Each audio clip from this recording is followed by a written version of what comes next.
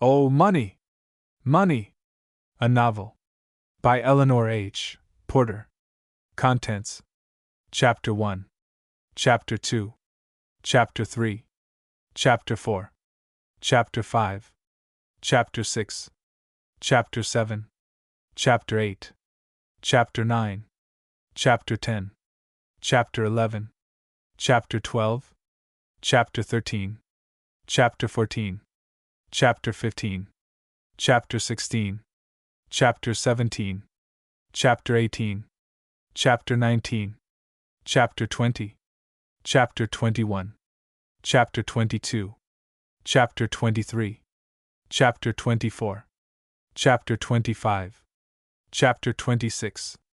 Chapter 1. Exit Mr. Stanley G. Fulton. Exit Mr. Stanley G. Fulton. There was a thoughtful frown on the face of the man who was the possessor of $20 million. He was a tall, spare man, with a fringe of reddish-brown hair encircling a bald spot. His blue eyes, fixed just now in a steady gaze upon a row of ponderous law books across the room, were friendly and benevolent in direct contradiction to the bulldog, never-let-go fighting qualities of the square jaw below the firm, rather thin lips. The lawyer, a youthfully alert man of 60 years, trimly gray as to garb, hair, and mustache, sat idly watching him, yet with eyes that looked so intently that they seemed to listen. For fully 5 minutes the two men had been pulling at their cigars in silence when the millionaire spoke. "Ned, what am I going to do with my money?" Into the lawyer's listening eyes flashed, for a moment, the keenly scrutinizing glance usually reserved for the witness on the other side. Then quietly came the answer. "Spend it yourself, I hope, for some years to come, Stanley." Mr. Stanley G. Fulton was guilty of a shrug and an uplifted eyebrow. "Thanks. Very pretty, and I appreciate it, of course. But I can't wear but one suit of clothes at a time, nor eat but one dinner, which, by the way, just now consists of somebody's health biscuit and hot water. 20 millions don't really what you might call melt away at that rate." The lawyer frowned. "Shucks, Fulton," he expostulated, with an irritable twist of his hand. "I thought better of you than that. This poor rich man's one suit, one dinner, one bed at a time hard luck story doesn't suit your style. Better cut it out." "All right. Cut it is." The man smiled good-humoredly. "But you see I was nettled. You didn't get me at all. I asked you what was to become of my money after I'd done spending it myself, the little that is left, of course." Once more from the lawyer's eyes flashed that keenly scrutinizing glance. "What was it, Fulton? A midnight rabbit, or a wedge of mince pie not like Mother used to make? Why, man alive, you're barely over 50 yet. Cheer up. It's only a little matter of indigestion. There are a lot of good days and good dinners coming to you yet." The millionaire made a wry face. "Very likely, if I survive the biscuits. But seriously, Ned, I'm in earnest.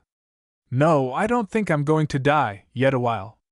But I ran across young Bixby last night, got him home, in fact.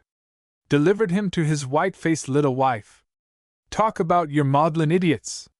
Yes, I know. Too bad, too bad. Well, that's what 1 million did, inherited. It set me to thinking of mine when I get through with them." "I see." The lawyer's lips came together a little grimly. "You've not made your will, I believe?"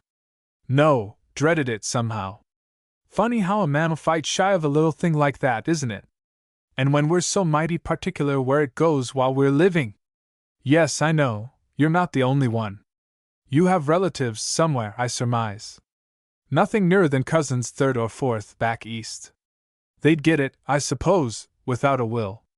Why don't you marry?" The millionaire repeated the wry face of a moment before. "I'm not a marrying man. I never did care much for women, and I'm not fool enough to think that a woman would be apt to fall in love with my bald head. Nor am I obliging enough to care to hand the millions over to the woman that falls in love with them, taking me along as the necessary sack that holds the gold. If it comes to that, I'd rather risk the cousins. They, at least, are of my own blood, and they didn't angle to get the money. You know them? Never saw him. Why not pick out a bunch of colleges and endow them?" The millionaire shook his head. Doesn't appeal to me, somehow. Oh, of course it ought to, but it just doesn't. That's all. Maybe if I was a college man myself, but well, I had to dig for what education I got. Very well, charities then. There are numberless organizations that. He stopped abruptly at the other's uplifted hand. Organizations? Good heavens, I should think there were. I tried 'em once. I got that philanthropic bee in my bonnet, and I gave thousands, tens of thousands to 'em. Then I got to wondering where the money went. Unexpectedly, the lawyer chuckled. You never did like to invest without investigating, Fulton, he observed. With only a shrug for an answer, the other plunged on. Now, understand. I'm not saying that organized charity isn't all right, and doesn't do good, of course. Neither am I prepared to propose anything to take its place. And maybe the 2 or 3 I dealt with were particularly addicted to the sort of thing I objected to. But honestly, Ned, if you'd lost heart and friends and money, and were just ready to chuck the whole shooting match, how would you like to become a case, say, number 23,741, ticketed and docketed, and duly apportioned off to a 6x9 rule of do this and do that, while a dozen spectacled eyes watched you being cleaned up and regulated and wound up with a key made of just so much, and no more pats and preachments carefully weighed and labeled? How would you like it? The lawyer laughed. I know, but my dear fellow, what would you have? Surely unorganized charity and promiscuous giving is worse. Oh, yes, I've tried that way too, shrugged the other. There was a time when every Tom, Dick, and Harry, with a rundown shoe and a ragged coat, could count on me for a 10 spot by just holding out his hand, no questions asked. Then a serious-eyed little woman sternly told me one day that the indiscriminate charity of a millionaire was not only a curse to any community, but a corruption to the whole state. I believe she kindly included the nation, as well, bless her. And I thought I was doing good. What a blow to you! There was a whimsical smile in the lawyer's eyes. It was. The millionaire was not smiling. But she was right.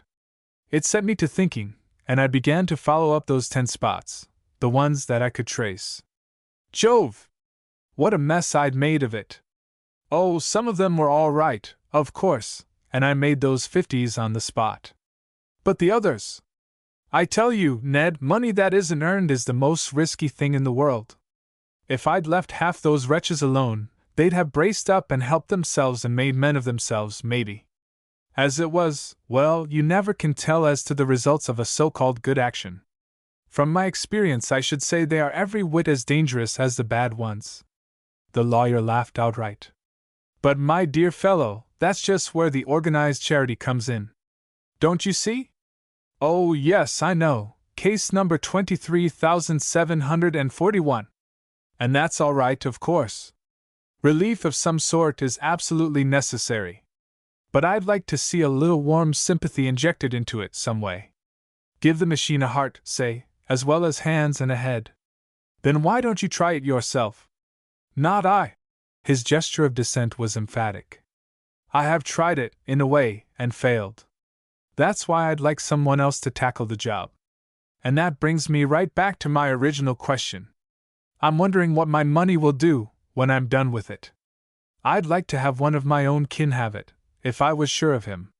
Money is a queer proposition, Ned, and it's capable of most anything. It is. You're right. What I can do with it, and what someone else can do with it, are 2 quite different matters. I don't consider my efforts to circulate it wisely, or even harmlessly, exactly what you'd call a howling success. Whatever I've done, I've always been criticized for not doing something else. If I gave a costly entertainment, I was accused of showy ostentation. If I didn't give it, I was accused of not putting money into honest circulation. If I donated to a church, it was called conscience money, and if I didn't donate to it, they said I was mean and miserly. So much for what I've done. I was just wondering, what the other fellow do with it. Why worry? 'Twon't be your fault. But it will, if I give it to him. Great Scott, Ned! What money does for folks, sometimes, folks that aren't used to it. Look at Bixby, and look at that poor little Marston girl, throwing herself away on that worthless scamp of a Gowing who's only after her money, as everybody, but herself, knows. And if it doesn't make knaves and martyrs of them, 10 to 1 it does make fools of them. They're worse than a kid with $1 on circus day, and they use just about as much sense spending their pile, too. You should have heard Dad tell about his pals in the 80s that struck it rich in the gold mines. One bought up every grocery store in town and instituted a huge free grab bag for the populace, and another dropped his 100,000 in the dice box before it was a week old. I wonder what those cousins of mine back east are like. If you're fearful, better take case number 23,741. Smiled the lawyer. I suppose so, ejaculated the other grimly, getting to his feet. Well, I must be off. It's biscuit time, I see. A moment later the door of the lawyer's sumptuously appointed office closed behind him. Not 24 hours afterward, however, it opened to admit him again. He was alert, eager-eyed, and smiling. He looked 10 years younger. Even the office boy who ushered him in cocked a curious eye at him. The man at the great flat-top desk gave a surprised ejaculation. "Hello, Fulton! Those biscuits must be agreeing with you." He laughed. "Mind telling me their name? Ned, I've got a scheme. I think I can carry it out." Mr. Stanley G. Fulton strode across the room and dropped himself into the waiting chair. "Remember those cousins back east? Well, I'm going to find out which of them I want for my heir. Another case of investigating before investing, eh? Exactly. Well, that's like you. What is it, a little detective work? Going to get acquainted with them, I suppose, and see how they treat you. Then you can size them up as to hearts and habits, and drop the golden plum into the lap of the worthy man, eh? Yes and no, but not the way you say. I'm going to give 'em say 50 or 100,000 apiece and give it to them, now? Sure. How am I going to know how they'll spend money till they have it to spend? I know, but... Oh, I've planned all that. Don't worry. Of course you'll have to fix it up for me. I shall leave instructions with you, and when the time comes all you have to do is to carry them out. The lawyer came erect in his chair.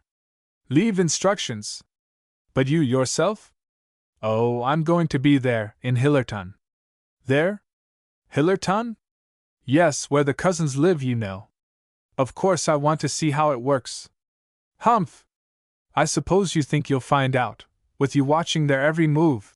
The lawyer had settled back in his chair, an ironical smile on his lips. Oh, they won't know me, of course, except as John Smith. John Smith! The lawyer was sitting erect again. Yes. I'm going to take that name, for a time. Nonsense, Fulton! Have you lost your senses? No. The millionaire still smiled imperturbably. Really, my dear Ned, I'm disappointed in you. You don't seem to realize the possibilities of this thing. Oh, yes, I do, perhaps better than you, old man, retorted the other with an expressive glance. Oh, come, Ned, listen. I've got 3 cousins in Hillerton. I never saw them, and they never saw me. I'm going to give them a tidy little sum of money apiece, and then have the fun of watching them spend it. Any harm in that, especially as it's no one's business what I do with my money? And no, I suppose not, if you can carry such a wild scheme through. I can, I think. I'm going to be John Smith. Nice distinctive name. I chose a colorless one on purpose. I'm going to be a colorless person, you see. Oh. Do you think Mr. Stanley G. Fulton, multimillionaire, with his pictured face in half the papers and magazines from the Atlantic to the Pacific, can hide that face behind a colorless John Smith? Maybe not. But he can hide it behind a nice little close-cropped beard.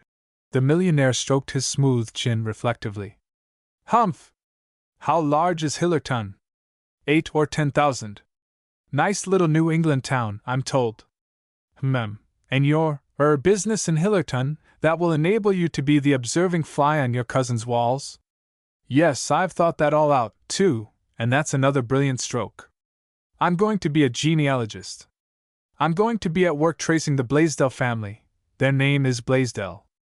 I'm writing a book which necessitates the collection of an endless amount of data. Now how about that fly's chances of observation? Eh? Mighty poor, if he's swatted, and that's what he will be. New England housewives are death on flies, I understand. Well, I'll risk this one. You poor fellow! There were exasperation and amusement in the lawyer's eyes, but there was only mock sympathy in his voice. And to think I've known you all these years, and never suspected it, Fulton! The man who owned 20 millions still smiled imperturbably. Oh, yes, I know what you mean, but I'm not crazy. And really I'm interested in genealogy, too, and I've been thinking for some time I'd go digging about the roots of my ancestral tree. I have dug a little, in years gone. My mother was a Blaisdell, you know. Her grandfather was brother to some ancestor of these Hillerton Blaisdells, and I really am interested in collecting Blaisdell data. So that's all straight. I shall be telling no fibs. And think of the opportunity it gives me! Besides, I shall try to board with one of them. I've decided that. Upon my word, a pretty little scheme. Yes, I knew you'd appreciate it, the more you thought about it. Mr. Stanley G. Fulton's blue eyes twinkled a little. With a disdainful gesture, the lawyer brushed this aside. Do you mind telling me how you happened to think of it yourself? Not a bit. 'Twas a little booklet got out by a trust company. It sounds like it. Oh, they didn't suggest exactly this, I'll admit, but they did suggest that, if you were fearful as to the way your heirs would handle their inheritance, you could create a trust fund for their benefit while you were living, and then watch the way the beneficiaries spent the income, as well as the way the trust fund itself was managed. In this way you could observe the effects of your gifts, and at the same time be able to change them if you didn't like results. That gave me an idea. I've just developed it. That's all. I'm going to make my cousins a little rich, and see which, if any of them, can stand being very rich. But the money, man! How are you going to drop $100,000 into three men's laps, and expect to get away without an investigation as to the why and wherefore of such a singular proceeding? That's where your part comes in, smiled the millionaire blandly. Besides, to be accurate, one of the laps is, a petticoat one. Oh, indeed! So much the worse, maybe. But, and so this is where I come in, is it? Well, and suppose I refuse to come in? Regretfully, I shall have to employ another attorney. Humph! Well? But you won't refuse. The blue eyes opposite were still twinkling. In the first place, you're my good friend, my best friend. You wouldn't be seen letting me start off on a wild goose chase like this without your guiding hand at the helm to see that I didn't come a cropper. Aren't you getting your metaphors a trifle mixed? This time the lawyer's eyes were twinkling. Eh? What? Well, maybe. But I reckon you get my meaning. Besides, what I want you to do is a mere routine of regular business with you. It sounds like it. Routine, indeed. But it is your part. Listen. I'm off for South America, say, on an exploring tour. In your charge I leave certain papers with instructions that on the first day of the 6th month of my absence, I being unheard from, you are to open a certain envelope and act according to instructions within. Simplest thing in the world, man. Now isn't it? Oh, very simple, as you put it. Well, meanwhile I'll start for South America, alone, of course, and so far as you're concerned, that ends it. If on the way, somewhere, I determine suddenly on a change of destination, that is none of your affair. If, say in a month or two, a quiet, inoffensive gentleman by the name of Smith arrives in Hillerton on the legitimate and perfectly respectable business of looking up a family pedigree, that also is none of your concern. With a sudden laugh the lawyer fell back in his chair. By Jove, Fulton, if I don't believe you'll pull this absurd thing off. There! Now you're talking like a sensible man, and we can get somewhere. Of course I'll pull it off. Now here's my plan. In order best to judge how my esteemed relatives conduct themselves under the sudden accession of wealth, I must see them first without it, of course. Hence, I plan to be in Hillerton some months before your letter and the money arrive. I intend, indeed, to be on the friendliest terms with every Blaisdell in Hillerton before that time comes. But can you? Will they accept you without references or introduction? Oh, I shall have the best of references and introductions. Bob Chalmers is the president of a bank there. Remember Bob? Well, I shall take John Smith in and introduce him to Bob some day. After that, Bob'll introduce John Smith. See? All I need is a letter as to my integrity and respectability, I reckon, so my kinsmen won't suspect me of designs on their spoons when I ask to board with them. You see, I'm a quiet, retiring gentleman, and I don't like noisy hotels. With an explosive chuckle, the lawyer clapped his knee. Fulton, this is absolutely the richest thing I ever heard of. I'd give a farm to be a fly on your wall and see you do it. I'm blessed if I don't think I'll go to Hillerton myself, to see Bob. By George, I will go and see Bob. Of course, agreed the other serenely. Why not? Besides, it will be the most natural thing in the world, business, you know. In fact, I should think you really ought to go, in connection with the bequests. Why, to be sure. The lawyer frowned thoughtfully. How much are you going to give them? Oh, 100,000 apiece, I reckon. That ought to do, for pin money. Oh, well, I want them to have enough, you know, for it to be a real test of what they would do with wealth. And it must be cash, no securities. I want them to do their own investing. But how are you going to fix it? What excuse are you going to give for dropping 100,000 into their laps like that? You can't tell your real purpose, naturally. You'd defeat your own ends. That part we'll have to fix up in the letter of instructions. I think we can. I've got a scheme. I'll warrant you have. I'll believe anything of you now. But what are you going to do afterward, when you've found out what you want to know, I mean? Won't it be something of a shock, when John Smith turns into Mr. Stanley G. Fulton? Have you thought of that? Why, yes, I've thought of that, and I will confess my ideas are a little hazy in spots. But I'm not worrying. Time enough to think of that part. Roughly, my plan is this now. There'll be 2 letters of instructions, one to open in 6 months, the other to be opened in, say, a couple of years, or so. I want to give myself plenty of time for my observations, you see. The second letter will really give you final instructions as to the settling of my estate, my will. I'll have to make some sort of one, I suppose. But good heavens, Stanley, you. The lawyer came to a helpless pause. His eyes were startled. Oh, that's just for emergency, of course, in case anything, happened. What I really intend is that long before the second letter of instructions is due to be opened, Mr. Stanley G. Fulton will come back from his South American explorations. He'll then be in a position to settle his affairs to suit himself, and, make a new will. Understand? Oh, I see. But there's John Smith? How about Smith? The millionaire smiled musingly, and stroked his chin again. Smith? Oh. Well, Smith will have finished collecting Blaisdell data, of course, and will be off to parts unknown. We don't have to trouble ourselves with Smith any longer. Fulton, you're a wizard, laughed the lawyer. But now about the cousins. Who are they? You know their names, of course. Oh, yes. You see, I've done a little digging already, some years ago, looking up the Blaisdell family. By the way, that'll come in fine now, won't it? And an occasional letter from Bob has kept me posted as to deaths and births in the Hillerton Blaisdells. I always meant to hunt them up some time, they being my nearest kith and kin. Well, with what I already had, and with what Bob has written me, I know these facts. He paused, pulled a small notebook from his pocket, and consulted it. There are 2 sons and a daughter, children of Rufus Blaisdell. Rufus died years ago, and his widow married a man by the name of Duff.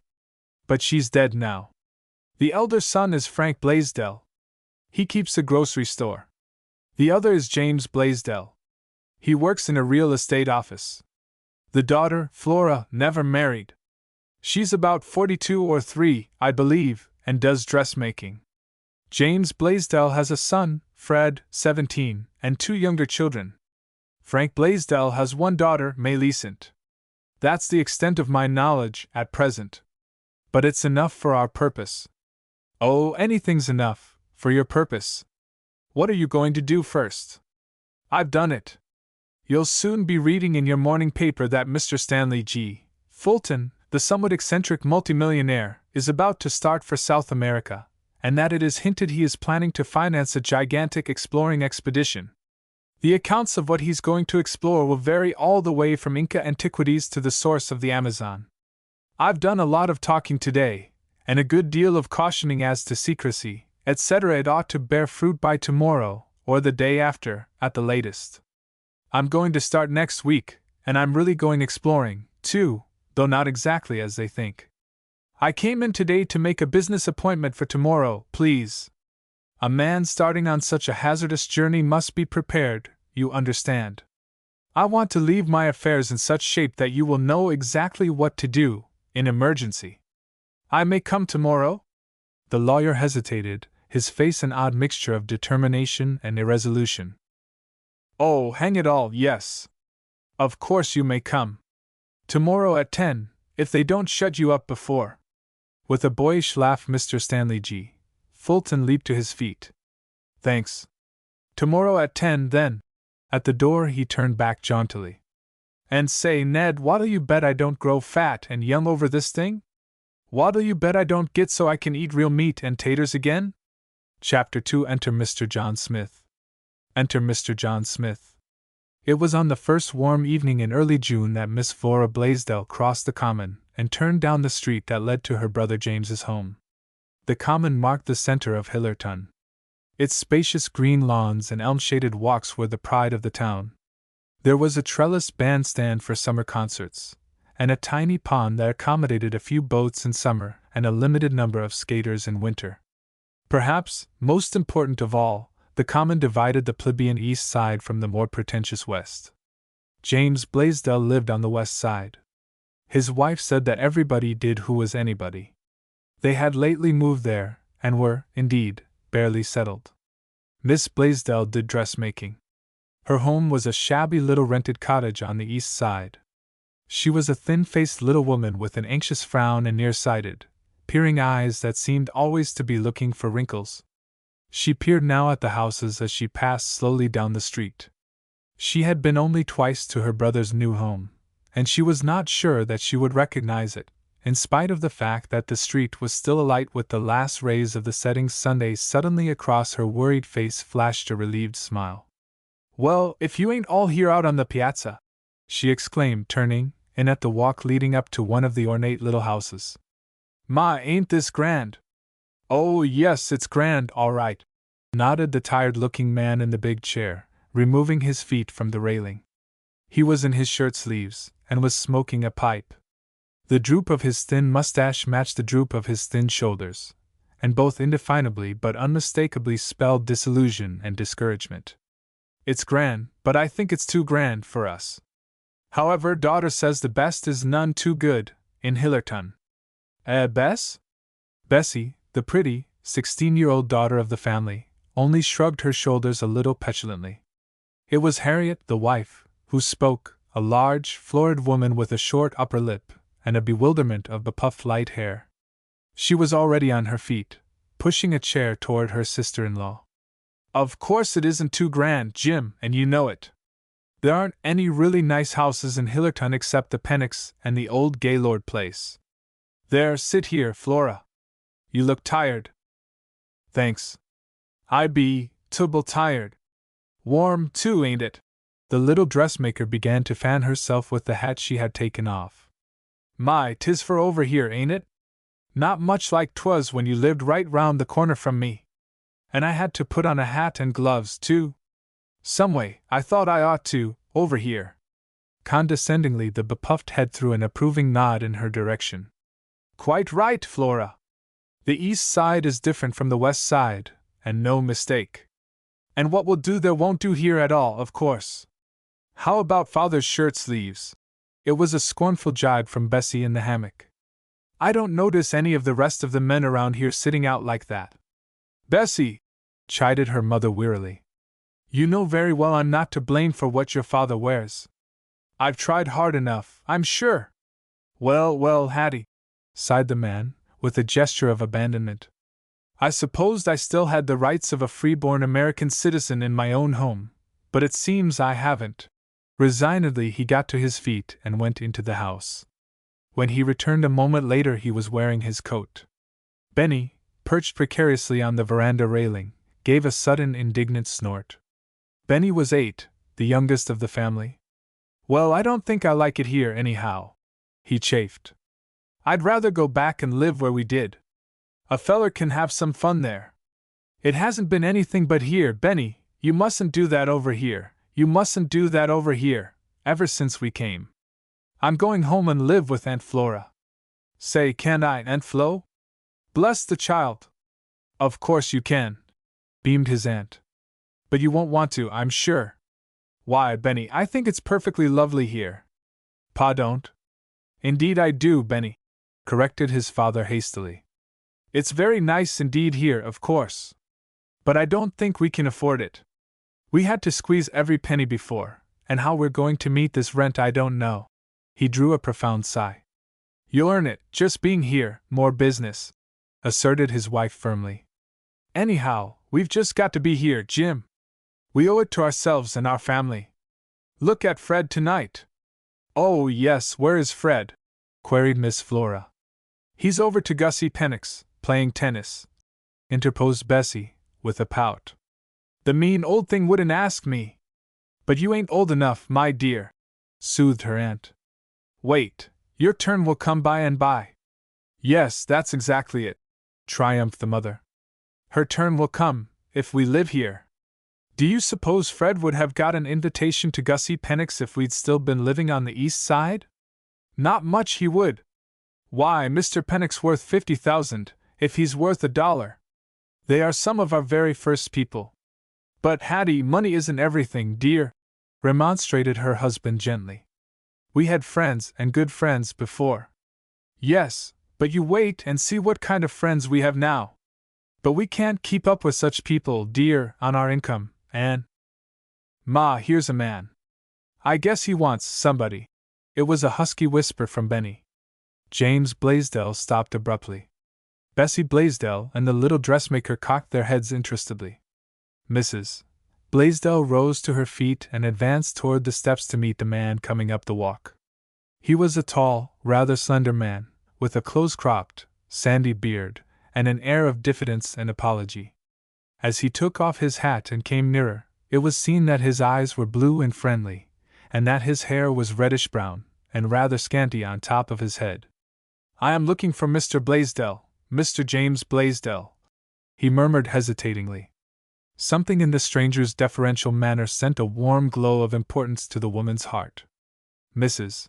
Blaisdell was suddenly reminded that she was Mrs. James D. Blaisdell of the West Side. "I am Mrs. Blaisdell," she replied a bit pompously. "What can we do for you, my good man?" She swelled again, half unconsciously. She had never called a person "my good man" before. She rather liked the experience. The man on the steps coughed slightly behind his hand, a sudden spasmodic little cough. Then very gravely he reached into his pocket and produced a letter. "From Mr. Robert Chalmers, a note to your husband." He bowed, presenting the letter. A look of gratified surprise came into the woman's face. "Mr. Robert Chalmers, of the First National? Jim!" She turned to her husband joyously. "Here's a note from Mr. Chalmers. Quick, read it." Her husband, already on his feet, whisked the sheet of paper from the unsealed envelope, and adjusted his glasses. A moment later he held out a cordial hand to the stranger. "Ah, Mr. Smith, I'm glad to see you. I'm glad to see any friend of Bob Chalmers. Come up and sit down. My wife and children, and my sister, Miss Blaisdell. Mr. Smith, ladies, Mr. John Smith," glancing at the open note in his hand. "He is sent to us by Mr. Chalmers, of the First National." "Yes, thank you." Mr. Chalmers was so kind. Still with that deference so delightfully heartwarming, the newcomer bowed low to the ladies, and made his way to the offered chair. "I will explain at once my business," he said then. "I am a genealogist." "What's that?" It was an eager question from Benny on the veranda railing. "Pa isn't anything, but Ma's a Congregationalist." "Hush, child!" protested a duet of feminine voices softly, but the stranger, apparently ignoring the interruption, continued speaking. I am gathering material for a book on the Blaisdell family. The Blaisdell family, repeated Mr. James Blaisdell, with cordial interest. Yes, bowed the other. It is my purpose to remain some time in your town. I am told there are valuable records here, and an old burying ground of particular interest in this connection. The neighboring towns, too, have much Blaisdell data, I understand. As I said, I am intending to make this place my headquarters, and I am looking for an attractive boarding place. Mr. Chalmers was good enough to refer me to you. To us, for a boarding place. There was an unmistakable frown on Mrs. James D. Blaisdell's countenance as she said the words. Well, I'm sure I don't see why he should. We don't keep boarders. But Hattie, we could, interposed her husband eagerly. There's that big front room that we don't need a bit. And it would help a lot if. At the wrathful warning in his wife's eyes, he fell back silenced. I said that we didn't keep boarders, reiterated the lady distinctly. Furthermore, we do need the room ourselves. Yes, of course, I understand, broke in Mr. Smith, as if in hasty conciliation. I think Mr. Chalmers meant that perhaps one of you. He glanced uncertainly at the anxious-eyed little woman at his left. Might, accommodate me. Perhaps you now. He turned his eyes full upon Miss Flora Blaisdell, and waited. The little dressmaker blushed painfully. Me? Oh, mercy, no! Why, I live all alone, that is, I couldn't, you know. She stammered confusedly. I dressmake, and I don't get any sort of meals, not fit for a man, I mean. Just women's things, tea, toast, and Riz biscuit. I'm so fond of Riz biscuit. But of course you. She came to an expressive pause. Oh, I could stand the biscuit, so long as they're not health biscuit, laughed Mr. Smith genially. You see, I've been living on those and hot water quite long enough as it is. Oh, ain't your health good, sir? The little dressmaker's face wore the deepest concern. Well, it's better than it was, thank you. I think I can promise to be a good boarder, all right. Why don't you go to a hotel? Mrs. James D. Blaisdell still spoke with a slightly injured air. Mr. Smith lifted a deprecatory hand. Oh, indeed, that would not do at all, for my purpose, he murmured. I wish to be very quiet. I fear I should find it quite disturbing, the noise and confusion of a public place like that. Besides, for my work, it seemed eminently fitting, as well as remarkably convenient, if I could make my home with one of the Blaisdell family. With a sudden exclamation, the little dressmaker sat erect. Say, Harriet, how funny, we never thought! He's just the one for poor Maggie. Why not send him there? Poor Maggie? It was the mild voice of Mr. Smith. Our sister, yes. She lives? Your sister? Into Mr. Smith's face had come a look of startled surprise, a look almost of terror. But there weren't but three. That is, I thought, I understood from Mr. Chalmers that there were but 3 Blaisdells, 2 brothers and 1 sister, you yourself. Oh, poor Maggie ain't a Blaisdell, explained the little dressmaker, with a smile. She's just Maggie Duff, Father Duff's daughter by his first wife, you know. He married our mother years ago, when we children were little, so we were brought up with Maggie, and always called her sister, though, of course, she really ain't any relation to us at all. Oh, I see. Yes, to be sure. Of course. Mr. Smith seemed oddly thoughtful. He appeared to be settling something in his mind. She isn't a Blaisdell, then?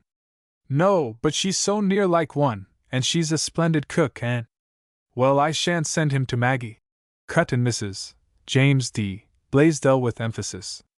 Poor Maggie's got quite enough on her hands as it is, with that father of hers. Besides, she isn't a Blaisdell at all. And she couldn't come and cook and take care of us near so much, either, could she? Plunged in Benny. If she took this man ter feed? That will do, Benny, admonished his mother, with nettled dignity. You forget that children should be seen and not heard. Yes'm. But please, can I be heard just a minute for this? Why don't you send the man ter Uncle Frank and Aunt Jane? Maybe they take him. The very thing, cried Miss Flora Blaisdell. I wouldn't wonder a mite if they did. Yes, I was thinking of them, nodded her sister-in-law. And they're always glad of a little help, especially Jane. Anybody should be, observed Mr. James Blaisdell quietly. Only the heightened color in his wife's cheeks showed that she had heard and understood. Here, Benny, she directed. Go and show the gentleman where Uncle Frank lives. All right. With a spring the boy leaped to the lawn and pranced to the sidewalk, dancing there on his toes. I'll show ye, Mr. Smith. The gentleman addressed rose to his feet. I thank you, Mr. Blaisdell, he said. And you, ladies? I shall hope to see you again soon. I am sure you can help me, if you will, in my work. I shall want to ask some questions. Certainly, sir, certainly. We shall be glad to see you, promised his host. Come any time, and ask all the questions you want to. And we shall be so interested, fluttered Miss Flora. I've always wanted to know about Father's folks. And are you a Blaisdell, too? There was the briefest of pauses. Mr. Smith coughed again twice behind his hand. Oh, yes, I may say that I am. Through my mother I am descended from the original immigrant, Ebenezer Blaisdell.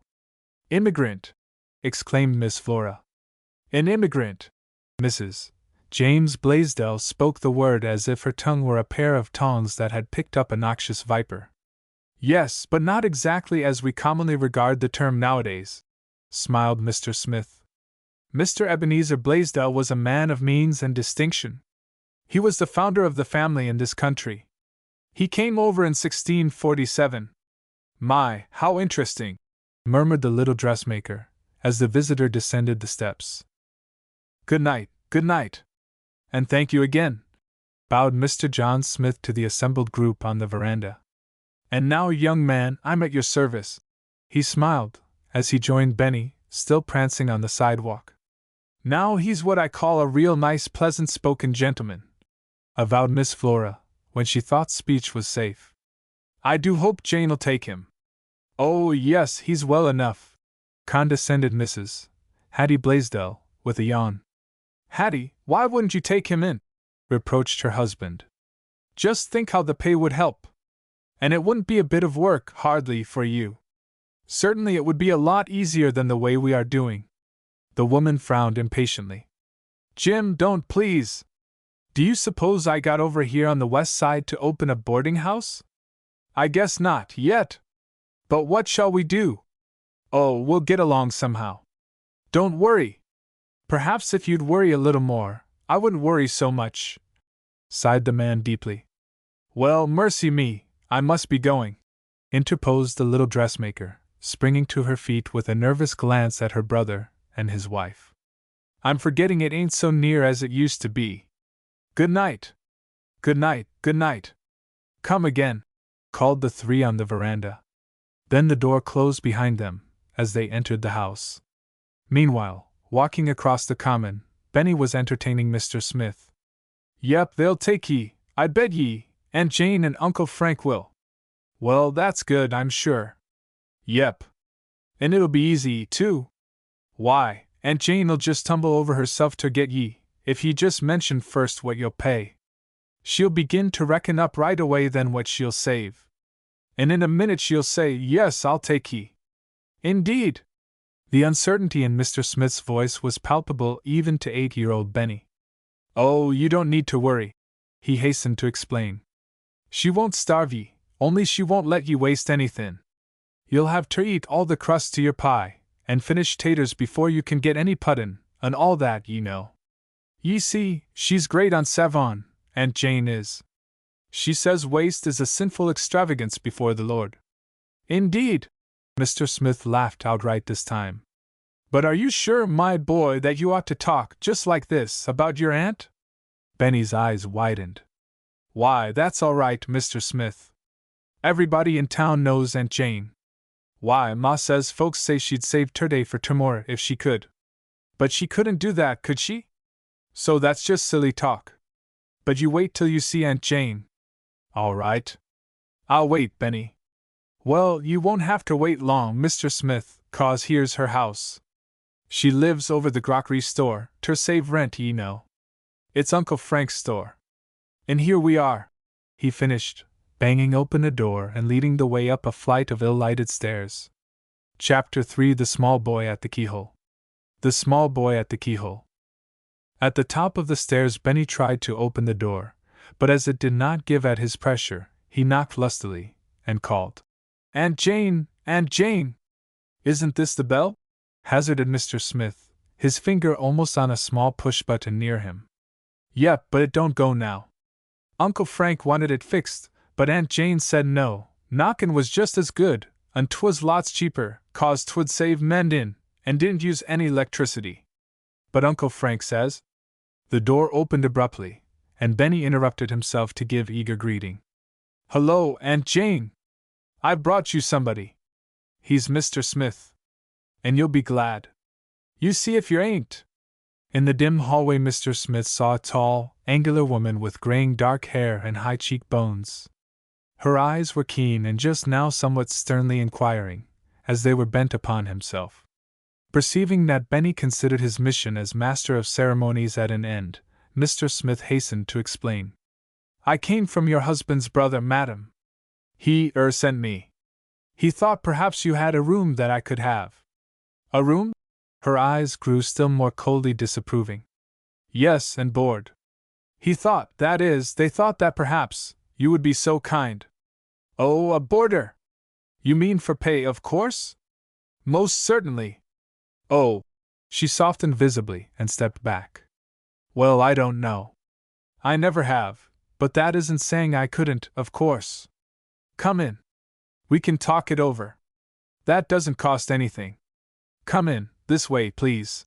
As she finished speaking, she stepped to the low-burning gas jet and turned it carefully to give a little more light down the narrow hallway.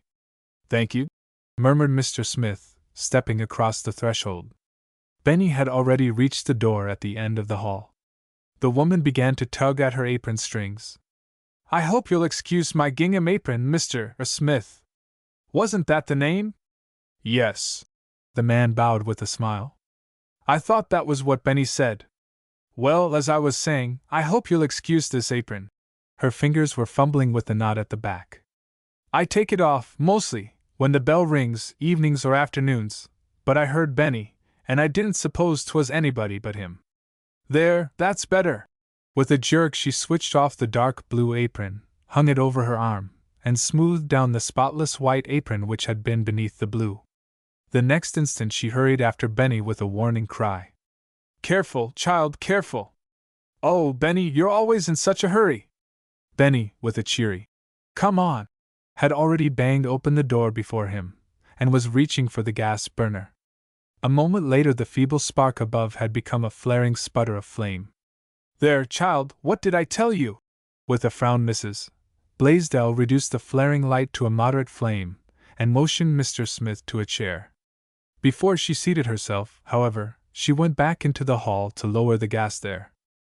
During her momentary absence the man, Smith, looked about him, and as he looked he pulled at his collar.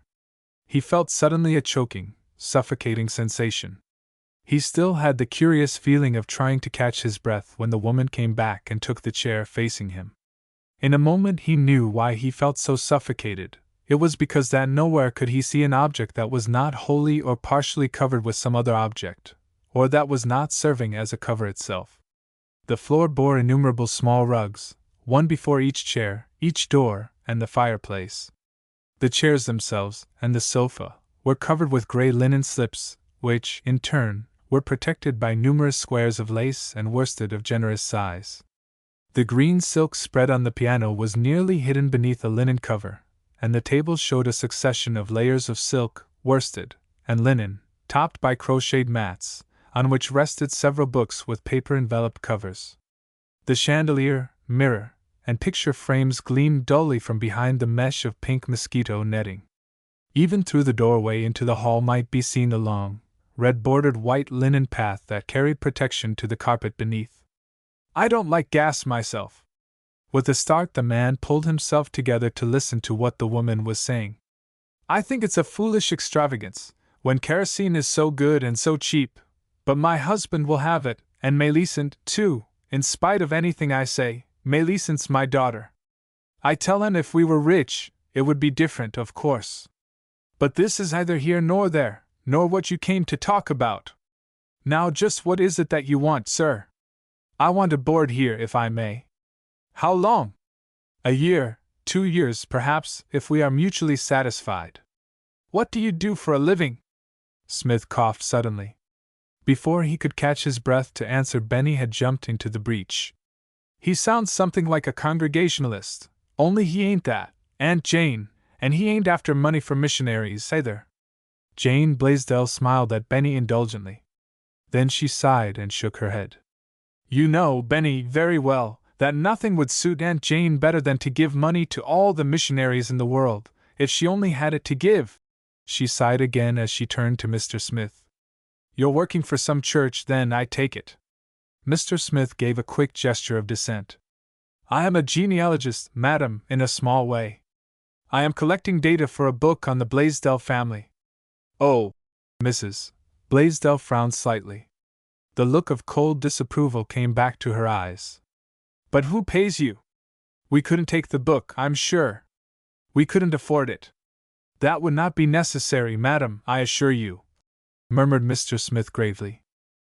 But how do you get money to live on? I mean, how am I to know that I'll get my pay? She persisted.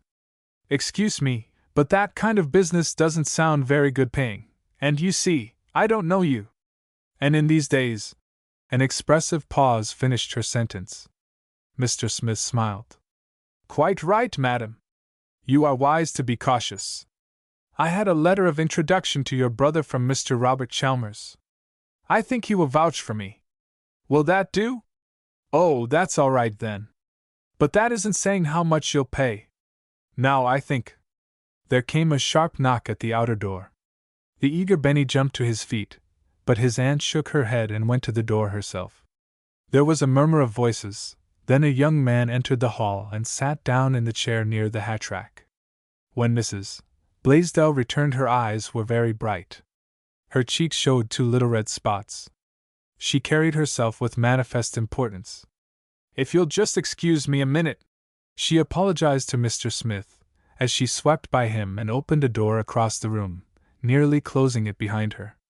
Distinctly then, from beyond the imperfectly closed door, came to the ears of Benny and Mr. Smith these words, in Mrs. Blaisdell's most excited accents. Millicent, it's Carl Pennock. He wants you to go auto-riding with him down to the lake with Katie Moore and that crowd. Mother! Breathed an ecstatic voice. What followed Mr. Smith did not hear, for a nearer, yet more excited, voice demanded attention. Gee! Carl Pennock! Whispered Benny hoarsely. Phew! Won't my sister Bess be mad? She thinks Carl Pennock's the cutest thing going. All the girls do. With a warning. SHH. And an expressive glance toward the hall, Mr. Smith tried to stop further revelations, but Benny was not to be silenced. They're rich, awful rich, the Pennocks are, he confided still more huskily. And there's a girl, Gussie. She's gone on Fred. He's my brother, you know. He's 17, and Bess is mad 'cause she isn't 17 too, so she can go and play tennis same as Fred does. She'll be madder 'n ever now, if Mel goes auto-riding with Carl and SHH. So imperative were Mr. Smith's voice and gesture this time that Benny fell back subdued.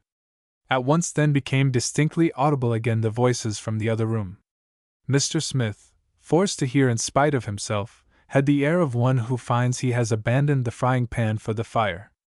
No, dear, it's quite out of the question, came from beyond the door, in Mrs. Blaisdell's voice. I can't let you wear your pink. You will wear the blue or stay at home. Just as you choose.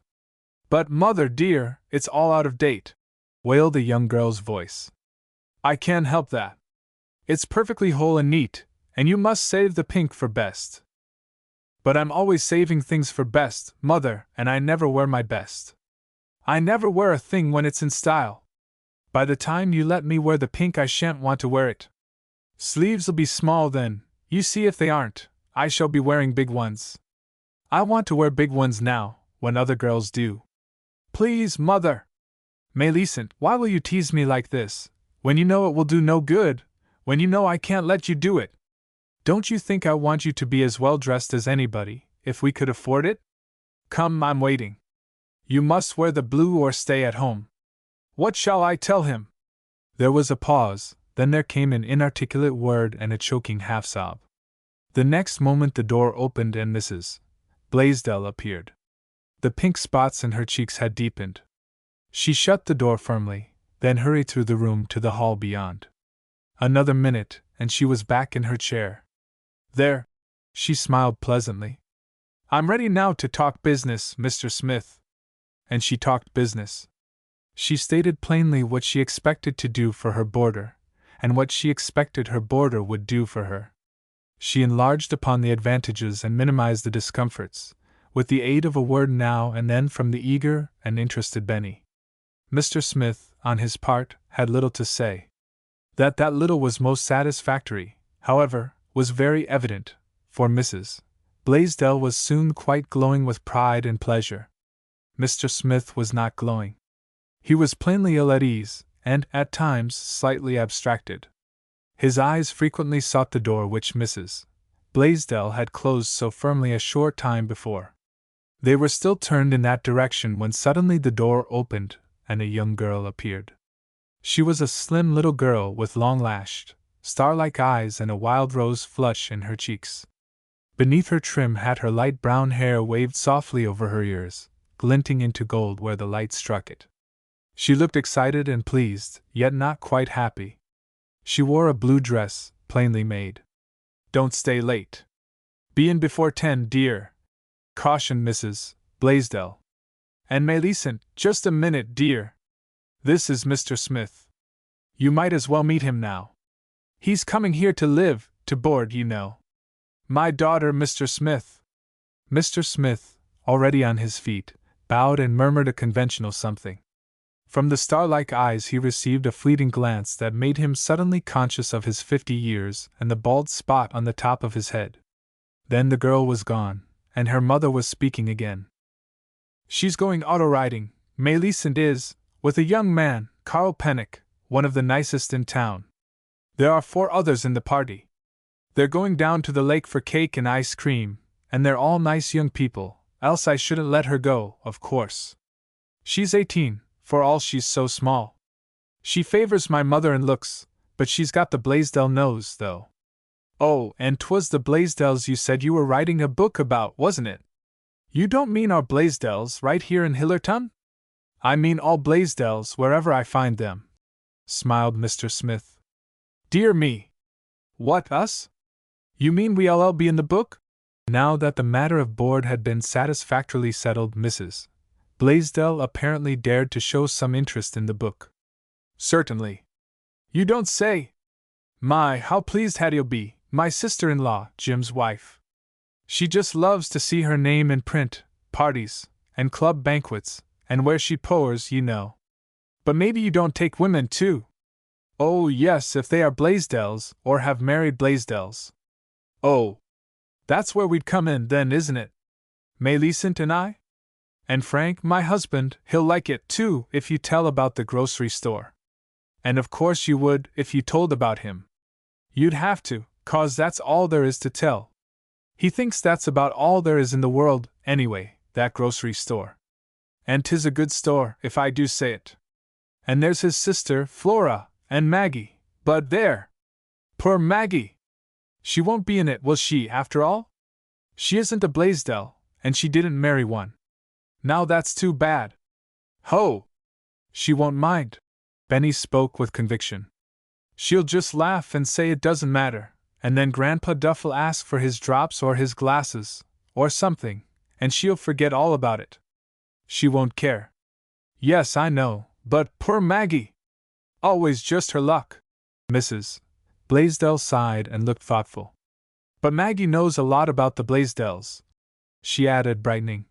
So she could tell you lots of things, about when they were little, and all that. Yes.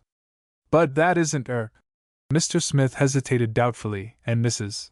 Blaisdell jumped into the pause.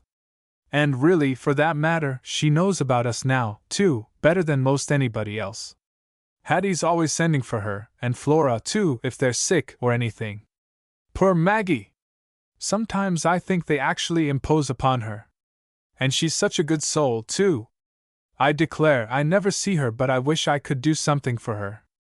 But, of course, with my means, but there! Here I am, running on as usual. Frank says I never do know when to stop, when I get started on something, and of course you didn't come here to talk about poor Maggie. Now I'll go back to business. When is it you want to start in, to board, I mean? Tomorrow, if I may. With some alacrity Mr. Smith got to his feet. And now we must be going, Benny and I. I'm at the Holland House. With your permission then, Mrs. Blaisdell, I'll send up my trunks tomorrow morning. And now good night, and thank you. Why, but, Mr. Smith! The woman, too, came to her feet, but her face was surprised. Why, you haven't even seen your room yet! How do you know you'll like it? Eh? What? Oh! Mr. Smith laughed. There was a quizzical lift to his eyebrows. So I haven't, have I? And people usually do, don't they? Well, or perhaps I will just take a look at the room, though I'm not worrying any, I assure you. I've no doubt it will be quite right, he finished, as he followed Mrs. Blaisdell to a door halfway down the narrow hall. 5 minutes later, once more on the street, he was walking home with Benny. It was Benny who broke the long silence that had immediately fallen between them. Say, Mr. Smith, I'll bet you'll never be rich. Mr. Smith turned with a visible start. Eh? What? I'll never be, what do you mean, boy? Benny giggled cheerfully. 'Cause you paid Aunt Jane what she asked the very first time. Why, Aunt Jane never expects to get what she asks, Pa says. She sells him groceries in the store sometimes, when Uncle Frank's away, you know. Pa says what she asks first is for practice, just to get her hand in, and she expects to get beat down. But you paid it, right off the bat. Didn't you see how tickled Aunt Jane was, after she'd got over being surprised? Why, really, Benny, murmured Mr. Smith. But Benny had yet more to say. Oh, yes, sir, you could have saved a lot every week, if he hadn't been so quick. And that's why I say you won't ever get rich. Savon what does it, gets folks rich. Aunt Jane says so. She says a penny saved as good as 2 earned, and better than 4 spent. Well, really, indeed, Mr. Smith laughed lightly. That does look as if there wasn't much chance for me, doesn't it? Yes, sir. Benny spoke soberly, and with evident sympathy. He spoke again, after a moment, but Mr. Smith did not seem to hear at once. Mr. Smith was, indeed, not a little abstracted all the way to Benny's home, though his good night was very cheerful at parting. Benny would have been surprised, indeed, had he known that Mr. Smith was thinking, not about his foolishly extravagant agreement for board, but about a pair of starry eyes with wistful lights in them, and a blue dress, plainly made. In the hotel that night, Mr. John Smith wrote the following letter to Edward D. Norton, Esq., Chicago. My dear Ned. As ever yours. Stan, John Smith. Stan. John Smith. Chapter 4 In Search of Some Dates. In search of some dates. Very promptly the next morning Mr. John Smith and his 2 trunks appeared at the door of his new boarding place. Mrs. Jane Blaisdell welcomed him cordially. She wore a high-necked, long-sleeved gingham apron this time, which she neither removed nor apologized for, unless her cheerful, "You see, mornings you'll find me in working trim, Mr. Smith," might be taken as an apology. Millicent, her slender young self enveloped in a similar apron, was dusting his room as he entered it. She nodded absently, with a casual, "Good morning, Mr. Smith," as she continued at her work. Even the placing of the 2 big trunks, which the shuffling men brought in, won from her only a listless glance or 2. Then, without speaking again, she left the room, as her mother entered it. There! Mrs. Blaisdell looked about her complacently. With this couch bed with its red cover and cushions, and all the dressing things moved to the little room in there, it looks like a real sitting room in here, doesn't it? It certainly does, Mrs. Blaisdell. And you had take the trunks in there, too? That's good. She nodded, crossing to the door of the small dressing room beyond. I thought you would. Well, I hope you'll be real happy with us, Mr. Smith, and I guess you will. And you needn't be a mite afraid of hurting anything. I've covered everything with mats and tidies and spreads. Yes, I see. A keen listener would have noticed an odd something in Mr. Smith's voice, but Mrs. Blaisdell apparently noticed nothing. Yes, I always do, to save wearing and soiling, you know. Of course, if we had money to buy new all the time, it would be different. But we haven't. And that's what I tell Millicent when she complains of so many things to dust and brush. Now make yourself right at home, Mr. Smith. Dinner's at 12 o'clock, and supper is at 6, except in the winter. We have it earlier then, so's we can go to bed earlier. Saves gas, you know. But it's at 6 now. I do like the long days, don't you? Well, I'll be off now, and let you unpack. As I said before, make yourself perfectly at home, perfectly at home. Left alone, Mr. Smith drew a long breath and looked about him.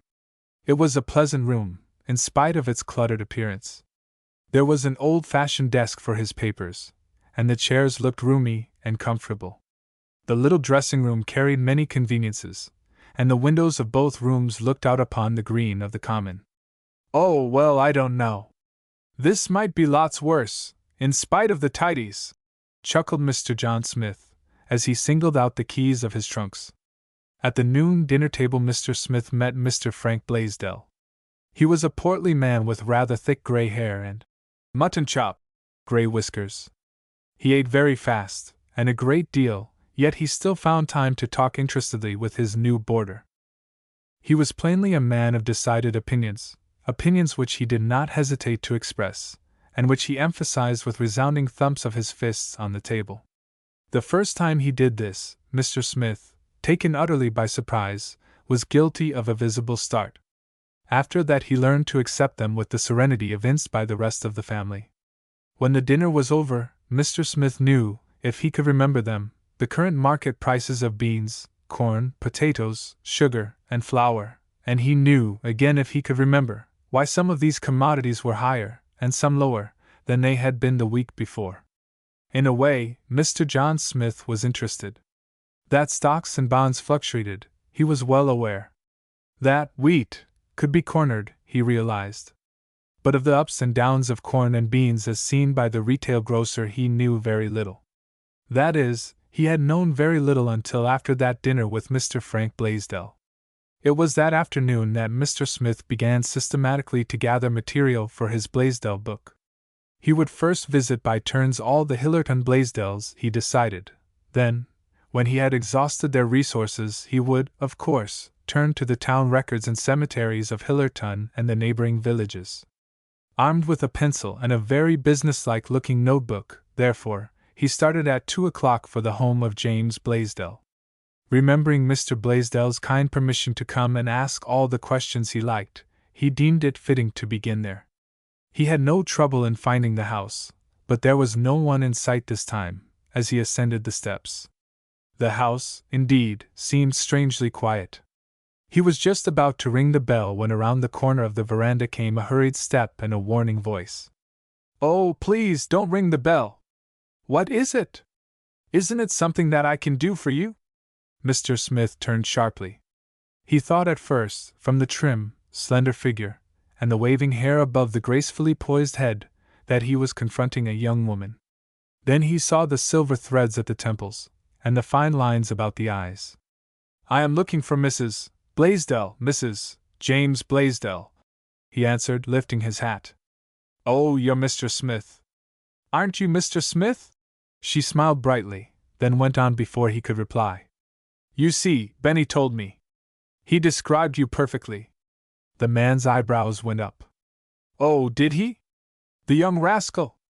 I fancy I should be edified to hear it, that description." The other laughed.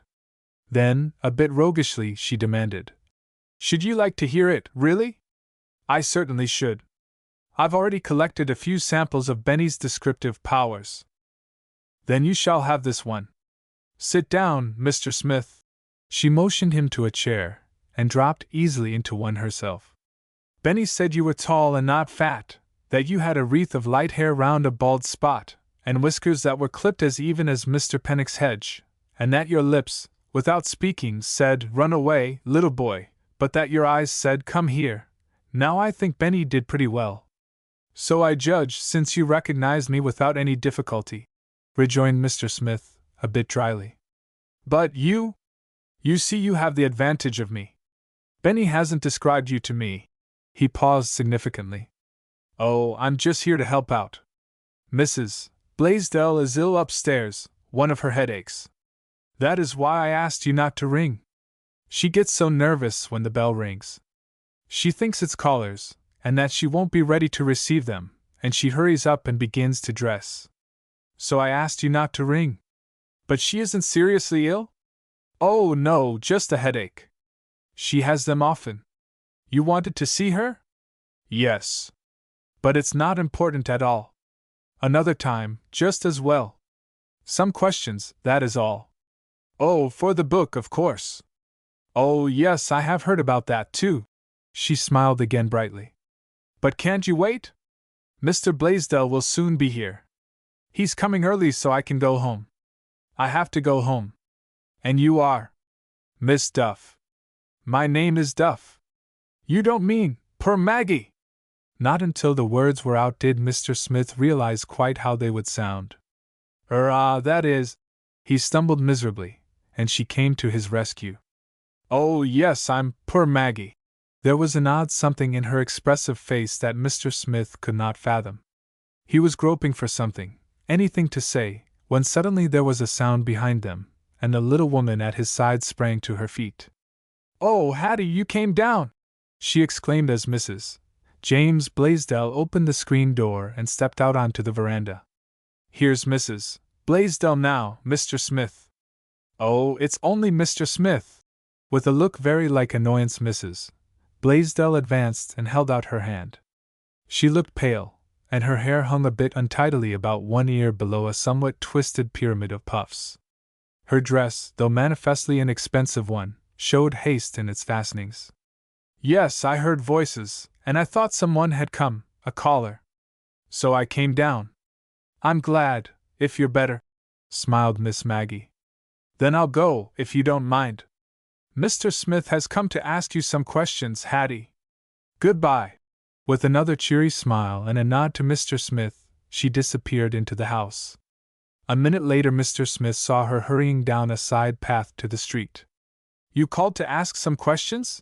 Mrs. Blaisdell sank languidly into a chair. About the Blaisdell family, yes. But perhaps another day, when you are feeling better, Mrs. Blaisdell. Oh, no. She smiled a little more cordially. I can answer today as well as any time, though I'm not sure I can tell you very much, ever. I think it's fine you are making the book, though. Some way it gives a family such a standing, to be written up like that. Don't you think so? And the Blaisdells are really a very nice family, one of the oldest in Hillerton, though, of course, they haven't much money. I ought to find a good deal of material here, then, if they have lived here so long. Yes, I suppose so. Now, what can I tell you? Of course, I can tell you about my own family. My husband is in the real estate business. You knew that, didn't you? Perhaps you see the Real Estate Journal. His picture was in it a year ago last June. There was a write-up on Hillerton. I was in it, too, though there wasn't much about me. But I've got other clippings with more, if you'd like to see them, where I've poured, and been hostess, and all that, you know.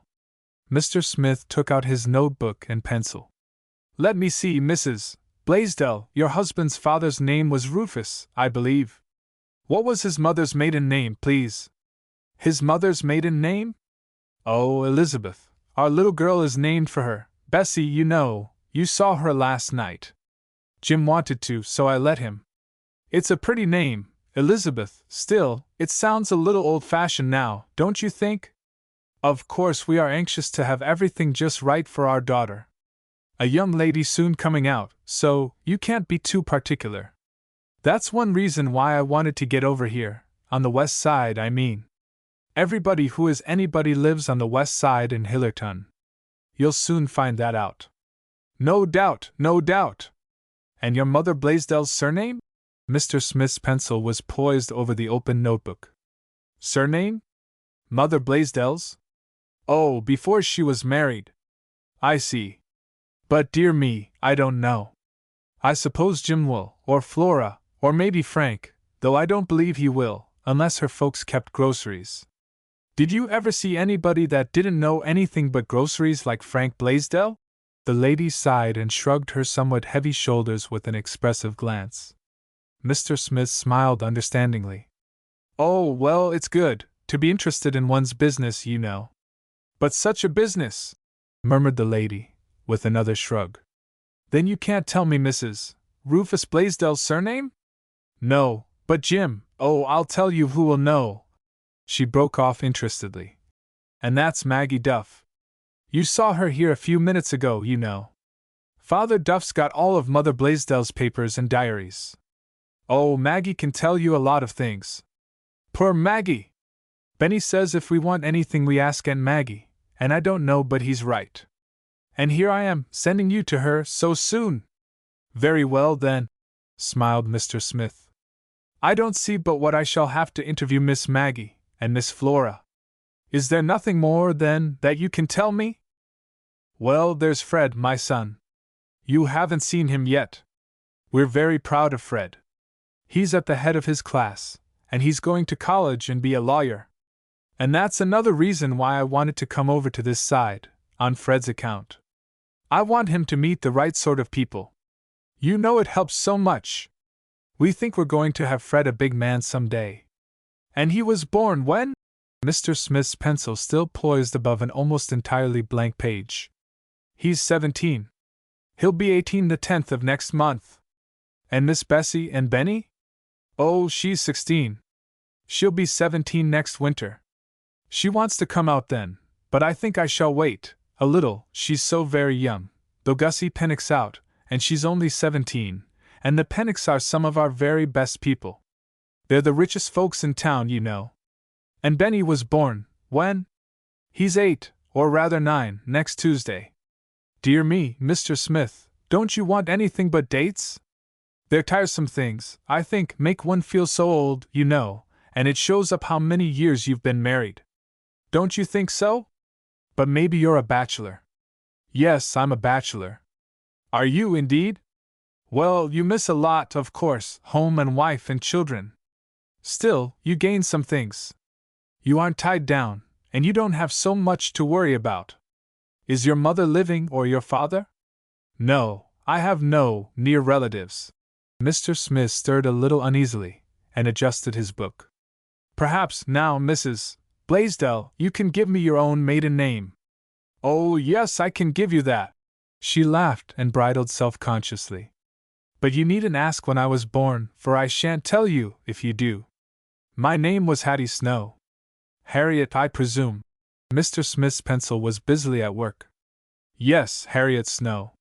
And the Snows were just as good as the Blaisdells, if I do say it. There were a lot that wanted me. Oh, I was pretty then, Mr. Smith. She laughed, and bridled again self-consciously. But I took Jim. He was handsome then, very, big dark eyes and dark hair, and so dreamy and poetical looking, and there wasn't a girl that hadn't set her cap for him. And he's been a good husband to me. To be sure, he isn't quite so ambitious as he might be, perhaps. I always did believe in being somebody, and getting somewhere. Don't you? But Jim, he's always for hanging back and saying how much it'll cost. 10 to 1 he doesn't end up by saying we can't afford it. He's like Jane, Frank's wife, where you board, you know, only Jane's worse than Jim ever thought of being. She won't spend even what she's got. If she's got $10, she won't spend but 5 cents, if she can help it. Now, I believe in taking some comfort as you go along. But Jane, greatest saver I ever did see. Better look out, Mr. Smith, that she doesn't try to save feeding you at all, she finished merrily. I'm not worrying. Mr. Smith smiled cheerily, snapped his book shut and got to his feet. Oh, won't you wait for Mr. Blaisdell? He can tell you more, I'm sure. Not today, thank you. At his office sometime, I'll see Mr. Blaisdell, murmured Mr. Smith, with an odd haste. But I thank you very much, Mrs. Blaisdell. He bowed in farewell. Chapter 5 in Miss Flora's Album. In Miss Flora's Album. It was the next afternoon that Mr. Smith inquired his way to the home of Miss Flora Blaisdell. He found it to be a shabby little cottage on a side street. Miss Flora herself answered his knock, peering at him anxiously with her nearsighted eyes. Mr. Smith lifted his hat. "Good afternoon, Miss Blaisdell," he began with a deferential bow. "I am wondering if you could tell me something of your father's family." Miss Flora, plainly pleased, but flustered, stepped back for him to enter. "Oh, Mr. Smith, come in, come in! I'm sure I'm glad to tell you anything I know," she beamed, ushering him into the unmistakably little used front room. "But you really ought to go to Maggie. I can tell you some things, but Maggie's got the Bible. Mother had it, you know, and it's all among her things. And of course we had to let it stay, as long as Father Duff lives. He doesn't want anything touched. Poor Maggie, she tried to get 'em for us, but mercy! She never tried but once. But I've got some things. I've got pictures of a lot of them, and most of them I know quite a lot about." As she spoke, she nicked up from the table a big red plush photograph album. Seating herself at his side, she opened it, and began to tell him of the pictures, one by one. She did indeed know quite a lot of most of them.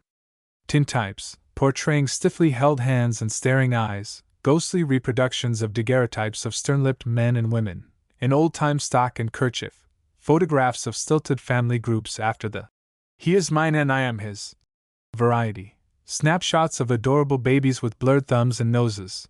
Never had Mr. John Smith seen their like before. Politely he listened. Busily, from time to time, he jotted down a name or date. Then, suddenly, as she turned a page, he gave an involuntary start. He was looking at a pictured face, evidently cut from a magazine. "Why, what, who?" he stammered. "That?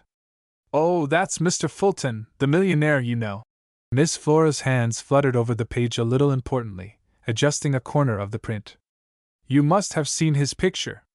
It's been everywhere. He's our cousin, too." "Oh, is he?" "Yes, way back somewhere. I can't tell you just how, only I know he is. His mother was a Blaisdell. That's why I've always been so interested in him, and read everything I could, in the papers and magazines, you know." "Oh, I see." Mr. John Smith's voice had become a little uncertain. "Yes. He ain't very handsome, is he?" Miss Flora's eyes were musingly fixed on the picture before her, which was, well, perhaps, Mr. John Smith's face was a study just then. And no, he isn't. But he's terribly rich, I suppose. I wonder how it feels to have so much money." There being no reply to this, Miss Flora went on after a moment. "It must be awful nice, to buy what you want, I mean, without fretting about how much it costs. I never did. But I'd like to." "What would you do, if you could, if you had the money, I mean?" queried Mr. Smith, almost eagerly. Miss Flora laughed. "Well, there's 3 things I know I'd do. They're silly, of course, but they're what I want. It's a phonograph, and to see Niagara Falls, and to go into Noel's restaurant and order what I want without even looking at the prices after 'em." "Now you're laughing at me." "Laughing? Not a bit of it." There was a curious elation in Mr. Smith's voice. "What's more, I hope you'll get them, sometime." Miss Flora sighed. Her face looked suddenly pinched and old. "I shan't. I couldn't, you know. Why, if I had the money, I shouldn't spend it, not for them things. I'd be needing shoes or a new dress. And I couldn't be so rich I wouldn't notice what the prices was, of what I ate. But then, I don't believe anybody's that, not even him." She pointed to the picture still open before them. "No." Mr. Smith, his eyes bent upon the picture, was looking thoughtful. He had the air of a man to whom has come a brand new, somewhat disconcerting idea. Miss Flora, glancing from the man to the picture, and back again, gave a sudden exclamation. "There, now I know who it is that you remind me of, Mr. Smith. It's him, Mr. Fulton, there." "Eh? What?" Mr. Smith looked not a little startled. "Something about the eyes and nose." Miss Flora was still interestedly comparing the man and the picture. "But then, that ain't so strange. You're a Blaisdell yourself." Didn't you say you was a Blaisdell? Why yes, oh yes. I'm a Blaisdell, nodded Mr. Smith hastily. Very likely I've got the, Blaisdell nose. Eh? Then he turned a leaf of the album abruptly, decidedly. And who may this be? He demanded, pointing to the tintype of a bright-faced young girl. That? Oh, that's my cousin Grace when she was 16. She died, but she was a wonderful girl. I'll tell you about her. Yes, do, urged Mr. Smith, and even the closest observer, watching his face, could not have said that he was not absorbedly interested in Miss Flora's story of my cousin Grace. It was not until the last leaf of the album was reached that they came upon the picture of a small girl, with big, hungry eyes looking out from beneath long lashes. That's Millicent, where you're boarding, you know, when she was little. Miss Flora frowned disapprovingly. But it's horrid, poor child. But she looks so sad, murmured Mr. Smith. Yes, I know. She always did. Miss Flora sighed and frowned again. She hesitated, then burst out, as if irresistibly impelled from within. It's only just another case of never having what you want when you want it, Mr. Smith. And it ain't 'cause they're poor either. They ain't poor, not like me, I mean. Frank's always done well, and he's been a good provider. But it's my sister-in-law, her way, I mean. Not that I'm saying anything against Jane. I ain't. She's a good woman, and she's very kind to me. She's always saying what she'd do for me if she only had the money. She's a good housekeeper, too, and her house is as neat as wax. But it's just that she never thinks she can use anything she's got till it's so out of date she don't want it. I dressmake for her, you see, so I know about her sleeves and skirts, you know.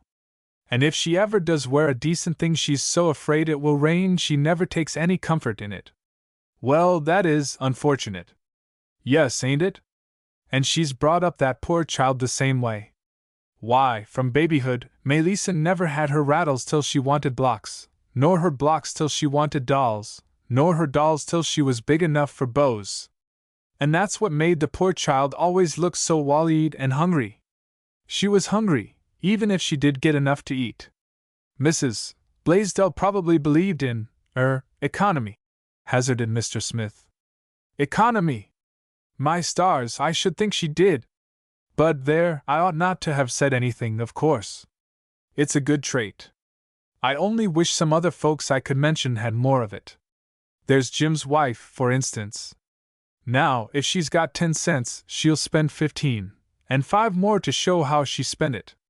She and Jane ought to be shaken up in a bag together. Why, Mr. Smith, Jane doesn't let herself enjoy anything. She's always keeping it for a better time.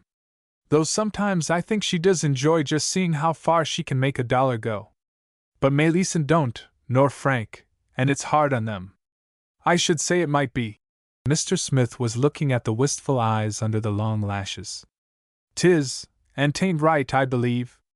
There is such a thing as being too economical. I tell Jane she'll be like a story I read once about a man who pinched and saved all his life, not even buying peanuts, though he just doted on 'em.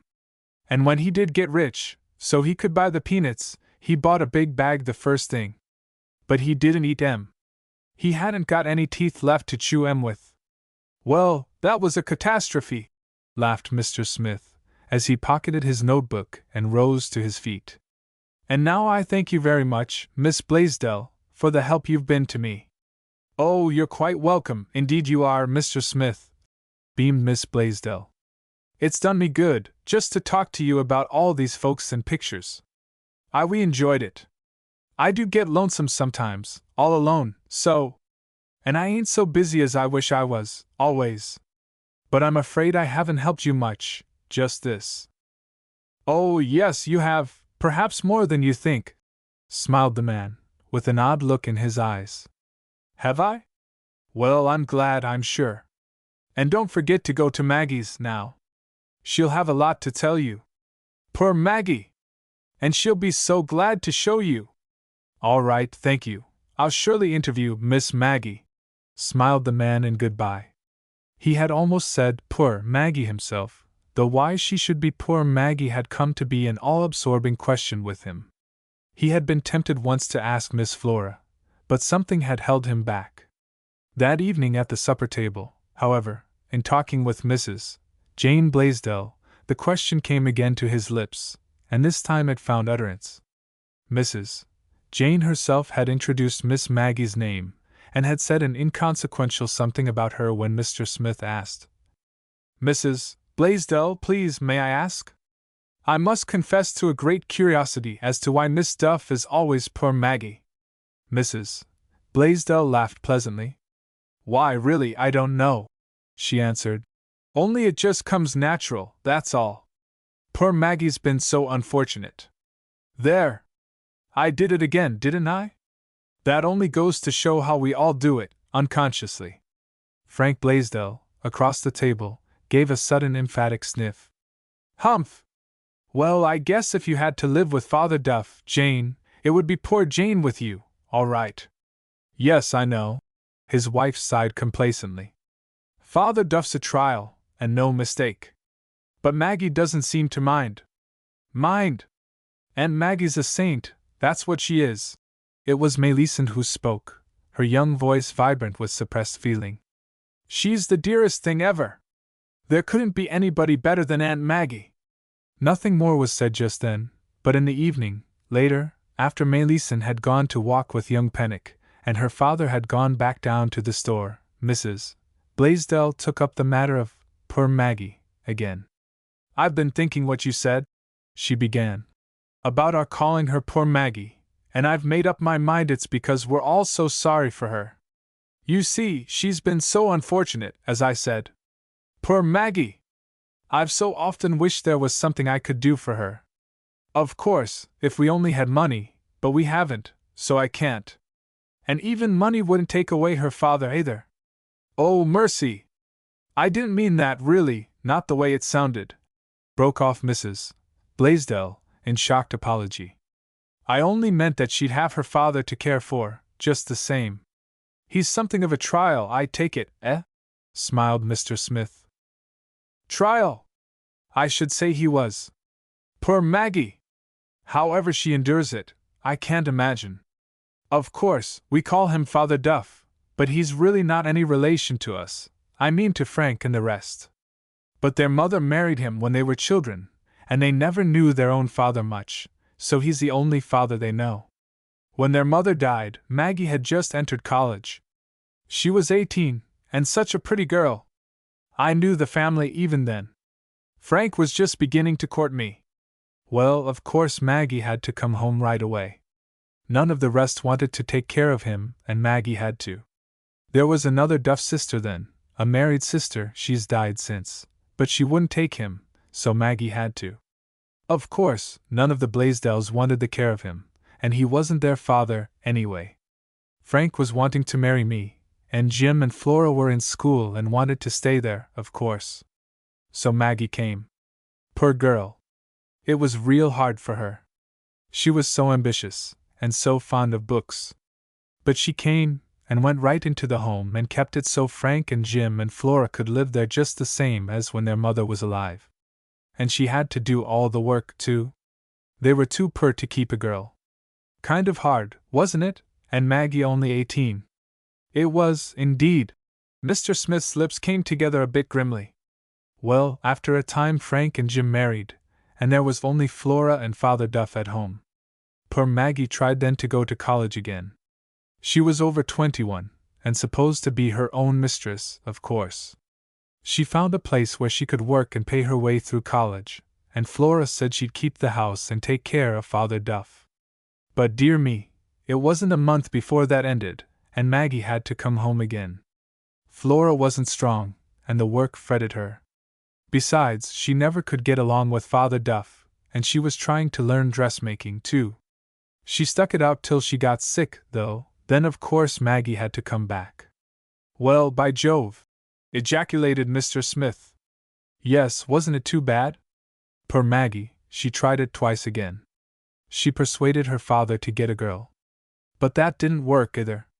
The first girl and her father fought like cats and dogs, and the last time she got one her father was taken sick, and again she had to come home. Some way, It's always been that way with poor Maggie.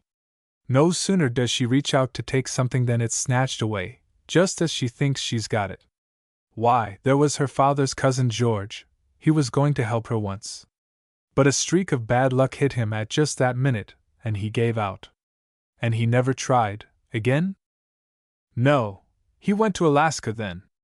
Hasn't ever been back since. He's done well, too, they say, and I always thought he'd send back something, but he never has. There was some trouble, I believe, between him and Father Duff at the time he went to Alaska, so that explains it, probably. Anyway, he's never done anything for them. Well, when he gave out, Maggie just gave up college then, and settled down to take care of her father, though I guess she's always studied some at home, and I know that for years she didn't give up hope but that she could go sometime. But I guess she has now. Poor Maggie! How old is she? Why, let me see, 43, 44, yes, she's 45. She had her 43rd birthday here. I remember I gave her a handkerchief for a birthday present, when she was helping me take care of Melisande through the pneumonia, and that was 2 years ago. She used to come here and to Jim's and Flora's days at a time, but she isn't quite so free as she was. Father Duff's worse now, and she don't like to leave him nights, much, so she can't come to us so often. See? Yes, I see. There was a queer something in Mr. Smith's voice. And just what is the matter with Mr. Duff? Matter? Mrs. Jane Blaisdell gave a short laugh and shrugged her shoulders. Everything's the matter with Father Duff. Oh, it's nerves, mostly, the doctor says, and there are some other things, long names that I can't remember. But, as I said, everything's the matter with Father Duff. He's one of those men where there isn't anything quite right. Frank says he's got so he just objects to everything, on general principles. If it's blue, he says it ought to be black, you know. And really, I don't know but Frank's right. How Maggie stands him I don't see, but she's devotion itself. Why, she even gave up her lover years ago for him. She wouldn't leave her father, and of course, nobody would think of taking him into the family, when he wasn't born into it, so the affair was broken off. I don't know, really, as Maggie cared much. Still, you can't tell. She never was one to carry her heart on her sleeve. Poor Maggie! I've always so wished I could do something for her. There, how I have run on. But then, you asked, and you're interested, I know, and that's what you're here for, to find out about the Blaisdells. To find out, stammered Mr. Smith, grown suddenly very red. Yes, for your book, I mean. Oh, yes, of course, for my book, agreed Mr. Smith, a bit hastily. He had the guilty air of a small boy who has almost been caught in a raid on the cookie jar. And although poor Maggie isn't really a Blaisdell herself, she's nearly one, and they've got lots of Blaisdell records down there, among Mother Blaisdell's things, you know. You'll want to see those. Yes, indeed. I'll want to see those, of course, declared Mr. Smith, rising to his feet, preparatory to going to his own room. Chapter 6. Poor Maggie. Poor Maggie. It was some days later that Mr. Smith asked Benny one afternoon to show him the way to Miss Maggie Duff's home. Sure I will, agreed Benny with alacrity. You don't ever have to do any teasin' to get me to go to Aunt Maggie's. You're fond of Aunt Maggie then, I take it. Benny's eyes widened a little. Why, of course. Everybody's fond of Aunt Maggie. Why, I don't know anybody that don't like Aunt Maggie. I'm sure that speaks well for Aunt Maggie, smiled Mr. Smith. Yep. A feller can take some comfort at Aunt Maggie's, continued Benny, trudging along at Mr. Smith's side. She don't have anythin' just for show that you can't touch, like 'tis at my house, and there ain't anythin' but what you can use without gettin' snarled up in a mess of covers and tidies, like 'tis at Aunt Jane's. But Aunt Maggie don't save anythin', Aunt Jane says, and she'll die some day in the poorhouse, bein' so extravagant. But I don't believe she will. Do you, Mr. Smith? Well, really, Benny, hesitated the man. Well, I don't believe she will, repeated Benny. I hope she won't anyhow. Poorhouses ain't very nice, are they? I don't think I know very much about them, Benny. Well, I don't believe they are, from what Aunt Jane says. And if they ain't, I don't want Aunt Maggie ter go. She hadn't ought ter have anythin' but heaven, after Grandpa Duff. Do you know Grandpa Duff? No, my boy. Mr. Smith was choking over a cough. He's sick. He's got a chronic grouch, Ma says. Do you know what that is? I have heard of them. What are they? Anything like chronic rheumatism? I know what chronic means. It means it keeps going without stoppin', the rheumatism, I mean, not the folks that's got it. They don't go at all, sometimes. Old Dr. Cole don't, and that's what he's got. But when I asked Ma what a grouch was, she said little boys should be seen and not heard. Ma always says that when she don't want to answer my questions. Do you? Have you got any little boys, Mr. Smith? No, Benny. I'm a poor old bachelor. Oh, are you poor, too? That's too bad. Well, that is, I. Ma was wondering yesterday what you lived on. Haven't you got any money, Mr. Smith? Oh, yes, Benny, I've got money enough to live on. Mr. Smith spoke promptly, and with confidence this time. Oh, that's nice. You're glad then, ain't you? Ma says we haven't got enough to live on, I mean, but Pa says we have, if we didn't try to live like everybody else lives what's got more. Mr. Smith bit his lip and looked down a little apprehensively at the small boy at his side.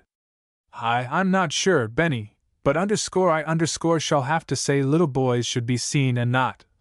He stopped abruptly.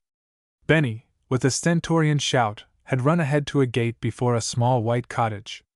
On the cozy, vine-shaded porch sat a white-haired old man leaning forward on his cane. Hi there, Grandpa Duff, I've brought somebody ter see ye. The gate was open now, and Benny was halfway up the short walk. It's Mr. Smith. Come in, Mr. Smith. Here's Grandpa right here.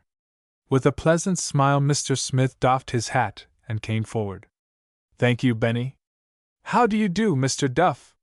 The man on the porch looked up sharply from beneath heavy brows. Humph! Your name's Smith, is it? That's what they call me. The corners of Mr. Smith's mouth twitched a little. Humph! Yes, I've heard of you. You flatter me. Mr. Smith, on the topmost step, hesitated. Is your daughter in, Mr. Duff? He was still smiling cheerfully. Mr. Duff was not smiling. His somewhat unfriendly gaze was still bent upon the newcomer. Just what do you want of my daughter? Why, I. Plainly nonplussed, the man paused uncertainly.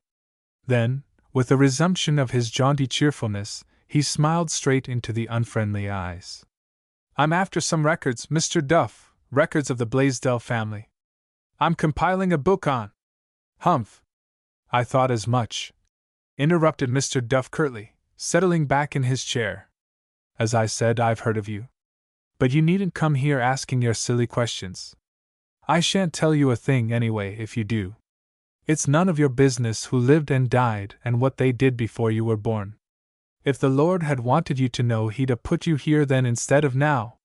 Looking very much as if he had received a blow in the face, Mr. Smith fell back. Ah, Grandpa, began Benny, in grieved expostulation. But a cheery voice interrupted, and Mr. Smith turned to see Miss Maggie Duff emerging from the doorway. Oh, Mr. Smith, how do you do? She greeted him, extending a cordial hand. Come up and sit down. For only the briefest of minutes he hesitated. Had she heard? Could she have heard, and yet speak so unconcernedly? It seemed impossible. And yet, he took the chair she offered, but with a furtive glance toward the old man. He had only a moment to wait. Sharply Mr. Duff turned to his daughter. This Mr. Smith tells me he has come to see those records. Now I'm... Oh, father dear, you couldn't, interrupted his daughter with admonishing earnestness. You mustn't go and get all those down. Mr. Smith almost gasped aloud in his amazement, but Miss Maggie did not seem to notice him at all. Why, father, you couldn't, they're too heavy for you. There are the Bible, and all those papers. They're too heavy, father. I couldn't let you. Besides, I shouldn't think you'd want to get them. If Mr. Smith, hearing this, almost gasped aloud in his amazement, he quite did so at what happened next. His mouth actually fell open as he saw the old man rise to his feet with stern dignity. "That will do, Maggie. I'm not quite in my dotage yet. I guess I'm still able to fetch downstairs a book and a bundle of papers."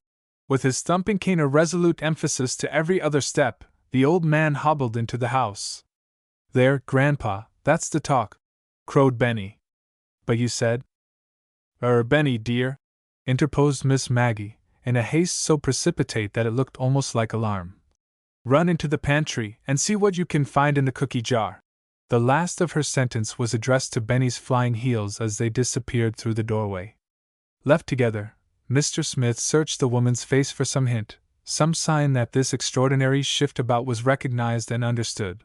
But Miss Maggie, with a countenance serenely expressing only cheerful interest, was over by the little stand, rearranging the pile of books and newspapers on it.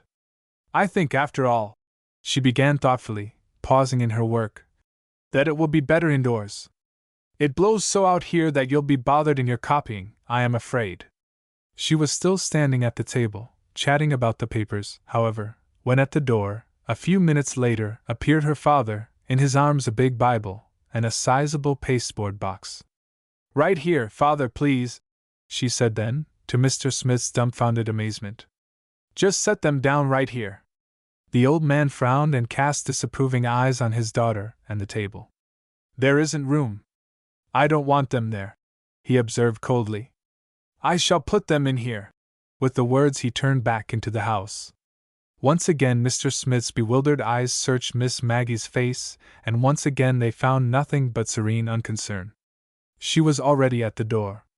"This way, please," she directed cheerily. And still marveling, he followed her into the house. Mr. Smith thought he had never seen so charming a living room. A comfortable chair invited him, and he sat down. He felt suddenly rested and at home, and at peace with the world. Realizing that, in some way, the room had produced this effect, he looked curiously about him, trying to solve the secret of it. Reluctantly to himself he confessed that it was a very ordinary room. The carpet was poor, and was badly worn. The chairs, while comfortable looking, were manifestly not expensive, and had seen long service. Simple curtains were at the windows, and a few fair prints were on the walls. 2 or 3 vases, of good lines but cheap materials, held flowers, and there was a plain but roomy set of shelves filled with books, not immaculate, leather-backed, gilt-lettered sets, but rows of dingy, worn volumes, whose very shabbiness was at once an invitation and a promise. Nowhere, however, could Mr. Smith see protecting cover mat, or tidy. He decided then that this must be why he felt suddenly so rested and at peace with all mankind. Even as the conviction came to him, however, he was suddenly aware that everything was not, after all, peaceful or harmonious. At the table Mr. Duff and his daughter were arranging the Bible and the papers. Miss Maggie suggested piles in a certain order. Her father promptly objected, and arranged them otherwise. Miss Maggie placed the papers first for perusal. Her father said, "Absurd!" and substituted the Bible. Miss Maggie started to draw up a chair to the table. Her father derisively asked her if she expected a man to sit in that, and drew up a different one. Yet Mr. Smith, when he was finally invited to take a seat at the table, found everything quite the most convenient and comfortable possible. Once more into Miss Maggie's face he sent a sharply inquiring glance, and once more he encountered nothing but unruffled cheerfulness. With a really genuine interest in the records before him, Mr. Smith fell to work then. The Bible had been in the Blaisdell family for generations, and it was full of valuable names and dates. He began at once to copy them. Mr. Duff, on the other side of the table, was arranging into piles the papers before him. He complained of the draught, and Miss Maggie shut the window. He said then that he didn't mean he wanted to suffocate, and she opened the one on the other side. The clock had hardly struck 3 when he accused her of having forgotten his medicine. Yet when she brought it he refused to take it. She had not brought the right kind of spoon, he said, and she knew perfectly well he never took it out of that narrow bowl kind. He complained of the light, and she lowered the curtain, but he told her that he didn't mean he didn't want to see at all, so she put it up halfway. He said his coat was too warm, and she brought another one, He put it on grudgingly, but he declared that it was as much too thin as the other was too thick. Mr. Smith, in spite of his efforts to be politely deaf and blind, found himself unable to confine his attention to birth, death, and marriage notices. Once he almost uttered an explosive, "Good heavens, how do you stand it?" to his hostess. But he stopped himself just in time, and fiercely wrote with a very black mark that Submit Blaisdell was born in 1801. A little later he became aware that Mr. Duff's attention was frowningly turned across the table toward himself. "If you will spend your time over such silly stuff, why don't you use a bigger book?" demanded the old man at last. "Because it wouldn't fit my pocket," smiled Mr. Smith. "Just what business of yours is it, anyhow, when these people lived and died?" "None, perhaps," still smiled Mr. Smith good-humoredly. "Why don't you let them alone, then? What do you expect to find?" "Why, Mr. Smith was plainly nonplussed. "Well, I can tell you it's a silly business, whatever you find. If you find your grandfather's a bigger man than you are, you'll be proud of it, but you ought to be ashamed of it, 'cause you aren't bigger yourself. On the other hand, if you find he isn't as big as you are, you'll be ashamed of that, when you ought to be proud of it, 'cause you've gone him one better. But you won't. I know you're kind. I've seen you before. But can't you do any work, real work?" "He is doing work, real work, now, father," interposed Miss Maggie quickly. "He's having a woeful time, too. If you'd only help him, now, and show him those papers." A real terror came into Mr. Smith's eyes, but Mr. Duff was already on his feet. "Well, I shan't," he observed tartly. "I'm not a fool if he is. I'm going out to the porch where I can get some air. There, work as long as you like, Mr. Smith." "I knew you'd rather work by yourself," nodded Miss Maggie, moving the piles of papers nearer him. "But good heavens, how do you stand?" exploded Mr. Smith before he realized that this time he had really said the words aloud. He blushed a painful red. Miss Maggie, too, colored. Then, abruptly, she laughed. "After all, it doesn't matter. Why shouldn't I be frank with you? You couldn't help seeing how things were, of course, and I forgot for a moment that you were a stranger. Everybody in Hillerton understands. You see, Father is nervous, and not at all well. We have to humor him." "But do you mean that you always have to tell him to do what you don't want, in order to, well, that is..." Mr. Smith, finding himself in very deep water, blushed again painfully. Miss Maggie met his dismayed gaze with cheerful candor. "Tell him to do what I don't want in order to get him to do what I do want him to.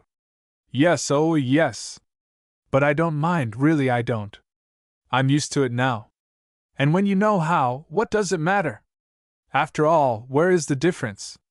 To most of the world we say, 'Please do,' when we want a thing, while to him we have to say, 'Please don't,' that's all. You see, it's really very simple, when you know how." "Simple? Great Scott!" muttered Mr. Smith. He wanted to say more, but Miss Maggie, with a smiling nod, turned away, so he went back to his work. Benny, wandering in from the kitchen, with both hands full of cookies, plumped himself down on the cushioned window seat, and drew a sigh of content. "Say, Aunt Maggie." "Yes, dear." "Can I come to live with you?" "Certainly not." The blithe voice and pleasant smile took all the sting from the prompt refusal. "What would Father and Mother do?" "Oh, they wouldn't mind." "Benny!" "They wouldn't.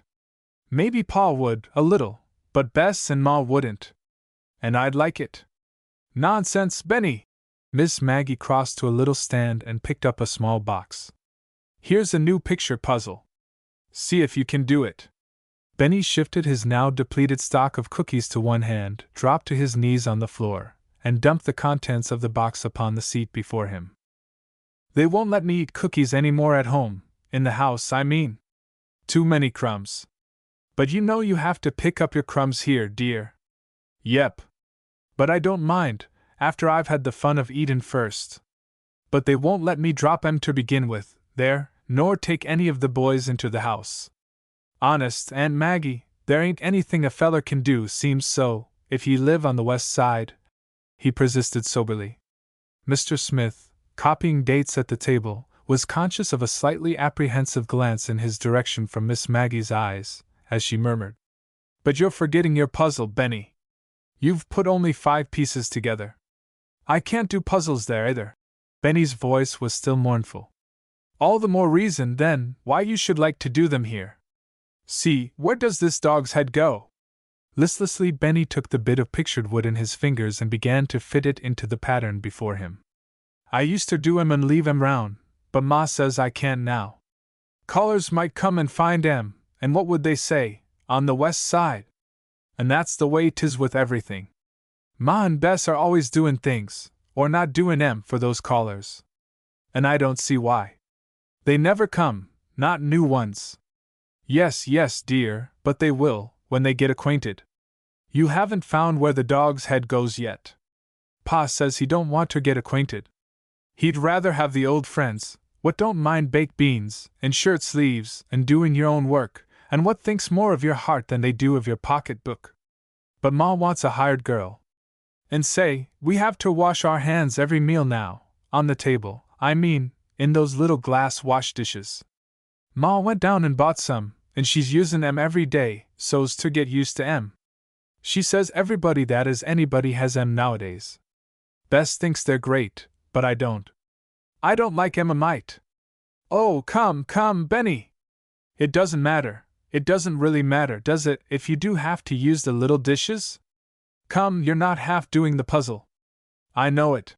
Benny shifted his position and picked up a 3-cornered bit of wood carrying the picture of a dog's paw. "But I was just thinking. You see, things are so different, on the west side. Why, even Pa, he's different. He isn't there hardly any now. He's got a new job." "What?"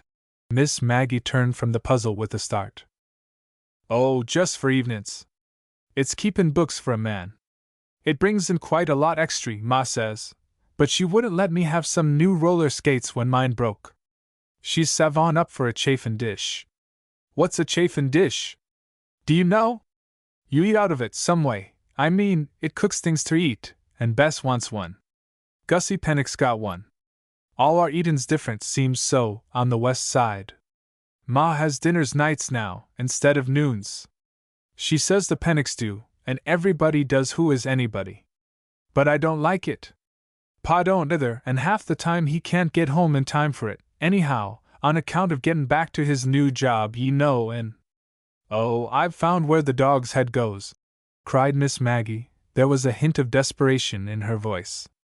"I shall have your puzzle all done for you myself, if you don't look out, Benny. I don't believe you can do it anyhow." "I can, too.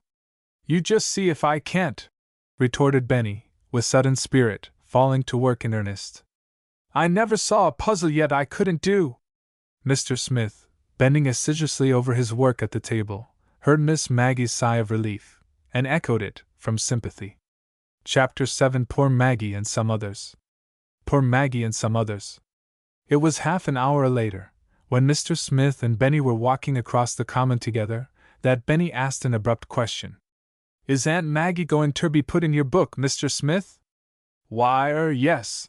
Her name will be entered as the daughter of the man who married the widow Blaisdell, probably." "Why?" "Nothin'. I was only thinkin'. I hoped she was. Aunt Maggie don't have nothin' much, you know, except her father and housework either for him or some of us. And I guess she's had quite a lot of things to bother her, and make her feel bad, so I hoped she'd be in the book. Though if she wasn't, she'd just laugh and say it doesn't matter, of course. That's what she always says." "Always says?" Mr. Smith's voice was mildly puzzled. "Yes, when things plague and something don't go right. She says it helps a lot to just remember that it doesn't matter. See?" "Well, no, I don't think I do see," frowned Mr. Smith. "Oh, yes," plunged in Benny. "'Cause, you see, if you're stopped to think about it, this thing that's plaguing ye, you'll see how really small and no account it is, and how, when you put it beside really big things, it doesn't matter at all. It doesn't really matter, you know. Aunt Maggie says she's done it years and years, ever since she was just a girl and something bothered her, and it's helped a lot. But there are lots of things that do matter," persisted Mr. Smith, still frowning. "Oh, yes." Benny swelled a bit importantly, I know what you mean. Aunt Maggie says that too, and she says we must be very careful and not get it wrong. It's only the little things that bother us, and that we wish were different, that we must say it doesn't matter about. It does matter whether we're good and kind and tell the truth and shame the devil, but it doesn't matter whether we have to live on the west side and eat dinner nights instead of noons, and not eat cookies any of the time in the house, see? Good for you, Benny, and good for Aunt Maggie, laughed Mr. Smith suddenly. Aunt Maggie? Oh, you don't know Aunt Maggie yet. She's always trying to make people think things don't matter. You'll see, crowed Benny. A moment later he had turned down his own street, and Mr. Smith was left to go on alone. Very often, in the days that followed, Mr. Smith thought of this speech of Benny's. He had opportunity to verify it, for he was seeing a good deal of Miss Maggie, and it seemed, indeed, to him that half the town was coming to her to learn that something didn't matter, though very seldom, except to Benny, did he hear her say the words themselves. It was merely that to her would come men, women, and children, each with a sorry tale of discontent or disappointment. And it was always as if they left with her their burden, for when they turned away, head and shoulders were erect once more, eyes were bright, and the step was alert and eager. He used to wonder how she did it. For that matter, he wondered how she did a great many things. Mr. Smith was, indeed, seeing a good deal of Miss Maggie these days. He told himself that it was the records that attracted him.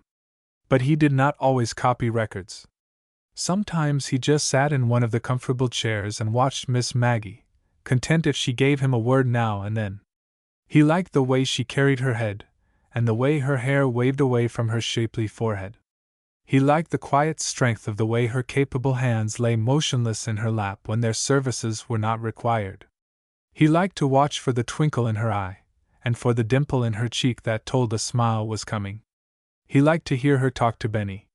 He even liked to hear her talk to her father, when he could control his temper sufficiently. Best of all, he liked his own comfortable feeling of being quite at home, and at peace with all the world, the feeling that always came to him now whenever he entered the house, in spite of the fact that the welcome accorded him by Mr. Duff was hardly more friendly than at the first. To Mr. Smith it was a matter of small moment whether Mr. Duff welcomed him cordially or not. He even indulged now and then in a bout of his own with the gentleman, chuckling inordinately when results showed that he had pitched his remark at just the right note of contrariety to get what he wanted. For the most part, however, Mr. Smith, at least nominally, spent his time at his legitimate task of studying and copying the Blaisdell family records, of which he was finding a great number. Rufus Blaisdell apparently had done no little digging himself in his own day, and Mr. Smith told Miss Maggie that it was all a great find for him.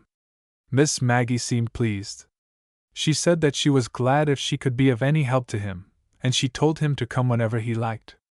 She arranged the Bible and the big box of papers on a little table in the corner, and told him to make himself quite at home, and she showed so plainly that she regarded him as quite one of the family, that Mr. Smith might be pardoned for soon considering himself so. It was while at work in this corner that he came to learn so much of Miss Maggie's daily life, and of her visitors. Although many of these visitors were strangers to him, some of them he knew. One day it was Mrs. Hattie Blaisdell, with a countenance even more florid than usual. She was breathless and excited, and her eyes were worried. She was going to give a luncheon, she said. She wanted Miss Maggie's silver spoons, and her forks, and her hand-painted sugar and creamer, and Mother Blaisdell's cut-glass dish. Mr. Smith, supposing that Miss Maggie herself was to be at the luncheon, was just rejoicing within him that she was to have this pleasant little outing, when he heard Mrs. Blaisdell telling her to be sure to come at 11 to be in the kitchen, and asking where could she get a maid to serve in the dining room, and what should she do with Benny. He'd have to be put somewhere, or else he'd be sure to upset everything. Mr. Smith did not hear Miss Maggie's answer to all this, for she hurried her visitor to the kitchen at once to look up the spoons, she said. But indirectly he obtained a very conclusive reply, for he found Miss Maggie gone one day when he came, and Benny, who was in her place, told him all about it, even to the dandy frosted cake Aunt Maggie had made for the company to eat. Another day it was Mrs. Jane Blaisdell who came. Mrs. Jane had a tired frown between her brows and a despairing droop to her lips. She carried a large bundle which she dropped unceremoniously into Miss Maggie's lap. "There, I'm dead beat out, and I've brought it to you. You've just got to help me," she finished, sinking into a chair. "Why, of course, if I can." "But what is it?" Miss Maggie's deft fingers were already untying the knot. "It's my old black silk. I'm making it over. Again? But I thought the last time it couldn't ever be done again."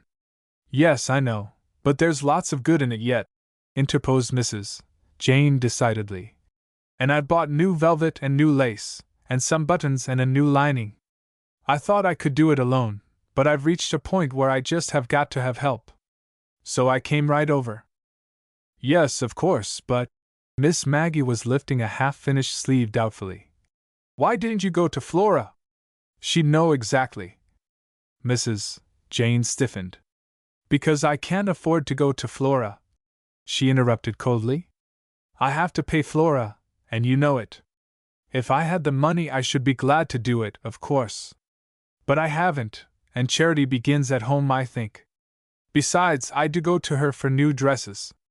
But this old thing— Of course, if you don't want to help me—" "Oh, but I do," plunged in Miss Maggie hurriedly. "Come out into the kitchen where we'll have more room," she exclaimed, gathering the bundle into her arms and springing to her feet. "I've got some other lace at home, yards and yards. I got a lot, it was so cheap," recounted Mrs. Jane, rising with alacrity. "But I'm afraid it won't do for this, and I don't know as it will do for anything, it's so—" The kitchen door slammed sharply, and Mr. Smith heard no more. Half an hour later, however, he saw Mrs. Jane go down the walk. The frown was gone from her face and the droop from the corners of her mouth. Her step was alert and confident. She carried no bundle. The next day it was Miss Flora. Miss Flora's thin little face looked more pinched than ever, and her eyes more anxious, Mr. Smith thought. Even her smile, as she acknowledged Mr. Smith's greeting, was so wan he wished she had not tried to give it. She sat down then, by the window, and began to chat with Miss Maggie, and very soon Mr. Smith heard her say this: "No, Maggie, I don't know, really, what I'm going to do, truly I don't. Business is so tubble dull. Why, I don't earn enough to pay my rent, hardly, now, ter say nothin' of my feed." Miss Maggie frowned. "But I thought that isn't Hattie having some new dresses, and Bessie too?" A sigh passed Miss Flora's lips. "Yes, oh yes, they are having 3 or 4. But they don't come to me any more. They've gone to that Frenchwoman that makes the Penix things, you know, with the queer name. And of course it's all right, and you can't blame 'em, livin' on the West Side, as they do now. And of course I ain't so up ter date as she is. And just her name counts." "Nonsense! Up to date, indeed!" Miss Maggie laughed merrily, but Mr. Smith, copying dates at the table, detected a note in the laugh that was not merriment. "You're up to date enough for me. I've got just the job for you, too. Come out into the kitchen." She was already almost at the door. "Why, Maggie, you haven't either!" In spite of the incredulity of voice and manner, Miss Flora sprang joyfully to her feet. "You never had me make you a—" Again the kitchen door slammed shut, and Mr. Smith was left to finish the sentence for himself. But Mr. Smith was not finishing sentences. Neither was his face expressing just then the sympathy which might be supposed to be showing, after so sorry a tale as Miss Flora had been telling. On the contrary, Mr. Smith, with an actual elation of countenance, was scribbling on the edge of his notebook words that certainly he had never found in the Blaisdell records before him. 2 months more, then, $100,000. And may I be there to see it? Half an hour later, as on the previous day, Mr. Smith saw a metamorphosed woman hurrying down the little path to the street. But the woman today was carrying a bundle, and it was the same bundle that the woman the day before had brought. But not always, as Mr. Smith soon learned, were Miss Maggie's visitors women. Besides Benny, with his grievances, young Fred Blaisdell came sometimes, and poured into Miss Maggie's sympathetic ears the story of Gussie Pennock's really remarkable personality, or of what he was going to do when he went to college, and afterwards. Mr. Jim Blaisdell drifted in quite frequently Sunday afternoons, though apparently all he came for was to smoke and read in one of the big comfortable chairs. Mr. Smith himself had fallen into the way of strolling down to Miss Maggie's almost every Sunday after dinner. One Saturday afternoon Mr. Frank Blaisdell rattled up to the door in his grocery wagon. His face was very red, and his mutton chop whiskers were standing straight out at each side. Jane had collapsed, he said, utterly collapsed. All the week she had been house cleaning and doing up curtains, and now this morning, expressly against his wishes, to save hiring a man, she had put down the parlor carpet herself. Now she was flat on her back, and supper to be got for the boarder, and the Saturday baking yet to be done. And could Maggie come and help them out? Before Miss Maggie could answer, Mr. Smith hurried out from his corner and insisted that the boarder did not want any supper anyway, and could they not live on crackers and milk for the coming few days? But Miss Maggie laughed and said, "Nonsense!" And in an incredibly short time she was ready to drive back in the grocery wagon. Later, when he went home, Mr. Smith found her there, presiding over one of the best suppers he had eaten since his arrival in Hillerton. She came every day after that for a week, for Mrs. Jane remained flat on her back 7 days, with a doctor in daily attendance, supplemented by a trained nurse peremptorily ordered by that same doctor from the nearest city. Miss Maggie, with the assistance of Millicent, attended to the housework. But in spite of the excellence of the cuisine, mealtime was a most unhappy period to everybody concerned, owing to the sarcastic comments of Mr. Frank Blaisdell as to how much his wife had saved by not having a man to put down that carpet. Millicent had little time now to go walking or auto-riding with Carl Pennock. Her daily life was, indeed, more pleasure-starved than ever, all of which was not lost on Mr. Smith. Mr. Smith and Millicent were fast friends now. Given a man with a sympathetic understanding on one side, and a girl hungry for that same sympathy and understanding, and it could hardly be otherwise. From Millicent's own lips Mr. Smith knew now just how hungry a young girl can be for fun and furbelows.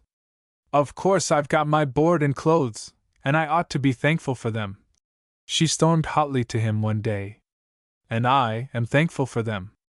But sometimes it seems as if I'd actually be willing to go hungry for meat and potato, if for once, just once, I could buy a 5-pound box of candy, and eat it up all at once if I wanted to. But now, why now I can't even treat a friend to an ice cream soda without seeing Mother's shocked, reproachful eyes over the rim of the glass."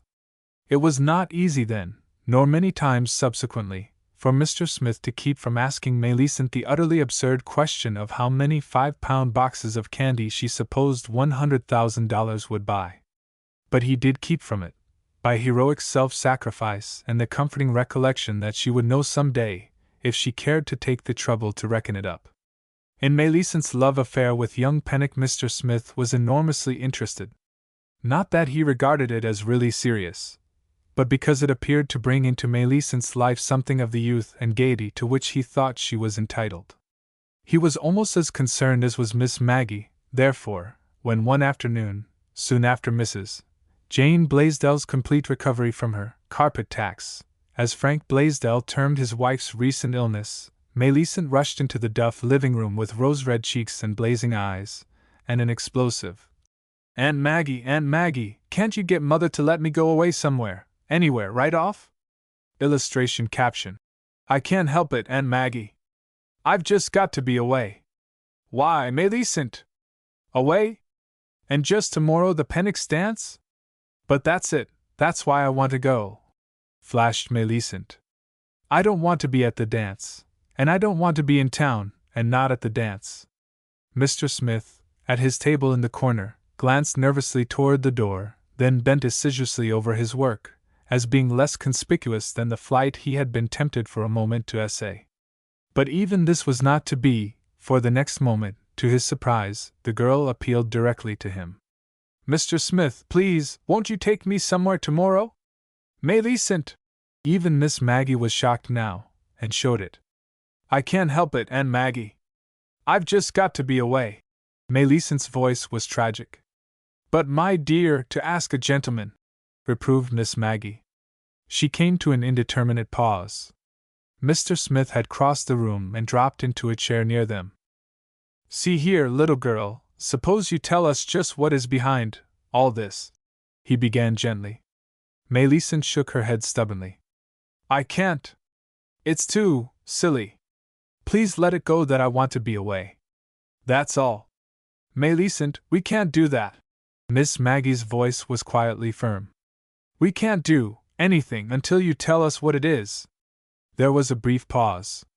Millicent's eyes, still mutinous, sought first the kindly questioning face of the man, then the no less kindly but rather grave face of the woman. Then in a little breathless burst it came. It's just something they're all saying Mrs. Pennock said about me. What was it? 2 little red spots had come into Miss Maggie's cheeks. Yes, what was it? Mr. Smith was looking actually belligerent. It was just that they weren't going to let Carl Pennock go with me anymore, anywhere, or come to see me, because I didn't belong to their set. Their set? Exploded Mr. Smith. Miss Maggie said nothing, but the red spots deepened. Yes. It's just that we aren't rich like them. I haven't got money enough. That you haven't got, oh ye gods! For no apparent reason whatever, Mr. Smith threw back his head suddenly and laughed. Almost instantly, however, he sobered. He had caught the expression of the 2 faces opposite. I beg your pardon, he apologized promptly.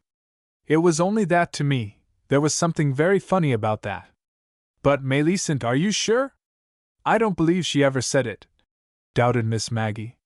He hasn't been near me for a week. Not that I care. Millicent turned with flashing eyes. I don't care a bit, not a bit, about that. Of course you don't. It's not worth even thinking of either. What does it matter if she did say it, dear? Forget it. But I can't bear to have them all talk and notice, choked Millicent. And we were together such a lot before, and now, I tell you I can't go to that dance tomorrow night. And you shan't if you don't want to, Mr. Smith assured her. Right here and now I invite you and your Aunt Maggie to drive with me tomorrow to Hubbardville. There are some records there that I want to look up. We'll get dinner at the hotel. It will take all day, and we shan't be home till late in the evening. You'll go? Oh, Mr. Smith, you dear! Of course we'll go. I'll go straight now and telephone to somebody, everybody, that I shan't be there, that I'm going to be out of town. She sprang joyously to her feet, but Miss Maggie held out a restraining hand. Just a minute, dear. You don't care, you said you didn't care, that Carl Pennock doesn't come to see you any more? Indeed I don't. Then you wouldn't want others to think you did, would you? Of course not. The red dyed Millicent's forehead. You have said that you'd go to this party, haven't you? That is, you accepted the invitation, didn't you, and people know that you did, don't they? Why, yes, of course. But that was before Mrs. Pennock said what she did. Of course. But just what do you think these people are going to say tomorrow night, when you aren't there? Why, that I. The color drained from her face and left it white. They wouldn't expect me to go after that insult. Then they'll understand that you care, won't they? Why, I can't. She turned sharply and walked to the window. For a long minute she stood, her back toward the 2 watching her. Then, with equal abruptness, she turned and came back. Her cheeks were very pink now, her eyes very bright. She carried her head with a proud little lift. I think, Mr. Smith, that I won't go with you tomorrow, after all, she said steadily. I've decided to go to that dance. The next moment the doors shut crisply behind her.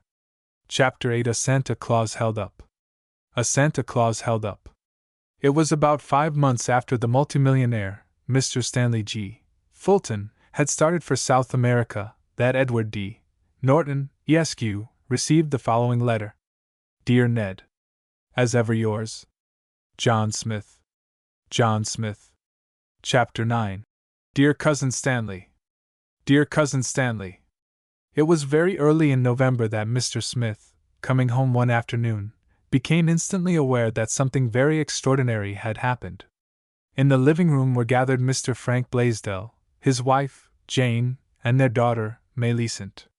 Millicent's cheeks were pink, and her eyes more star-like than ever. Mrs. Jane's cheeks, too, were pink. Her eyes were excited, but incredulous. Mr. Frank was still in his white work coat, which he wore behind the counter, but which he never wore upstairs in his home. He held an open letter in his hand. It was an ecstatic cry from Millicent that came first to Mr. Smith's ears. "Oh, Mr. Smith, you can't guess what's happened! You couldn't guess in a million years!" "No? Something nice, I hope."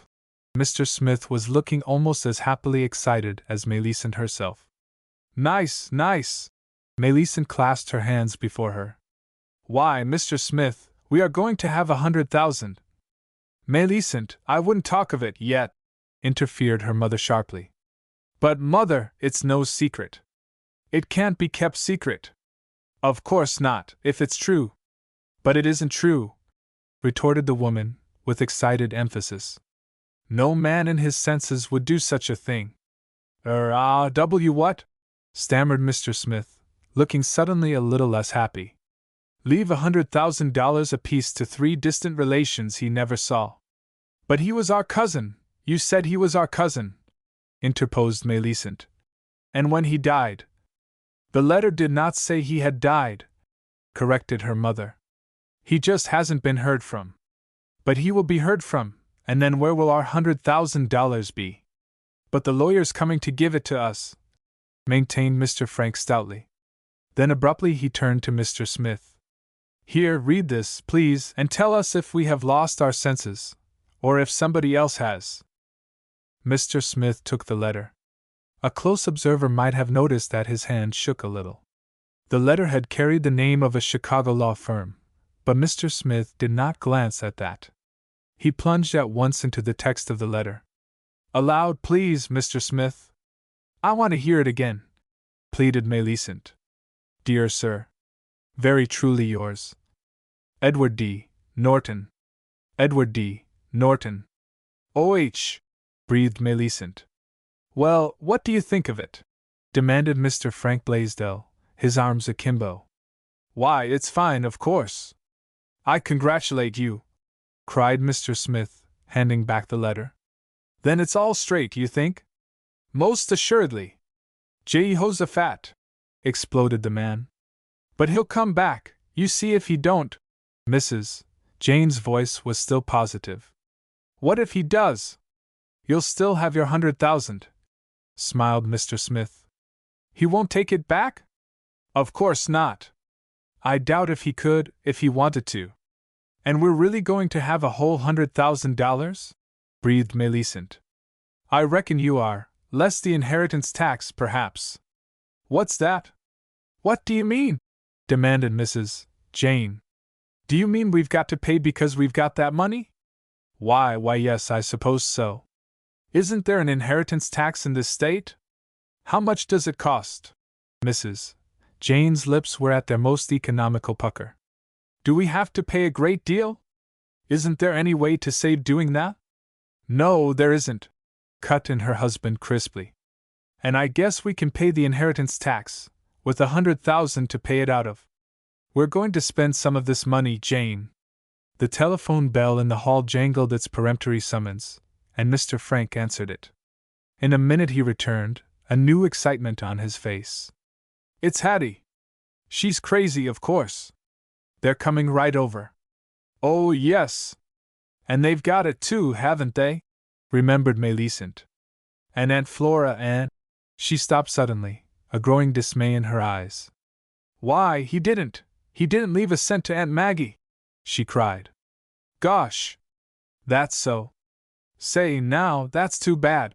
There was genuine concern in Frank Blaisdell's voice. "But why?" almost wept Millicent. Her mother sighed sympathetically. "Poor Maggie! How she is left out, always!" "But we can give her some of ours, Mother, we can give her some of ours," urged the girl. "It isn't ours to give, yet," remarked her mother, a bit coldly. "But, Mother, you will do it," importuned Millicent. "You've always said you would, if you had it to give. And I say it again, Millicent. I shall never see her suffer, you may be sure, if I have the money to relieve her. But she stopped abruptly at the sound of an excited voice down the hall. Miss Flora, evidently coming in through the kitchen, was hurrying toward them. Jane Millicent, where are you? Isn't anybody here?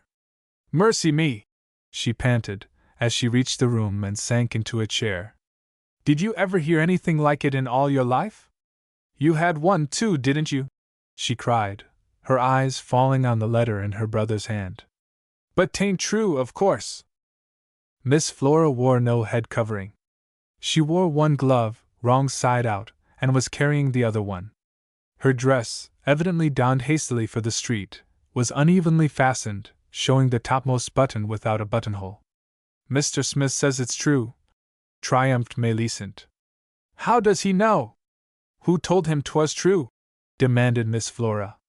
So almost accusing was the look in her eyes that Mr. Smith actually blinked a little. He grew visibly confused. Why, the letter speaks for itself, Miss Flora, he stammered. But it can't be true, reiterated Miss Flora. The idea of a man I never saw giving me $100,000 like that, and Frank and Jim, too. But he's your cousin, you said he was your cousin, Mr. Smith reminded her. And you have his picture in your album. You showed it to me. I know it. But, my sakes! I didn't know he knew I was his cousin. I don't suppose he's got my picture in his album. But how did he know about us? It's some other Flora Blaisdell, I tell you. There, I never thought of that, cried Jane. It probably is some other Blaisdells. Well, anyhow, if it is, we won't have to pay that inheritance tax. We can save that much. Save? Well, what do we lose? Demanded her husband apoplectically. At this moment the rattling of the front door knob and an imperative knocking brought Mrs. Jane to her feet. There's Hattie now, and that door's locked, she cried, hurrying into the hall. When she returned a moment later, Harriet Blaisdell and Bessie were with her. There was about Mrs. Harriet Blaisdell a new, indescribable air of commanding importance. To Mr. Smith she appeared to have grown inches taller. Well, I do hope, Jane, now you'll live in a decent place, she was saying, as they entered the room. And not oblige your friends to climb up over a grocery store. Well, I guess you can stand the grocery store a few more days, Hattie, observed Frank Blaisdell dryly. How long do you suppose we'd live, any of us, if TW'd for the grocery stores to feed us? Where's Jim? Isn't he here? I told him I was coming here, and to come right over himself at once, that the very first thing we must have was a family conclave, just ourselves, you know, so as to plan what to give out to the public. Mr. Smith was on his feet, looking somewhat embarrassed. Perhaps, then, you would rather I were not present at the, family conclave. Nonsense! Shouted Frank Blaisdell. Why, you are one of the family, seems so, cried Millicent. No, indeed, Mr. Smith, don't go, smiled Mrs. Hattie pleasantly. Besides, you are interested in what concerns us, I know, for the book, so of course you'll be interested in this legacy of dear Cousin Stanley's. Mr. Smith collapsed suddenly behind his handkerchief, with one of the choking coughs to which he appeared to be somewhat addicted. Ain't you getting a little familiar with dear Cousin Stanley, Hattie? Drawled Frank Blaisdell.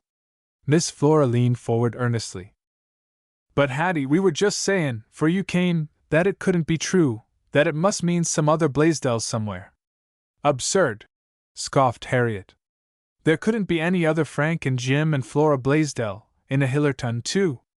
Besides, Jim said over the telephone that that was one of the best law firms in Chicago. Don't you suppose they know what they're talking about?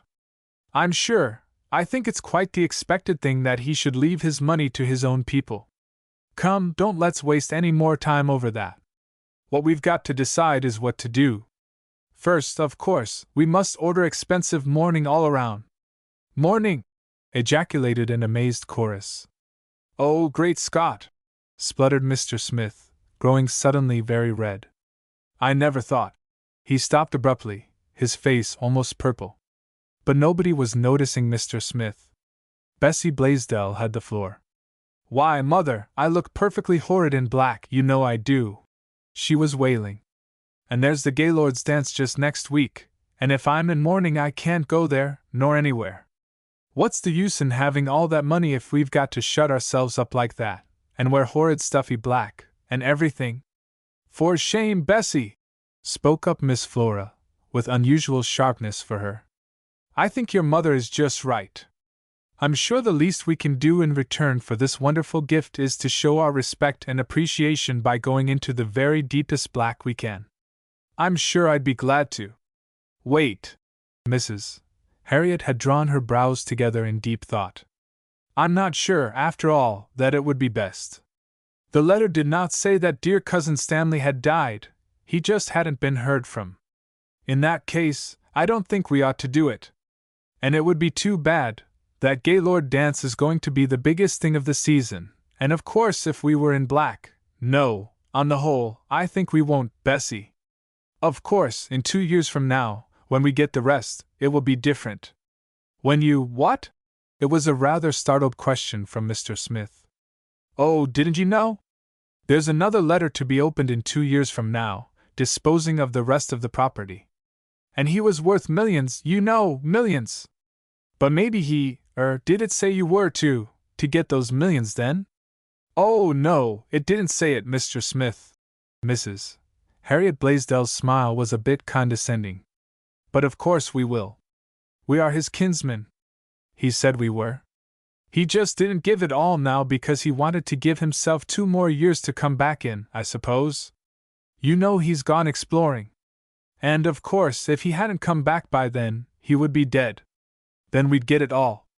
Oh, yes, we shall get it, I'm sure. O.H. Mr. Smith settled back in his chair. He looked somewhat nonplussed. Humph! Well, I wouldn't spend them millions, till I'd got 'em, Hattie, advised her brother-in-law dryly. I wasn't intending to, Frank, she retorted with some dignity. But that's neither here nor there. What we're concerned with now is what to do with what we have got. Even this will make a tremendous sensation in Hillerton. It ought to be written up, of course, for the papers, and by someone who knows. We want it done just right. Why, Frank, do you realize? We shall be rich, and all in a flash like this. I wonder what the Pennocks will say now about Melissen's not having money enough for that precious son of theirs. Oh, I can hardly believe it yet. And it'll mean everything to us. Think what we can do for the children. Think. And Jane, is Ma here? Wide open banged the front door as Benny bounded down the hall. Oh, here you are. Say, is it true?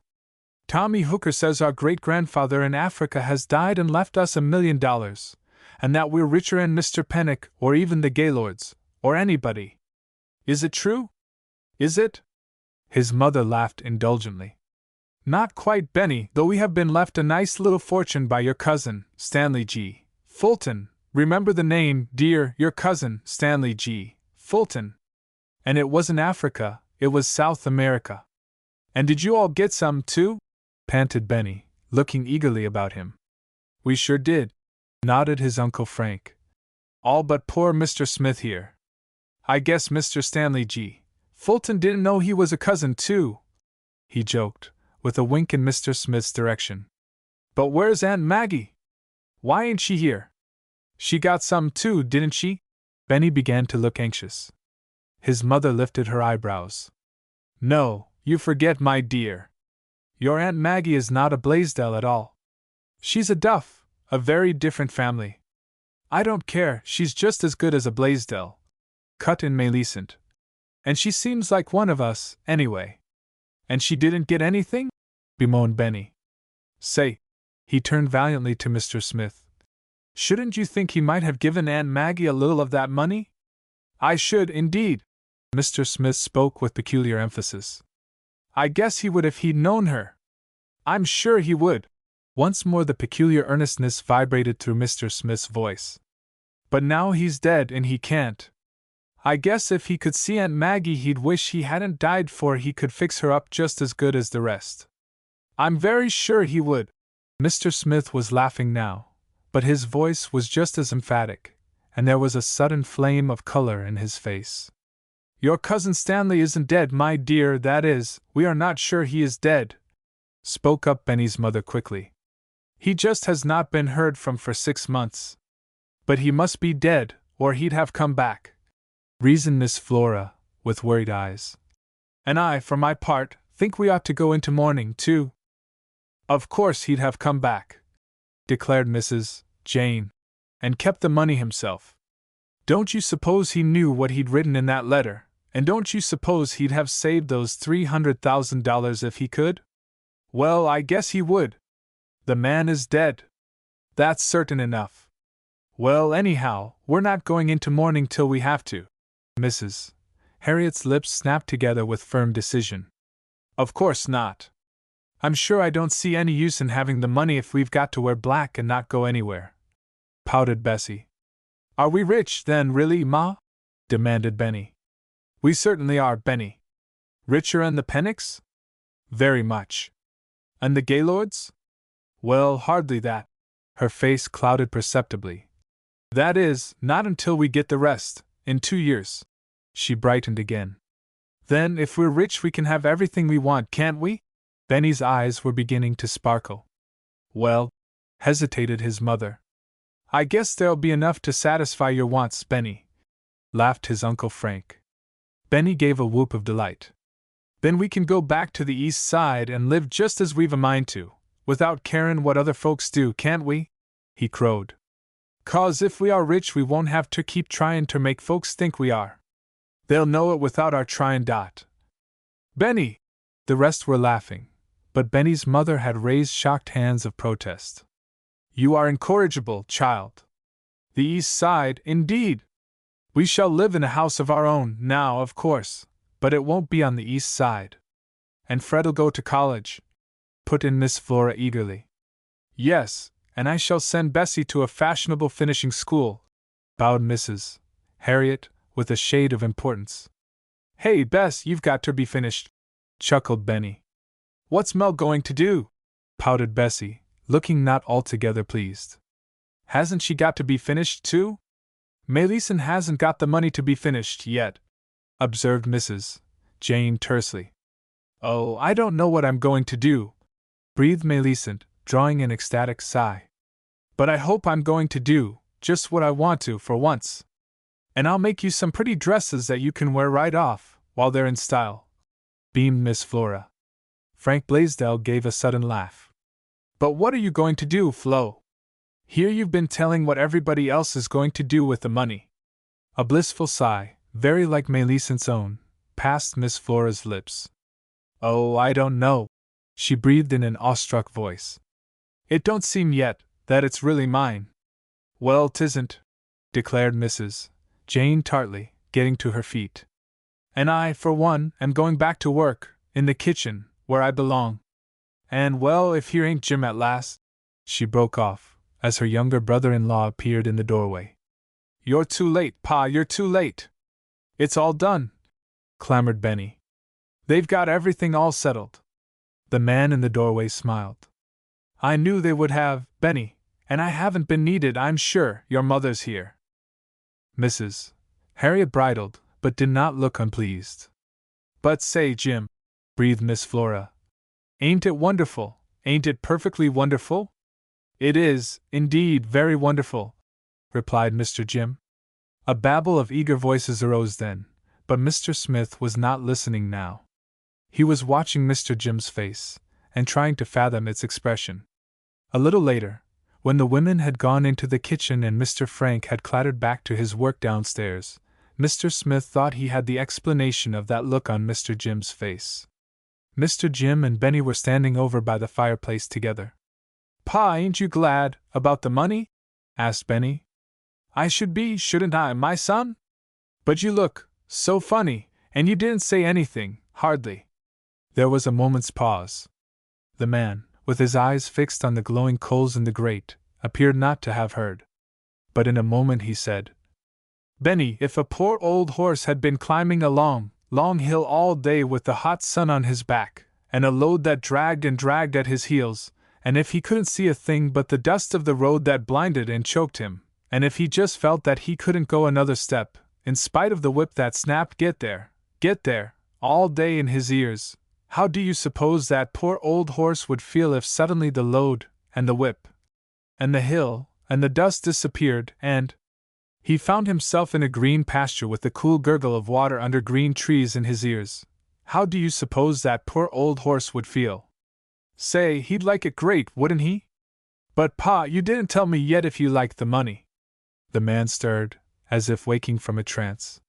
He threw his arm around Benny's shoulders. Like it? Why, of course I like it, Benny, my boy. Why, I'm going to have time now, to get acquainted with my children. Across the room, Mr. Smith, with a sudden tightening of his throat, slipped softly into the hall and thence to his own room. Mr. Smith, just then, did not wish to be seen. Chapter 10. What does it matter? What does it matter? The days immediately following the receipt of 3 remarkable letters by the Blaisdell family were nerve-wracking for all concerned. Held by Mrs. Jane's insistence that they weren't sure yet that the thing was true, the family steadfastly refused to give out any definite information. Even the eager Harriet yielded to Jane on this point, acknowledging that it would be mortifying, of course, if they should talk, and nothing came of it. Their enigmatic answers to questions, and their expressive shrugs and smiles, however, were almost as exciting as the rumors themselves, and the Blaisdells became at once a veritable storm center of surmises and gossip, a state of affairs not at all unpleasing to some of them, Mrs. Harriet in particular. Miss Maggie Duff, however, was not so well pleased. To Mr. Smith, one day, she freed her mind, and Miss Maggie so seldom freed her mind that Mr. Smith was not a little surprised. I wish, she began. I do wish that if that Chicago lawyer is coming, he'd come and get done with it. Certainly the present state of affairs is almost unbearable. It does make it all the harder for you to have it drag along like this, doesn't it? Murmured Mr. Smith uneasily. For me? That you are not included in the bequest, I mean. She gave an impatient gesture.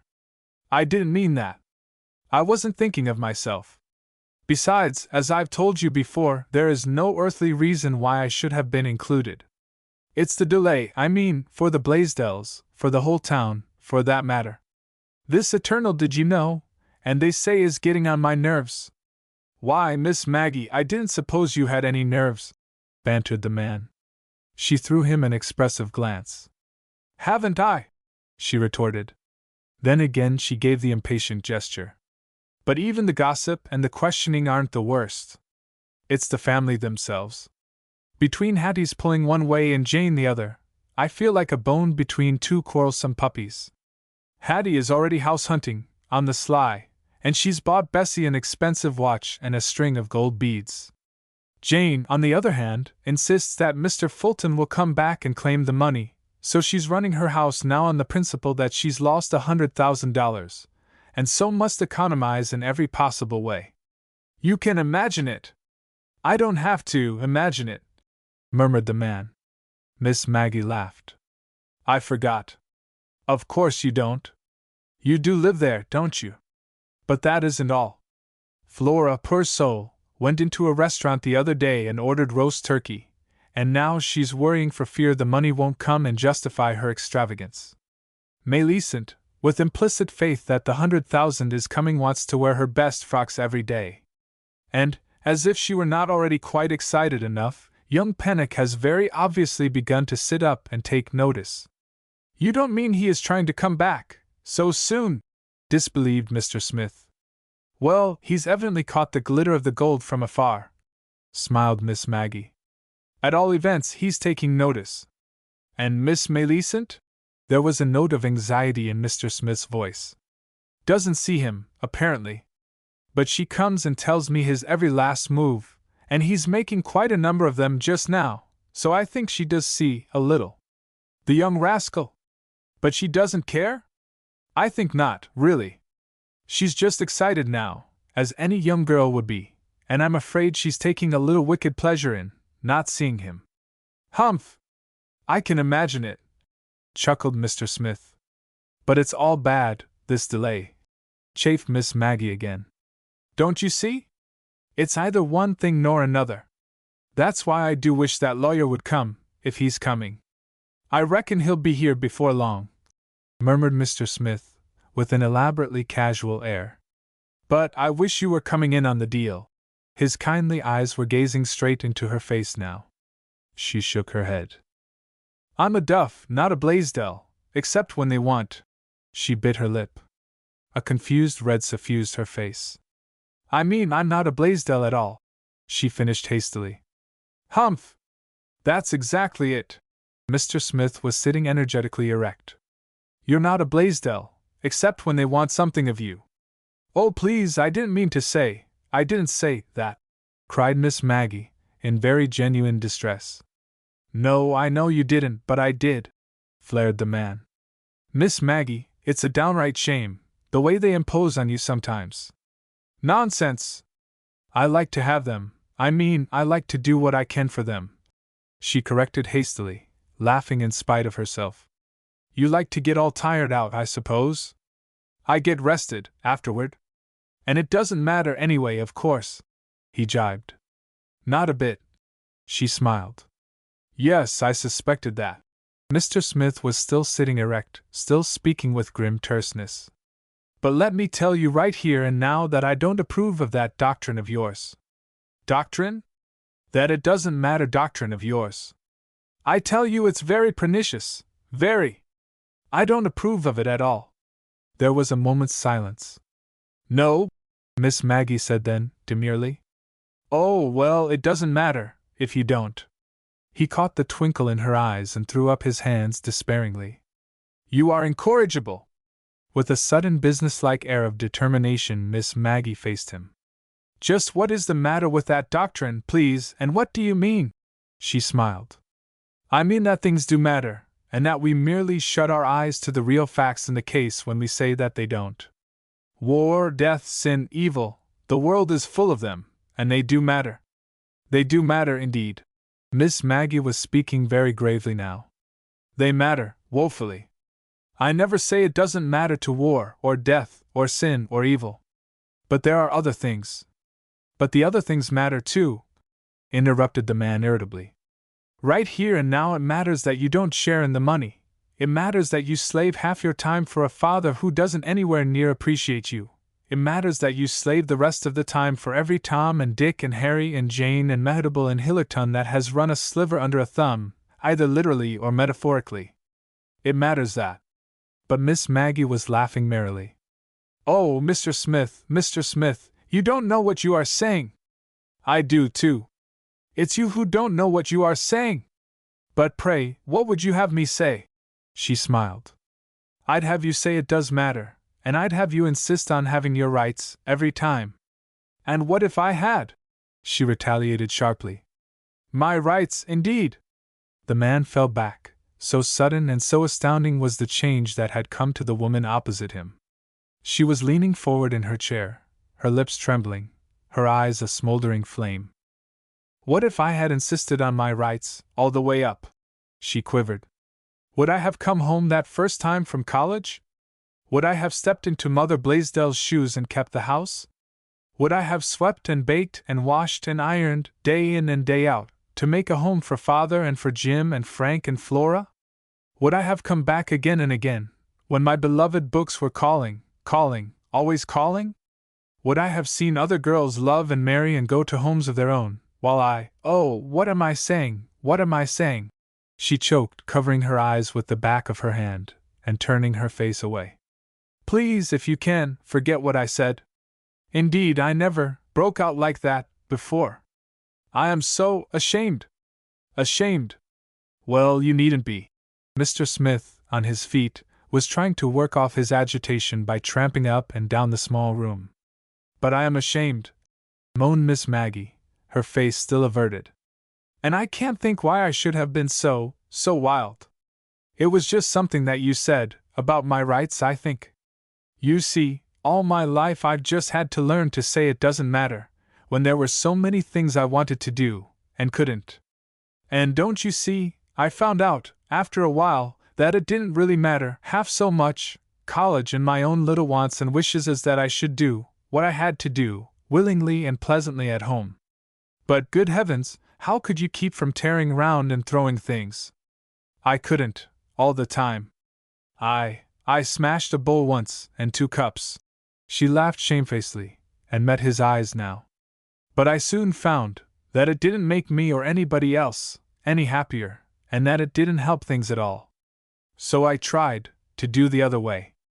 And now please say you'll forget all this, what I've been saying. Indeed, Mr. Smith, I am very much ashamed. Forget it. Mr. Smith turned on his heel and marched up and down the room again. Confound that man! What man? Mr. Stanley G. Fulton, if you must know, for not giving you any of that money. Money, money, money! Miss Maggie threw out both her hands with a gesture of repulsion. If I've heard that word once, I've heard it 100 times in the last week. Sometimes I wish I might never hear it again. You don't want to be deaf, do you? Well, you'd have to be, to escape hearing that word. I suppose so. But, again she threw out her hands. You don't mean? Mr. Smith was regarding her with curious interest. Don't you want money, really? She hesitated, then she sighed. Oh, yes, of course. We all want money. We have to have money, too, but I don't think it's everything in the world, by any means. You don't think it brings happiness, then? Sometimes. Sometimes not. Most of us would be willing to take the risk. Most of us would. Now, in the case of the Blaisdells here, don't you think this money is going to bring happiness to them? There was no answer. Miss Maggie seemed to be thinking. Miss Maggie! Exclaimed Mr. Smith, with a concern all out of proportion to his supposed interest in the matter. You don't mean to say you don't think this money is going to bring them happiness? Miss Maggie laughed a little. Oh, no! This money'll bring them happiness all right, of course, particularly to some of them. But I was just wondering, if you don't know how to spend $5 so as to get the most out of it, how will you spend 500 or 500,000 and get the most out of that? What do you mean? But Miss Maggie shook her head. Nothing. I was just thinking, she said. Chapter 11 Santa Claus Arrives. Santa Claus arrives. It was not long after this that Mr. Smith found a tall, gray-haired man, with keen gray eyes, talking with Mrs. Jane Blaisdell and Millicent in the front room over the grocery store. Well, began Mr. Smith, a joyful light of recognition in his eyes. Then suddenly he stooped and picked up something from the floor. When he came upright his face was very red. He did not look at the tall, gray-haired man again as he advanced into the room. Millicent turned to him eagerly. Oh, Mr. Smith, it's the lawyer, he's come. And it's true. It is true. This is Mr. Smith, Mr. Norton, murmured Mrs. Jane Blaisdell to the keen-eyed man, who, also, for no apparent reason, had grown very red. Mr. Smith's a Blaisdell, too distant, you know. He's doing a Blaisdell book. Indeed? How interesting. How are you, Mr. Smith? The lawyer smiled and held out his hand, but there was an odd constraint in his manner. So you're a Blaisdell, too, are you? Yes, said Mr. Smith, smiling straight into the lawyer's eyes. But not near enough to come in on the money, of course, explained Mrs. Jane. He isn't a Hiller Blaisdell. He's just boarding here, while he writes his book. Oh, I see. So he isn't near enough to come in, on the money. This time it was the lawyer who was smiling straight into Mr. Smith's eyes. But he did not smile for long. A sudden question from Millicent seemed to freeze the smile on his lips. Mr. Norton, please, what was Mr. Stanley G. Fulton like? She begged. Why, you must have seen his pictures in the papers, stammered the lawyer. Yes, what was he like? Do tell us, urged Mr. Smith with a bland smile, as he seated himself.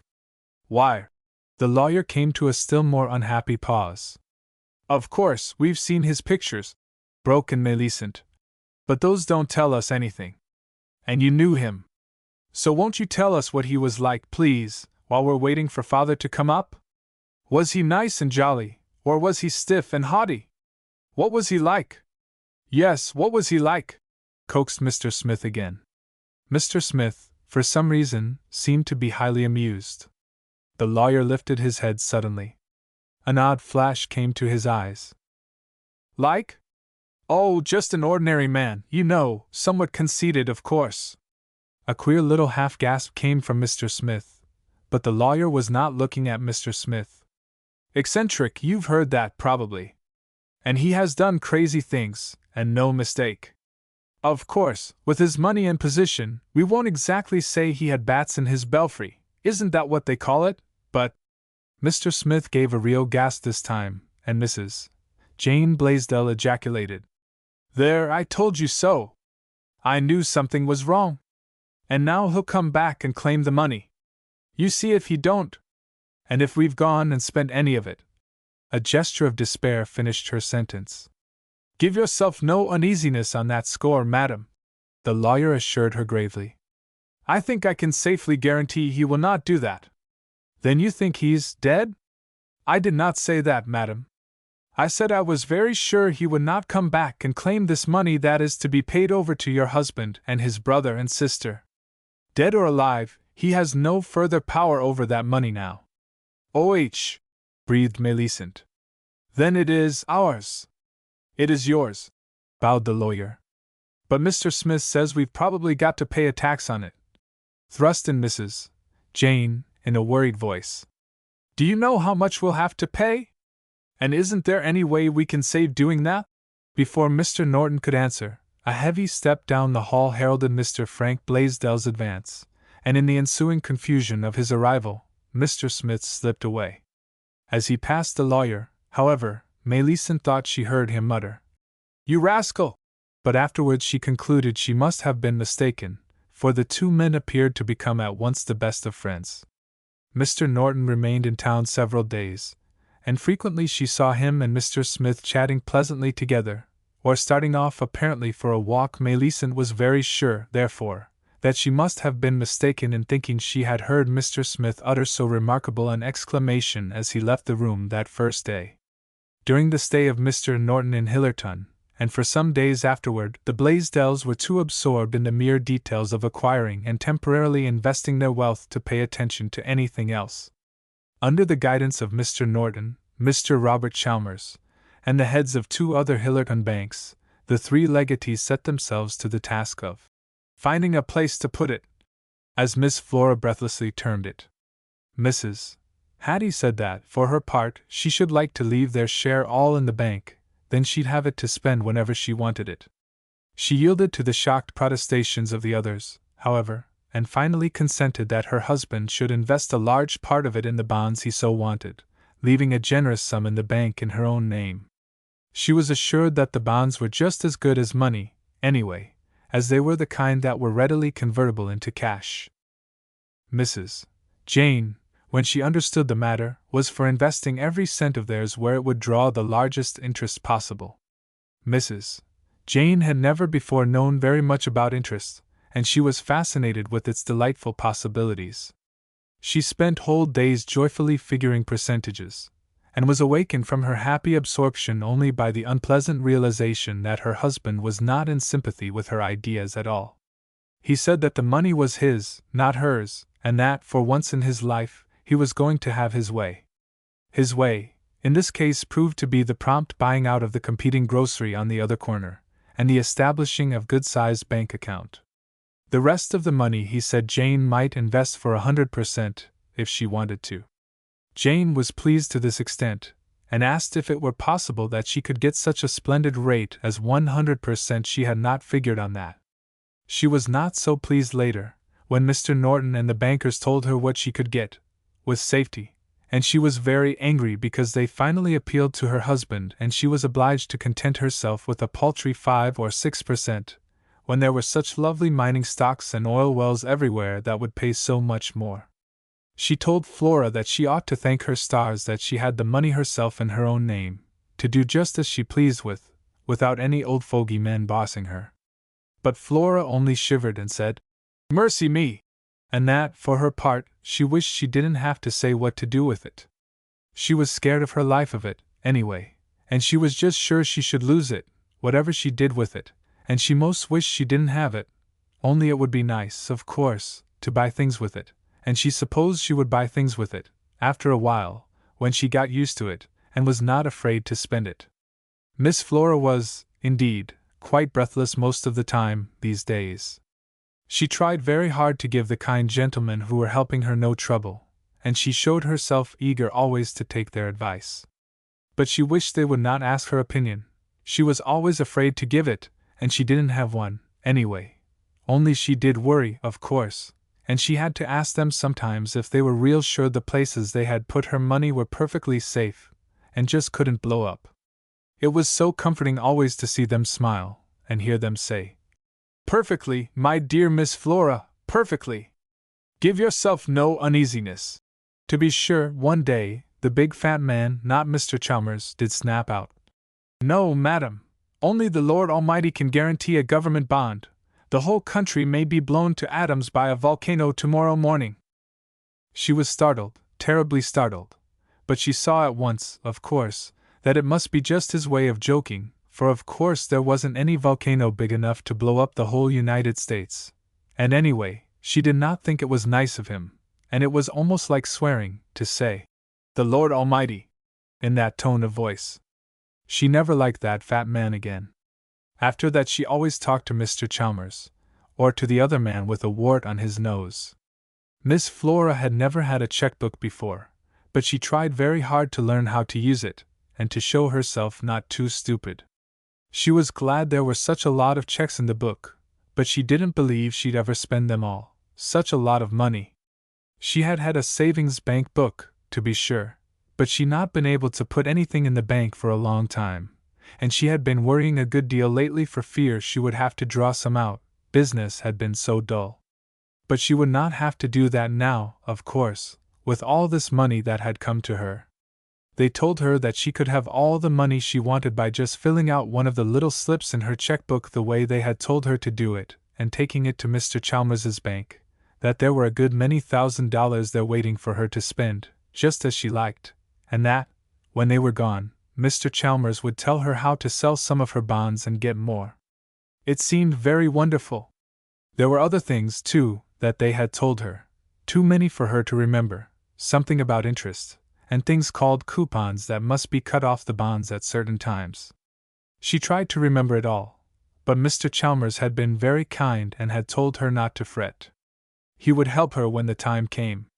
Meanwhile, he had rented her a nice tin box, that pulled out like a drawer, in the safety deposit vault under the bank, where she could keep her bonds and all the other papers, such a lot of them, that Mr. Chalmers told her she must keep very carefully.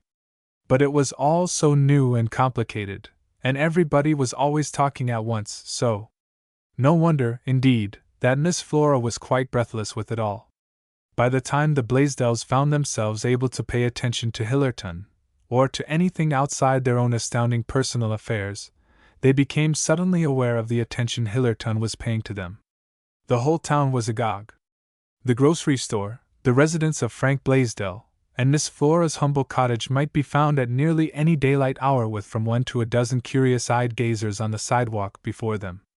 The town paper had contained an elaborate account of the bequest and the remarkable circumstances attending it, and Hillerton became the mecca of wandering automobiles for miles around.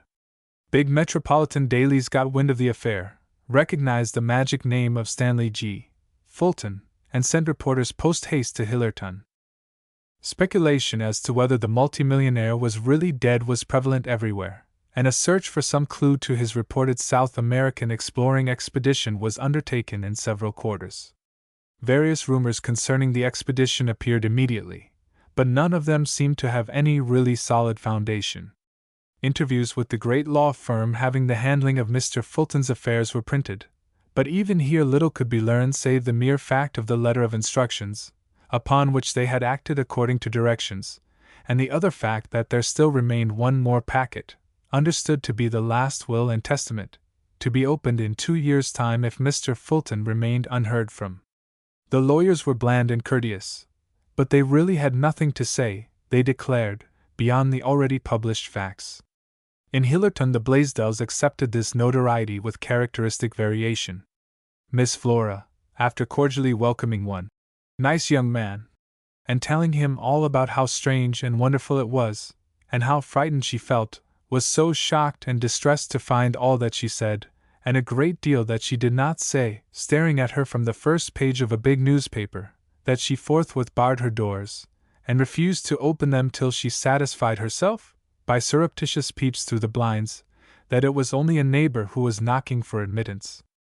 An offer of marriage from a Western ranchman and another from a Vermont farmer, both entire strangers, did not tend to lessen her perturbation of mind.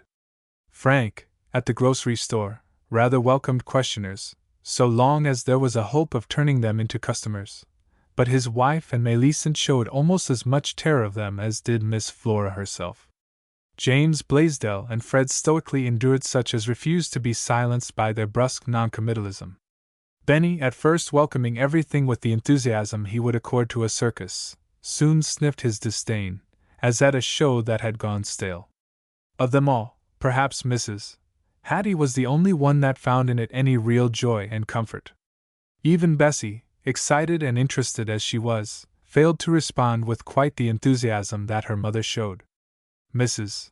Hattie saw every reporter, talked freely of dear Cousin Stanley and his wonderful generosity, and explained that she would go into mourning, of course, if she knew he was really dead. She sat for 2 new portraits for newspaper use, besides graciously posing for staff photographers whenever requested to do so, and she treasured carefully every scrap of the printed interviews or references to the affair that she could find. She talked with the townspeople, also, and told L. Smith how fine it was that he could have something really worth while for his book. Mr. Smith, these days, was keeping rather closely to his work, especially when reporters were in evidence. He had been heard to remark, indeed, that he had no use for reporters. Certainly he fought shy of those investigating the Fulton Blaisdell legacy. He read the newspaper accounts, though, most attentively, particularly the ones from Chicago that Mr. Norton kindly sent him sometimes. It was in one of these papers that he found this paragraph. There seems to be really nothing more that can be learned about the extraordinary Stanley G. Fulton Blaisdell affair. The bequests have been paid, the Blaisdells are reveling in their new wealth, and Mr. Fulton is still unheard from. There is nothing now to do but to await the opening of the second mysterious packet 2 years hence. This, it is understood, is the final disposition of his estate, and if he is really dead, such will doubtless prove to be the case. There are those, however, who, remembering the multimillionaire's well-known eccentricities, are suspecting him of living in quiet retirement somewhere, laughing in his sleeve at the tempest in the teapot that he has created, and that long before the 2 years are up, he will be back on Chicago's streets, debonair and smiling as ever. The fact that so little can be found in regard to the South American exploring expedition might give color to this suspicion, but where on this terrestrial ball could Mr. Stanley G. Fulton find a place to live in unreported retirement?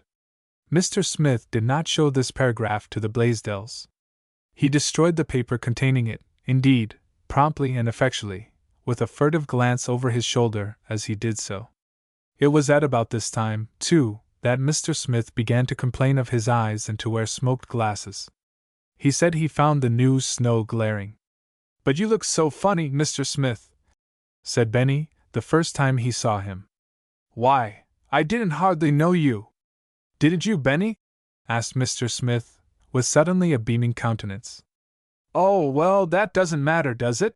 And Mr. Smith gave an odd little chuckle as he turned away. Chapter 12. The Toys Rattle Out. The toys rattle out. Early in December, Mrs. Hattie, after an extended search, found a satisfactory home. It was a somewhat pretentious house, not far from the Gaylord place. Mrs. Hattie had it repapered and repainted throughout and 2 new bathrooms put in. She said that everybody who was anybody always had lots of bathrooms. Then she set herself to furnishing it. She said that, of course, very little of their old furniture would do at all. She was talking to Maggie Duff about it one day when Mr. Smith chanced to come in. She was radiant that afternoon in a handsome silk dress and a new fur coat. "You're looking very well and happy, Mrs. Blaisdell," smiled Mr. Smith as he greeted her. "I am well, and I'm perfectly happy, Mr. Smith," she beamed. "How could I help it? You know about the new home, of course." "Well, it's all ready, and I'm ordering the furnishings." "Oh, You don't know what it means to me to be able at last to surround myself with all the beautiful things I've so longed for all my life. I'm very glad, I'm sure." Mr. Smith said the words as if he meant them. "Yes, of course. And poor Maggie here, she says she's glad too, though I don't see how she can be, when she never got a cent, do you, Mr. Smith? But poor Maggie, she's got so used to being left out." "Hush, hush!" begged Miss Maggie. "You'll find money isn't everything in this world, Hattie Blaisdell," growled Mr. Duff, who today, for some unknown reason, had deserted the kitchen cookstove for the living room base burner. "And when I see what a little money does for some folks, I'm glad I'm poor. I wouldn't be rich if I could. Furthermore, I'll thank you to keep your sympathy at home.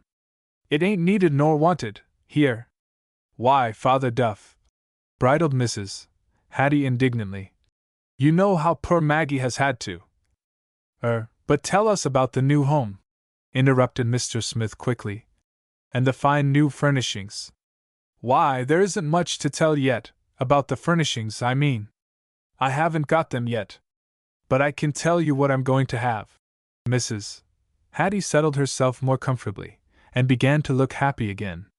"As I was saying to Maggie, when you came in, I shall get almost everything new, for the rooms that show, I mean, for, of course, my old things won't do at all. And I'm thinking of the pictures. I want oil paintings, of course, in gilt frames." She glanced a little disdainfully at the oak-framed prints on Miss Maggie's walls. "Going in for old masters, maybe," suggested Mr. Duff, with a sarcasm that felt pointless at Mrs. Hattie's feet. "Old masters?" "Yes, oil paintings." "Certainly not." Her chin came up a little. "I'm not going to have anything old in my house, where it can be seen. For once I'm going to have new things, all new things. You have to make a show or you won't be recognized by the best people." "But Hattie, my dear," began Miss Maggie, flushing a little, and carefully avoiding Mr. Smith's eyes. "Old masters are very valuable, and—" "I don't care if they are," retorted Mrs. Hattie, with decision. "If they're old, I don't want them, and that settles it. I'm going to have velvet carpets and the handsomest lace curtains that I can find, and I'm going to have some of those gold chairs, like the Pennocks have, only nicer. Theirs are awfully dull, some of them. And I'm going to buy—" "Humph!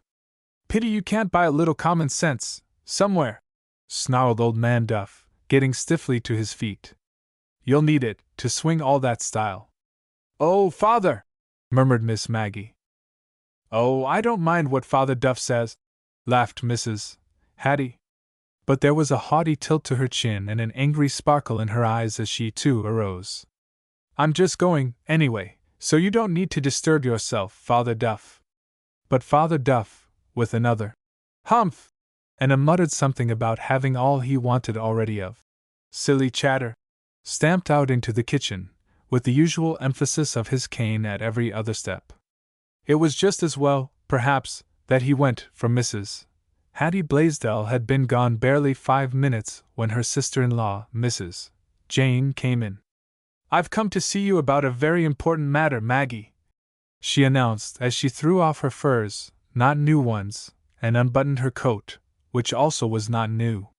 "Then certainly I will take myself out of the way," said Mr. Smith, with a smile, making a move to go. "No, please don't." Mrs. Jane held up a detaining hand. "Part of it concerns you, and I'm glad you're here anyway. I should like your advice." "Concerns me?" puzzled the man. "Yes. I'm afraid I shall have to give up boarding you, and one thing I came today for was to ask Maggie if she'd take you. I wanted to give poor Maggie the first chance at you, of course." "Chance at me?" Mr. Smith laughed, but unmistakably he blushed.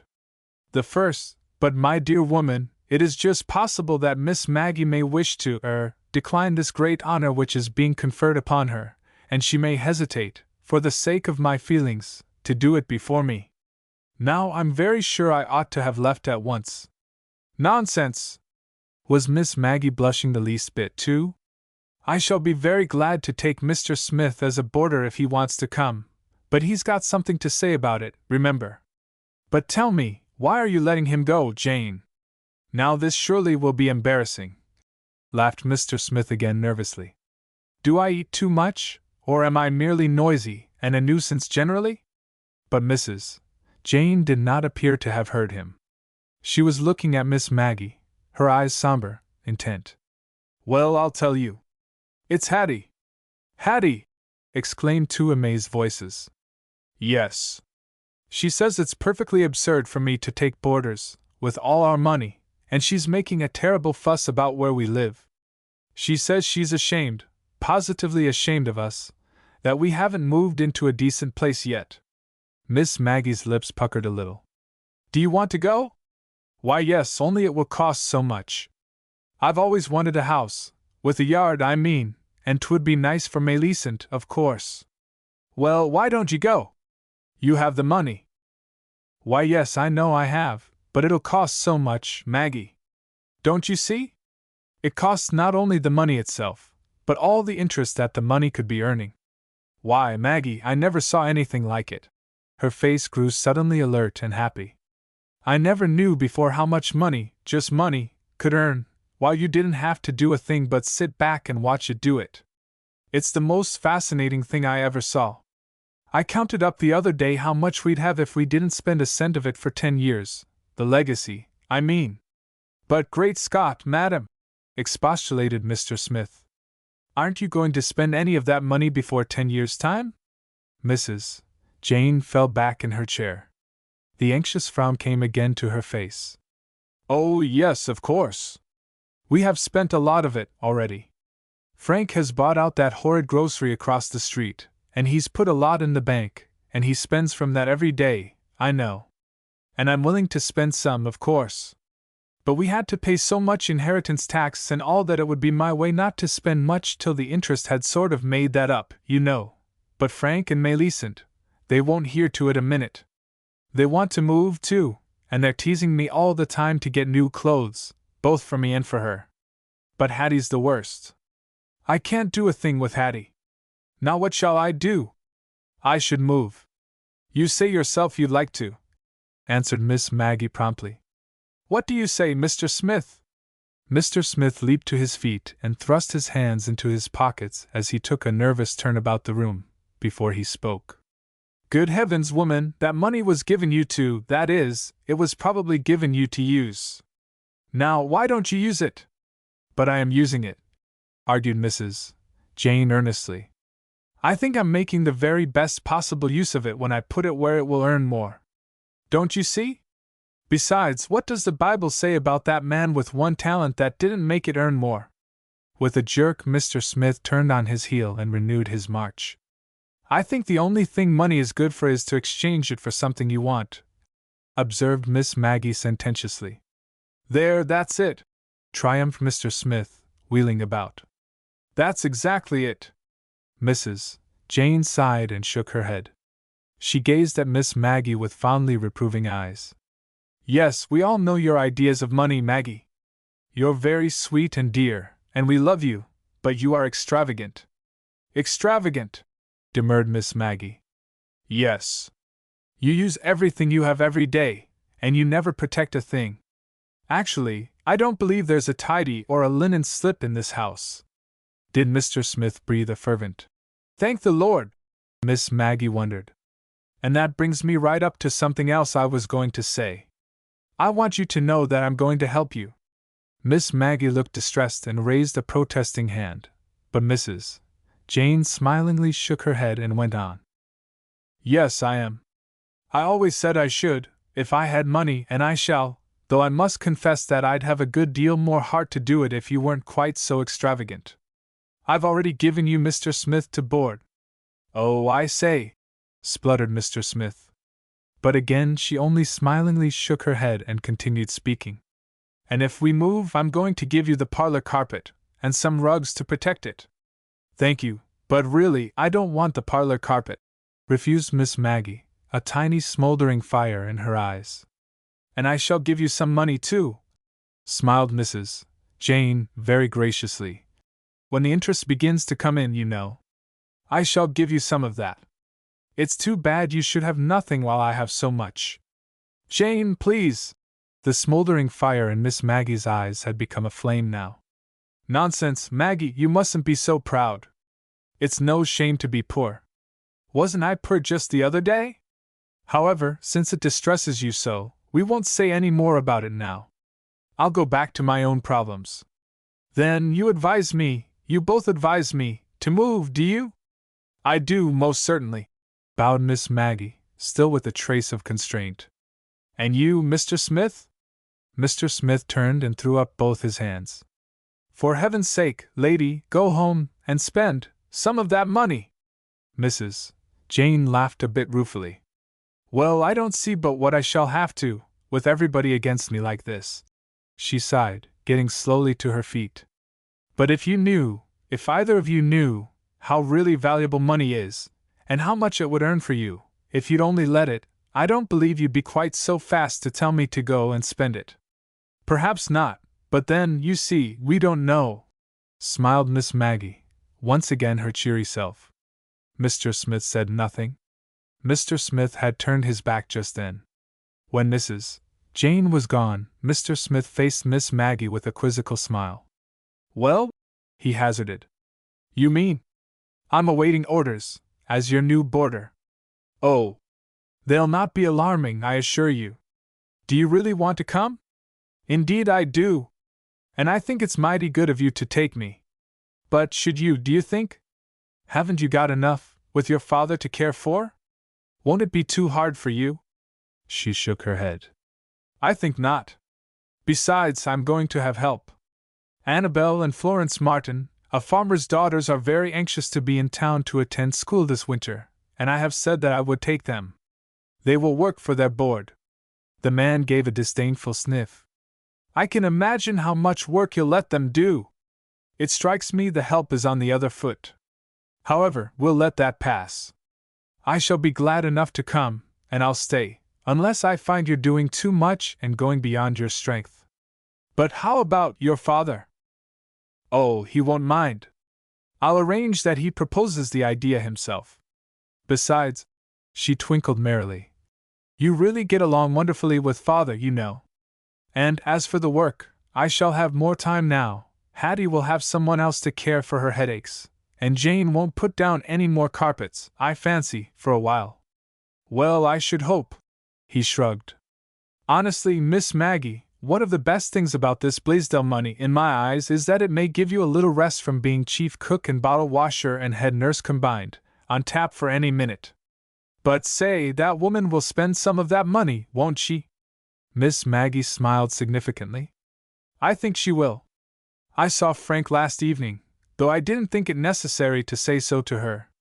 He came to see me. I think you'll find that they move very soon, and that the ladies of the family have some new clothes. Well, I hope so. You seem concerned. Concerned? Well, I am, he asserted stoutly. Such a windfall of wealth ought to bring happiness, I think, and it seemed to Mrs. Hattie, though of course she'll learn better, as time goes on, how to spend her money. But Mrs. Jane, and by the way, how is Miss Flora bearing up under the burden? Miss Maggie laughed. Poor Flora! Poor Flora! And do I hear poor Maggie say poor Flora? Oh, she won't be poor long, smiled Miss Maggie. She'll get used to it, this stupendous sum of money, one of these days. But just now she's nearly frightened to death. Frightened? Yes, both because she's got it, and because she's afraid she'll lose it. That doesn't sound logical, I know, but Flora isn't being logical just now. To begin with, she hasn't the least idea how to spend money. Under my careful guidance, however, she has bought her a few new dresses, though they're dead black. Black? Interrupted the man. Yes, she's put on mourning, smiled Miss Maggie, as he came to a dismayed stop. She would do it. She declared she wouldn't feel half decent unless she did, with that poor man dead, and giving her all that money. But he isn't dead, that is, they aren't sure he's dead, amended Mr. Smith hastily. But Flora thinks he is. She says he must be, or he would have appeared in time to save all that money. She's very much shocked, especially at Hattie, that there is so little respect being shown his memory. So she is all the more determined to do the best she can on her part. But she didn't know him, so she can't, really mourn for him," stammered the man. There was a most curious helplessness on Mr. Smith's face. "No, she says she can't really mourn," smiled Miss Maggie again. "And that's what worries her the most of anything, because she can't mourn, and when he's been so good to her, and he with neither wife nor chick nor child to mourn for him, she says. But she's determined to go through the outward form of it, at least. So she's made herself some new black dresses, and she's bought a veil. She's taken Mr. Fulton's picture, she had one cut from a magazine, I believe, and has had it framed and hung on her wall. On the mantel beneath it she keeps fresh flowers always. She says it's the nearest she can come to putting flowers on his grave, poor man." "Good heavens!" breathed Mr. Smith, falling limply into a chair. "And she doesn't go anywhere, except to church, and for necessary errands. That explains why I haven't seen her. I had wondered where she was." "Yes. She's very conscientious. But she is going later to Niagara. I've persuaded her to do that. She'll go with the party, of course, one of those personally conducted affairs, you know. Poor dear! She's so excited. All her life she's wanted to see Niagara. Now she's going, and she can hardly believe it's true. She wants a phonograph, too, but she's decided not to get that until after 6 months' mourning is up. It's too frivolous and jolly for a house of mourning." "Oh, good heavens!" breathed Mr. Smith again. "It is funny, isn't it, that she takes it quite so seriously? Bessie suggested, I'm afraid Bessie was a little naughty, that she get the phonograph, but not allow it to play anything but dirges and hymn tunes." "But isn't the woman going to take any comfort with that money?" demanded Mr. Smith. "Indeed she is. She's taking comfort now. You have no idea, Mr. Smith, what it means to her, to feel that she need never want again, and that she can buy whatever she pleases, without thinking of the cost. That's why she's frightened, because she is so happy. She thinks it can't be right to be so happy. It's too pleasant to be right. When she isn't being frightened about that, she's being frightened for fear she'll lose it, and thus not have it any more. I don't think she quite realizes yet what a big sum of money it is, and that she'd have to lose a great deal before she lost it all. Oh, well, she'll get used to that in time. They'll all get used to it, in time," declared Mr. Smith, his face clearing a little. "Then they'll begin to live sanely and sensibly, and spend the money as it should be spent. Of course, you couldn't expect them to know what to do, at the very first, with a sum like that dropped into their laps. What would you do yourself?" "Yes, what would you do?" repeated Mr. Smith, his face suddenly alert and interested again. "What would you do if you should fall heir to $100,000, tomorrow?" "What would I do? What wouldn't I do?" laughed Miss Maggie. Then abruptly her face changed. Her eyes became luminous, unfathomable. "There is so much that $100,000 could do, so much! Why, I would—" Her face changed again abruptly. She sniffed as at an odor from somewhere. Then lightly she sprang to her feet and crossed to the stove. "What would I do with $100,000? She demanded, whisking open a damper in the pipe. "I'd buy a new base burner that didn't leak gas. That's what I'd do with $100,000. Are you going to give it to me?" "Eh? I'll what?" Mr. Smith was visibly startled. Miss Maggie laughed merrily. "Don't worry. I wasn't thinking of charging quite that for your board. But you seemed so interested, I didn't know but what you were going to hand over the $100,000, just to see what I would do with it," she challenged mischievously. "However, I'll stop talking nonsense, and come down to business. If you'll walk this way, Mr. New Boarder, I'll let you choose which of 2 rooms you'd like." And Mr. Smith went. But, as had occurred once or twice before, Mr. Smith's face, as he followed her, was a study. Chapter 13. The Dancing Begins. The dancing begins. Christmas saw many changes in the Blaisdell families. The James Blaisdells had moved into the big house near the Gaylord place. Mrs. Hattie had installed 2 maids in the kitchen, bought a handsome touring car, and engaged an imposing-looking chauffeur. Fred had entered college, and Bessie had been sent to a fashionable school on the Hudson. Benny, to his disgust, had also been sent away to an expensive school. Christmas, however, found them all at home for the holidays, and for the big housewarming that their parents were planning to give on Christmas night. The Frank Blaisdells had also moved. They were occupying a new house not too far from the grocery store. They had not bought it yet. Mrs. Jane said that she wished to live in it a while, so as to be sure she would really like it. Besides, it would save the interest on the money for that much time, anyway. True, she had been a little disturbed when her husband reminded her that they would be paying rent meanwhile. But she said that didn't matter. She was not going to put all that money into a house just yet, anyway, not till she was sure it was the best they could do for the price. They, too, were planning a housewarming. Theirs was to come the night after Christmas. Mrs. Jane told her husband that they should not want theirs the same night, of course, as Hattie's, and that if she had hers right away the next night, she could eat up any of the cakes or ice cream that was left from Hattie's party, and thus save buying so much new for herself. But her husband was so indignant over the idea of eating Hattie's leavings that she had to give up this part of her plan, though she still arranged to have her housewarming on the day following her sister-in-law's. Millicent, like Bessie, was home from school, though not from the same school. Mrs. Jane had found another one that was just as good as Bessie's, she said, and which did not cost near so much money. Mr. Smith was not living with them now, of course. He was boarding at Miss Maggie Duff's. Miss Flora was living in the same little rented cottage she had occupied for many years. She said that she should move, of course, when she got through her mourning, but until then she thought it more suitable for her to stay where she was. She had what she wanted to eat, now, however, and she did not do dressmaking any longer. She still did her own housework, in spite of Harriet Blaisdell's insistence that she get a maid.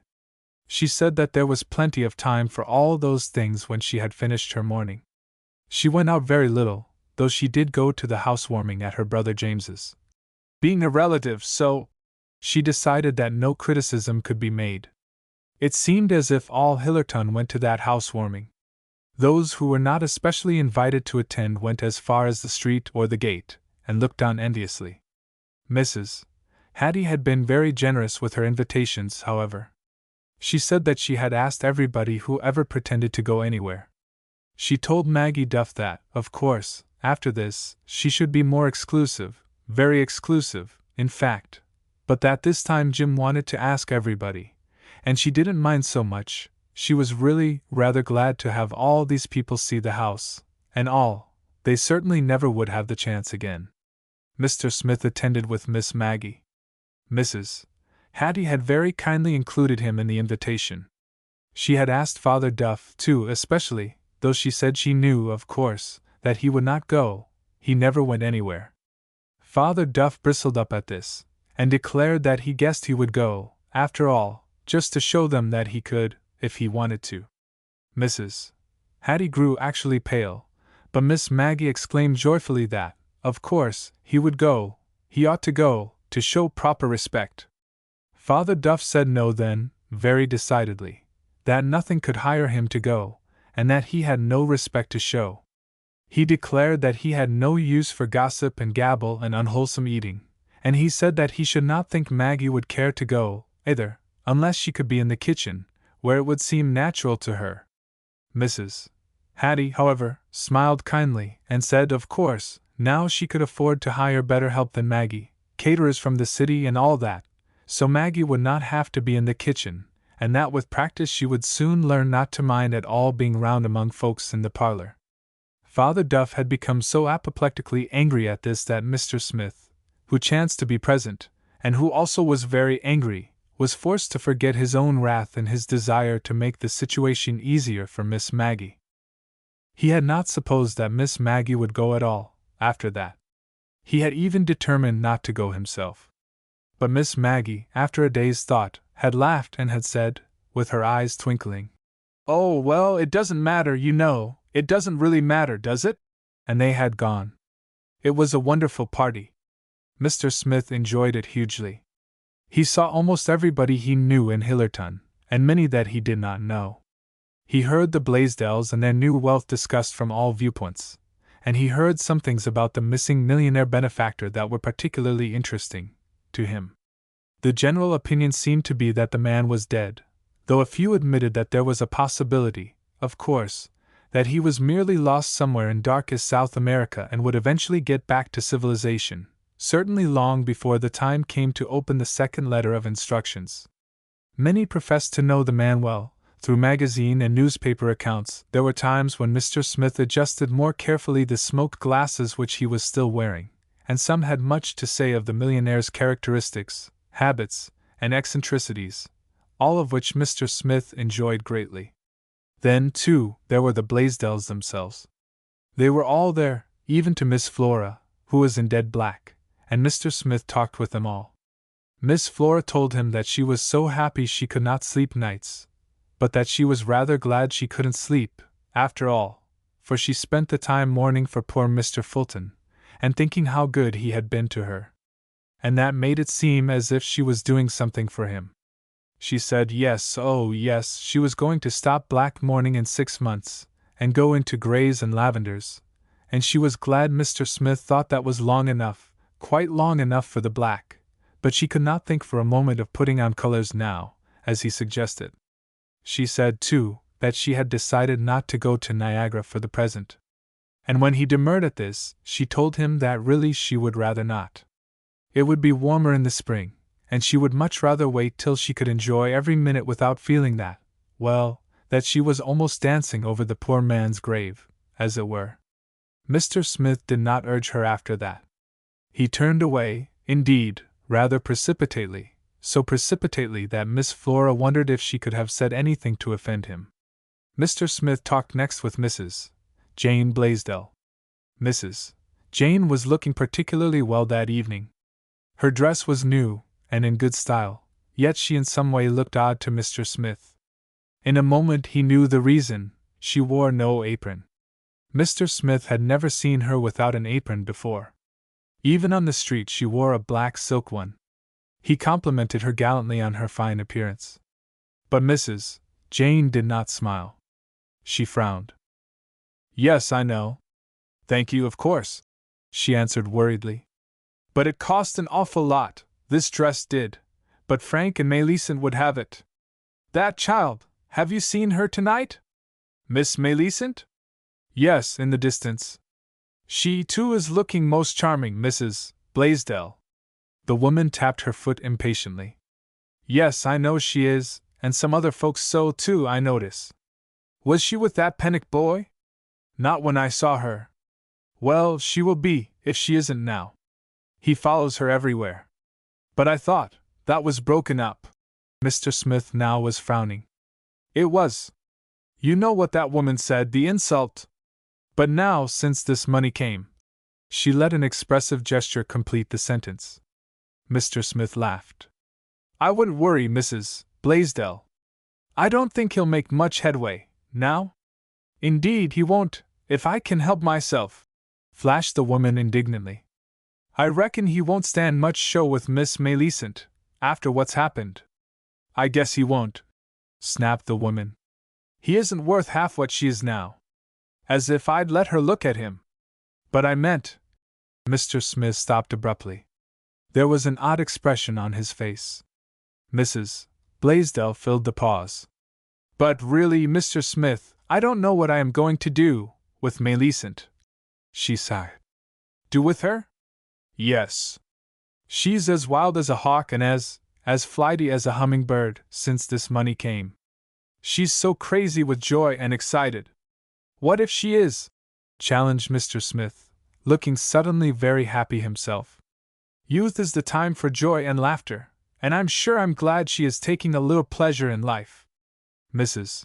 Blaisdell frowned again. But, Mr. Smith, you know as well as I do that life isn't all pink dresses and sugar plums. It is a serious business, and I have tried to bring her up to understand it. I have taught her to be thrifty and economical, and to realize the value of $1. But now, she doesn't see $1 but what she wants to spend it. What can I do? You aren't sorry the money came? Mr. Smith was eyeing her with a quizzical smile. Oh, no, no, indeed. Mrs. Blaisdell's answer was promptly emphatic. And I hope I shall be found worthy of the gift, and able to handle it wisely. You mean? Mr. Smith was looking slightly taken aback. I mean that I regard wealth as one of the greatest of trusts, to be wisely administered, Mr. Smith. She amplified a bit importantly. Subsided the man.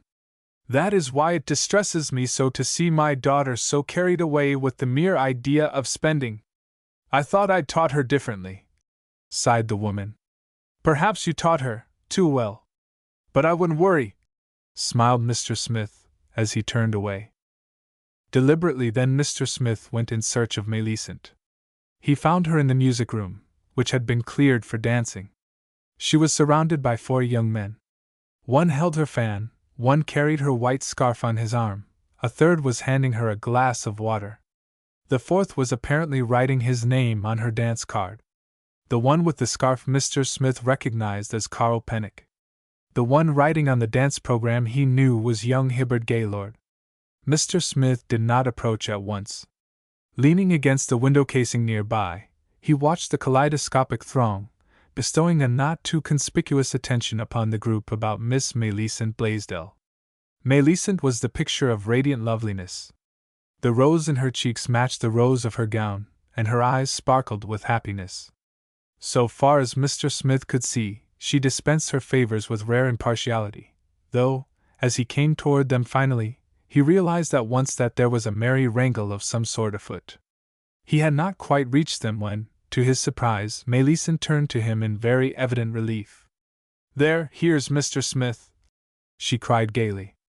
I'm going to sit it out with him. I shan't dance it with either of you. Oh, Miss Blaisdell, protested young Gaylord and Carl Pennock abjectly. But Millicent shook her head. No, if you will both write your names down for the same dance, it is nothing more than you ought to expect. But divide it then. Please divide it, they begged. We'll be satisfied. I shan't be. Millicent shook her head again merrily. I shan't be satisfied with anything, but to sit it out with Mr. Smith. Thank you, Mr. Smith. She bowed, as she took his promptly offered arm. And Mr. Smith bore her away, followed by the despairing groans of the 2 disappointed youths and the taunting jibes of their companions. There! Oh, I'm so glad you came, sighed Millicent. You didn't mind? Mind? I'm in the 7th heaven, avowed Mr. Smith with exaggerated gallantry. And it looked like a real rescue, too. Millicent laughed. Her color deepened. Those boys, they're so silly, she pouted. Wasn't one of them young Pennock? Yes, the tall, dark one. He's come back, I see. She flashed an understanding look into his eyes. Oh, yes, he's come back. I wonder if he thinks I don't know why. And you? Mr. Smith was smiling quizzically. She shrugged her shoulders with a demure dropping of her eyes. Oh, I let him come back, to a certain extent. I shouldn't want him to think I cared or noticed enough to keep him from coming back, some. But there's a line beyond which he may not pass, eh? There certainly is, but let's not talk of him. Oh, Mr. Smith, I'm so happy, she breathed ecstatically. I'm very glad. In a secluded corner they sat down on a gilt settee. And it's all so wonderful, all this. Why, Mr. Smith, I'm so happy I want to cry all the time. And that's so silly, to want to cry. But I do. So long, all my life, I've had to wait for things so. It was always by and by in the future that I was going to have anything that I wanted. And now to have them like this, all at once, everything I want, why, Mr. Smith, it doesn't seem as if it could be true. It just can't be true. But it is true, dear child, and I'm so glad you've got your 5-pound box of candy all at once at last. And I hope you can treat your friends to unlimited soda waters. Oh, I can. But that isn't all. Listen! A new eagerness came to her eyes. I'm going to give Mother a present, a frivolous, foolish present, such as I've always wanted to. I'm going to give her a gold breastpin with an amethyst in it. She's always wanted one. And I'm going to take my own money for it, too, not the new money that father gives me, but some money I've been saving up for years, dimes and quarters and $half in my baby bank. Mother always made me save most every cent I got, you see. And I'm going to take it now for this pin. She won't mind if I do spend it foolishly now, with all the rest we have. And she'll be so pleased with the pin. And she's always wanted one. Yes, always, but she never thought she could afford it. But now, I'm going to open the bank tomorrow and count it, and I'm so excited over it. She laughed shamefacedly. I don't believe Mr. Fulton himself ever took more joy counting his millions than I shall take in counting those quarters and $half tomorrow. I don't believe he ever did. Mr. Smith spoke with confident emphasis, yet in a voice that was not quite steady. I'm sure he never did. What a comfort you are, Mr. Smith, smiled Millicent, a bit mistily. You always understand so. And we miss you terribly, honestly we do, since you went away. But I'm glad Aunt Maggie's got you. Poor Aunt Maggie! That's the only thing that makes me feel bad, about the money, I mean, and that is that she didn't have some, too. But Mother's going to give her some. She says she is, and... But Millicent did not finish her sentence. A short, sandy-haired youth came up and pointed an accusing finger at her dance card, and Millicent said yes, the next dance was his. But she smiled brightly at Mr. Smith as she floated away, and Mr. Smith, well content, turned and walked into the adjoining room. He came face to face then with Mrs. Hattie and her daughter. These two ladies, also, were pictures of radiant loveliness, especially were they radiant, for every beam of light found an answering flash in the shimmering iridescence of their beads and jewels and opalescent sequins. Well, Mr. Smith, what do you think of my party? As she asked the question, Mrs. Hattie tapped his shoulder with her fan. I think a great deal of your party, smiled the man. And you? He turned to Miss Bessie. Oh, it'll do, for Hillerton. Miss Bessie smiled mischievously into her mother's eyes, shrugged her shoulders, and passed on into the music room. As if it wasn't quite the finest thing Hillerton ever had, except the Gaylord parties, of course, bridled Mrs. Hattie, turning to Mr. Smith. That's just daughter's way of teasing me, and of course, now she is where she sees the real thing in entertaining. She goes home with those rich girls in her school, you know. But this is a nice party, isn't it, Mr. Smith? It certainly is. Daughter says we should have wine, that everybody who is anybody has wine now, champagne, and cigarettes for the ladies. Think of it, in Hillerton! Still, I've heard the Gaylords do. I've never been there yet, though, of course, we shall be invited now. I'm crazy to see the inside of their house, but I don't believe it's much handsomer than this. Do you? But there! You don't know, of course. You've never been there, any more than I have, and you're a man of simple tastes, I judge, Mr. Smith. She smiled graciously. Benny says that Aunt Maggie's got the nicest house he ever saw, and that Mr. Smith says so, too. So, you see, I have grounds for my opinion. Mr. Smith laughed. Well, I'm not sure I ever said just that to Benny, but I'll not dispute it. Miss Maggie's house is indeed wonderfully delightful to live in. I've no doubt of it, conceded Mrs. Hattie complacently. Poor Maggie! She always did contrive to make the most of everything she had. But she's never been ambitious for really nice things, I imagine. At least, she always seems contented enough with her shabby chairs and carpets. While She paused, looked about her, then drew a blissful sigh. Oh, Mr. Smith, you don't know, you can't know what it is to me to just look around and realize that they are all mine, these beautiful things. Then you're very happy, Mrs. Blaisdell? Oh, yes. Why, Mr. Smith, there isn't a piece of furniture in this room that didn't cost more than the pennix. I know, because I've been there. And my curtains are nicer, too, and my pictures, they're so much brighter. Some of her oil paintings are terribly dull-looking. And my Bessie, did you notice her dress tonight? But there! You didn't, of course. And if you had, you wouldn't have realized how expensive it was. What do you know about the cost of women's dresses? She laughed archly. But I don't mind telling you.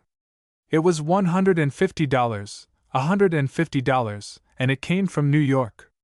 I don't believe that white muslin thing of Gussie Pennock's cost 50. You know Gussie? I've seen her. Yes, of course you have, with Fred. He used to go with her a lot. He goes with Pearl Gaylord more now. There, you can see them this minute, dancing together, the one in the low-cut blue dress. Pretty, too, isn't she? Her father's worth $1 million, I suppose. I wonder how 'twould feel to be worth $1 million. She spoke musingly, her eyes following the low-cut blue dress. But then maybe I shall know sometime, from Cousin Stanley, I mean, she explained smilingly, in answer to the question she thought she saw behind Mr. Smith's smoked glasses. Oh, of course, there's nothing sure about it. But he gave us some, and if he's dead, of course, that other letter'll be opened in 2 years, and I don't see why he wouldn't give us the rest, as long as he'd shown he remembered he'd got us. Do you? Well, as to that, Mr. Smith hesitated. He had grown strangely red. Well, there aren't any other relations so near, anyway, so I can't help thinking about it, and wondering, she interposed. And 'twould be millions, not just 1 million. He's worth 10 or 20, they say. But then, we shall know in time. Oh, yes, you'll know, in time, agreed Mr. Smith with a smile, turning away as another guest came up to his hostess. Mr. Smith's smile had been rather forced, and his face was still somewhat red as he picked his way through the crowded rooms to the place where he could see Frank Blaisdell standing alone, surveying the scene, his hands in his pockets. Well, Mr. Smith, this is some show, ain't it? Greeted the grocer, as Mr. Smith approached. It certainly is. Gee! I should say so, though I can't say I'm stuck on the brand, myself. But as for this money business, do you know? I'm as bad as Flo. I can't sense it yet, that it's true. Gosh! Look at Hattie now. Ain't she swingin' the style tonight? She certainly is looking handsome and very happy. Well, she ought to. I believe in lookin' happy. I believe in tucking some comfort as you go along, not that I've taken much, in times past. But I'm going to now. Good! I'm glad to hear it. Well, I am. Why, man, I'm just like a potato top grown in a cellar, and I'm comin' out and get some sunshine. And Melisande is, too. Poor child. She's been a potato top in a cellar all right. But now, have you seen her tonight? I have, and a very charming sight she was, smiled Mr. Smith. Ain't she, now? The father beamed proudly. Well, she's going to be that right along now. She's going where she wants to go, and do what she wants to do, and she's going to have all the fancy flummadiddles to where she wants. Good! I'm glad to hear that, too, laughed Mr. Smith. Well, she is. This savon and savon is all very well, of course, when you have to. But I've saved all my life, and by jingo, I'm going to spend now. You see if I don't. I hope you will. Thank you. I'm glad to have one on my side, anyhow. I only wish you couldn't talk my wife round to your way of thinkin', could you? He shrugged, with a whimsical smile. My wife's eaten sour cream to save the sweet all her life, and she hain't learned yet that if she'd eat the sweet to begin with she wouldn't have no sour cream, told'n have time to get sour. And there's apples, too. She eats the specked ones always, so she don't never eat anything but the worst there is. And she says they're the meanest apples she ever saw. Now I tell her if she'll only pick out the best there is every time, as I do, she'll not only enjoy every apple she eats, but she'll think they're the nicest apples that ever grew. Funny, ain't it? Here I am havin' to urge my wife to spend money, while my sister-in-law here talk about ducks talking to the water. That ain't no name for the way she sails into Jim's little pile. Mr. Smith laughed. By the way, where is Mr. Jim? He asked. The other shook his head. Hain't seen him, but I can guess where he is, pretty well. You go down that hall and turn to your left. In a little room at the end you'll find him. That's his den. He told Hattie 'twas the only room in the house he'd ask for, but he wanted to fix it up himself. Hattie, she wanted to buy all sorts of truck and fix it up with cushions and curtains and Japanese gimcracks like she see a den in a book, and make a showplace of it. But Jim held out and had his way. There ain't nothin' in it but books and chairs and a couch and a big table, and they're all old, except the books, so Hattie don't show it much when she's showin' off the house. You'll find him there all right. You see if you don't. Jim always would rather read than eat, and he hates shindigs of this sort a little worse than I do. All right. I'll look him up, nodded Mr. Smith, as he turned away. Deliberately, but with apparent carelessness, strolled Mr. Smith through the big drawing rooms and down the hall. Then to the left.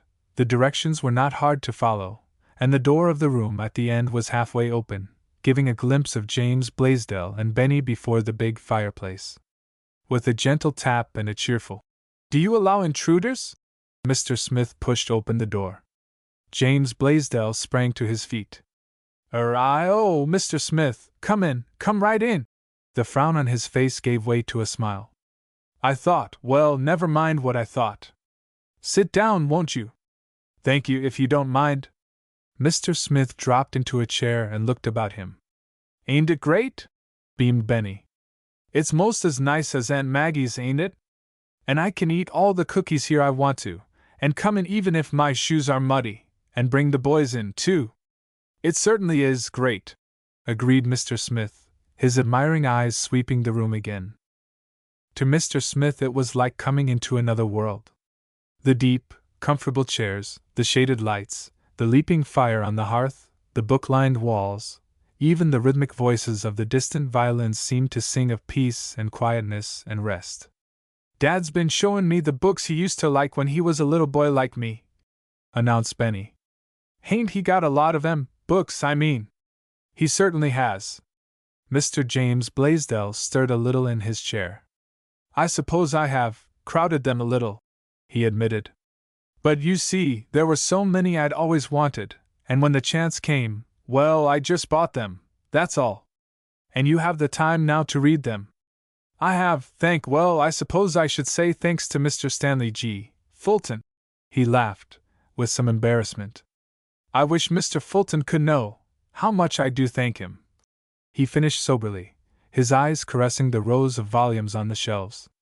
"You see, when you've wanted something all your life—" He stopped with an expressive gesture. "You don't care much for that, then, I take it," inferred Mr. Smith, with a wave of his hand toward the distant violins. "Dad says there's only one thing worse than a party, and that's two parties," piped up Benny from his seat on the rug.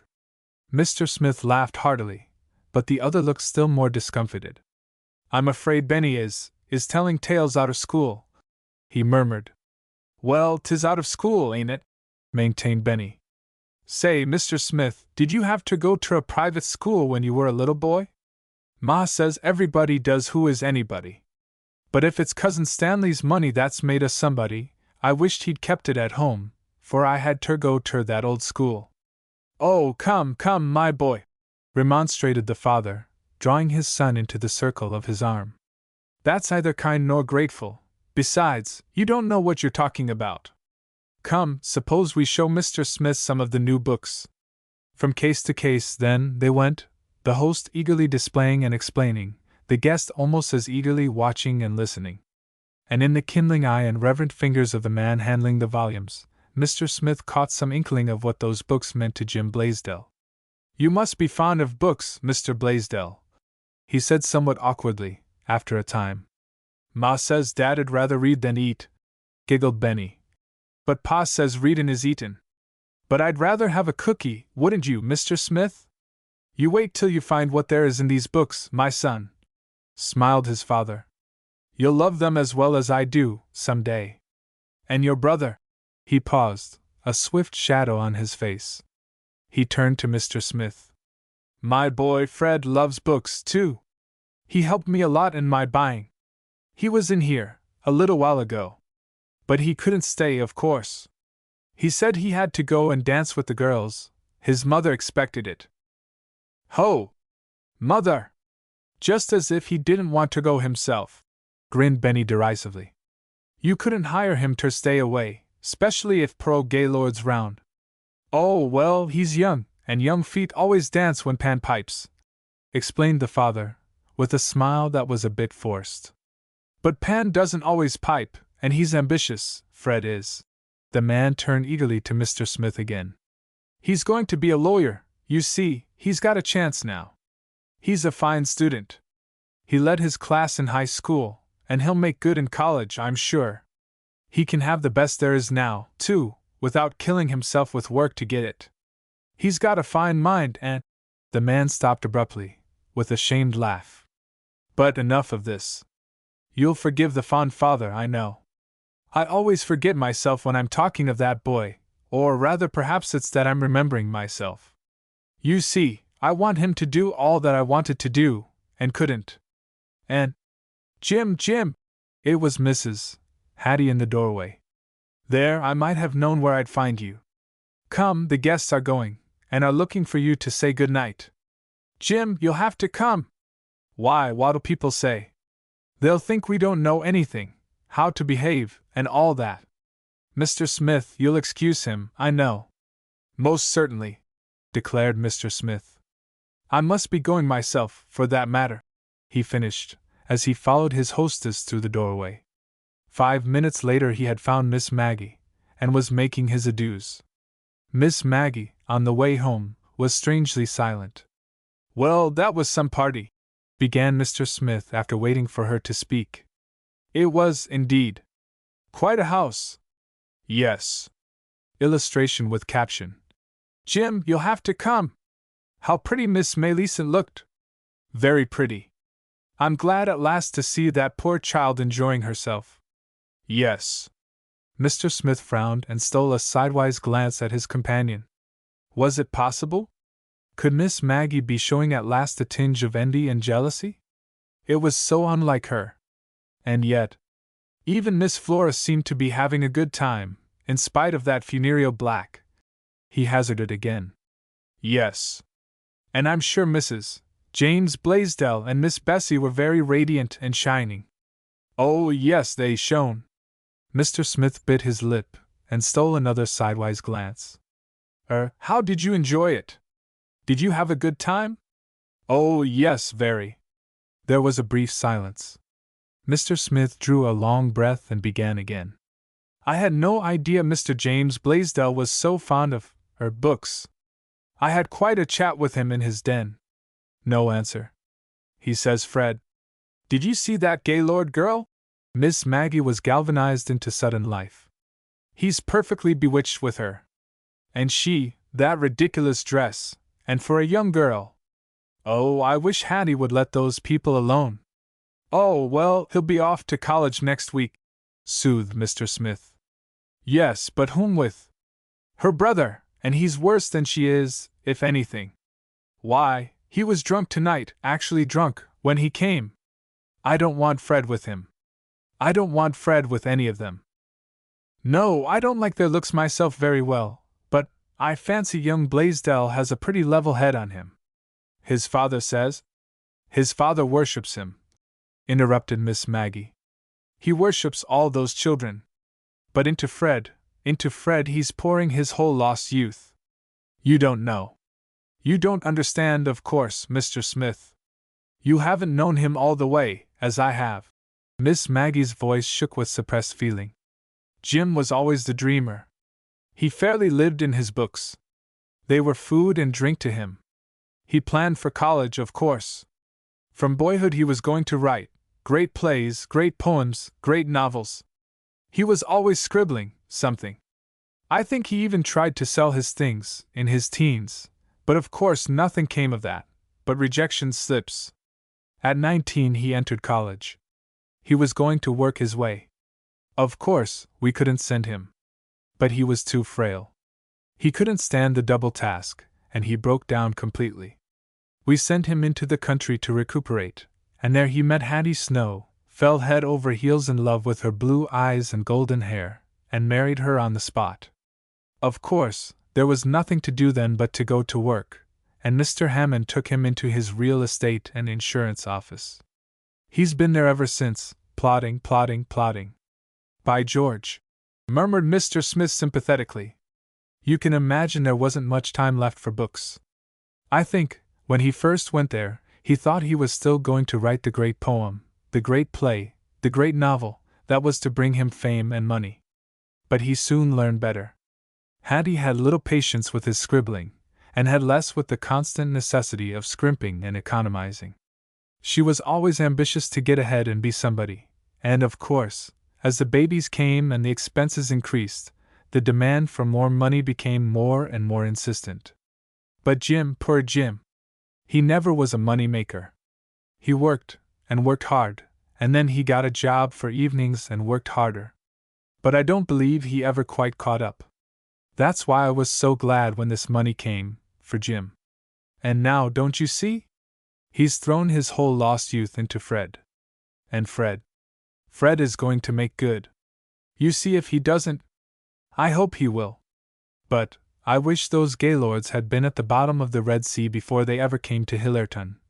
She fumed with sudden vehemence as she entered her own gate. Chapter 14. From me to you with love. From me to you with love. It was certainly a gay one, that holiday week. Beginning with the James Blaisdells' housewarming, it was one continuous round of dances, dinners, sleigh rides, and skating parties for Hillerton's young people, particularly for the Blaisdells, the Pennocks, and the Gaylords. Mr. Smith, at Miss Maggie's, saw comparatively little of it all, though he had almost daily reports from Benny, Millicent, or Miss Flora, who came often to Miss Maggie's for a little chat. It was from Miss Flora that he learned the outcome of Millicent's present to her mother. The week was past, and Miss Flora had come down to Miss Maggie's for a little visit. Mr. Smith still worked at the table in the corner of the living room, though the Duff Blaisdell records were all long ago copied. He was at work now sorting and tabulating other Blaisdell records. Mr. Smith seemed to find no end to the work that had to be done on his Blaisdell book. As Miss Flora entered the room, she greeted Mr. Smith cordially, and dropped into a chair. "Well, they've gone at last," she panted, handing her furs to Miss Maggie. "So I thought I'd come down and talk things over." "No, don't go, Mr. Smith," she begged, as he made a move toward departure. "I hain't come to say nothin' private. Besides, you're one of the family, anyhow. Keep right on with your work, please." Thus entreated, Mr. Smith went back to his table, and Miss Flora settled herself more comfortably in Miss Maggie's easiest chair. "So they're all gone," said Miss Maggie cheerily. "Yes, and it's time they did, to my way of thinkin'. Mercy me, what a week it has been! They hain't been still a minute, not one of 'em, except for a few hours' sleep, toward mornin' dot. But what a good time they've had!" exulted Miss Maggie. "Yes. And didn't it do your soul good to see Millicent? But Jane nearly had a fit. She told Millicent that all this gaiety was nothing but froth and flimsiness and vexation of spirit. That she knew it because she'd been all through it when she was young, and she knew the vanity of it. And Millicent, what do you suppose that child said?" "I can't imagine," smiled Miss Maggie. "She said she wanted to see the vanity of it, too. Pretty cute of her, too, wasn't it? Still, it's just as well she's gone back to school, I think myself. She's been repressed and held back so long, that when she did let loose, it was just like cutting the puckering string of a bunched-up ruffle. She flew in all directions, and there was no holding her back anywhere, and I suppose she has been a bit foolish and extravagant in the things she's asked for. Poor dear, though, she did get one setback." "What do you mean? Did she tell you about the present for her mother?" "That she was going to get it, yes." Across the room Mr. Smith looked up suddenly. "Well, she got it." Miss Flora's thin lips snapped grimly over the terse words. "But she had to take it back." "Take it back?" cried Miss Maggie. "Yes. And 'twas a beauty, one of them light purple stones with 2 pearls. Millicent showed it to me, on the way home from the store, you know. And she was so pleased over it. 'Oh, I don't mind the saving all those years now,' she cried, 'when I see what a beautiful thing they've let me get for Mother,' and she went off so happy she just couldn't keep her feet from dancing." "I can imagine it," nodded Miss Maggie. "Well, in an hour she was back. But what a difference! All the light and happiness and springiness were gone. She was almost crying. She still carried the little box in her hand. 'I'm tucking it back,' she choked.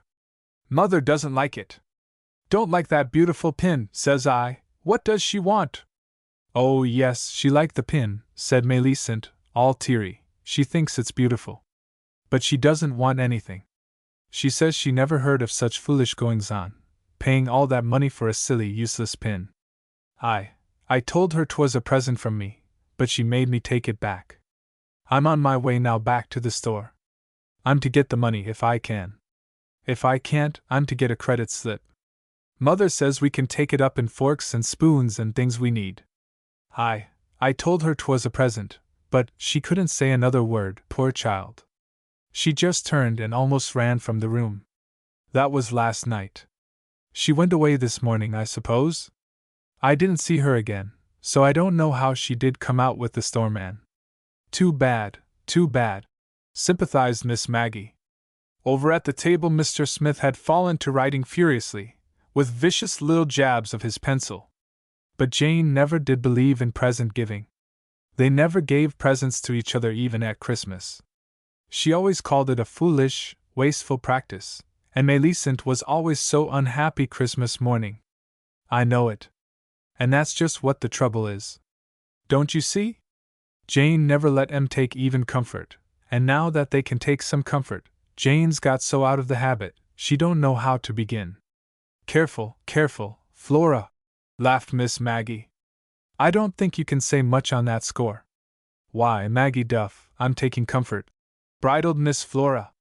Didn't I have chicken last week and turkey 3 weeks ago? And do I ever skimp the butter or hunt for cake rules with 1 egg now?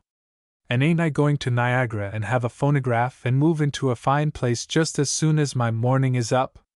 You wait and see. All right, I'll wait, laughed Miss Maggie. Then, a bit anxiously, she asked, Did Fred go today? Yes, looking fine as a fiddle, too. I was sweeping off the steps when he went by the house. He stopped and spoke. Said he was going in now for real work, that he'd played long enough. He said he wouldn't be good for a row of pins if he had many such weeks as this had been. I'm glad he realized it, observed Miss Maggie grimly. I suppose the Gaylord young people went too. Hibbard did, but Pearl doesn't go till next week. She isn't in the same school with Bess, you know. It's even grander than Bess's, they say. Hattie wants to get Bess into it next year. Oh, I forgot, we've got to call her Elizabeth now. Did you know that? Miss Maggie shook her head. Well, we have. Hattie says nicknames are all out now, and that Elizabeth is very stylish and good form and the only proper thing to call her. She says we must call her Harriet, too. I forgot that. And Benny Benjamin? Smiled Miss Maggie. Yes. And Jim James, but I'm afraid I shall forget, sometimes. I'm afraid a good many of us will, laughed Miss Maggie. It all came from them Gaylords, I believe, sniffed Flora. I don't think much of 'em, but Hattie seems to.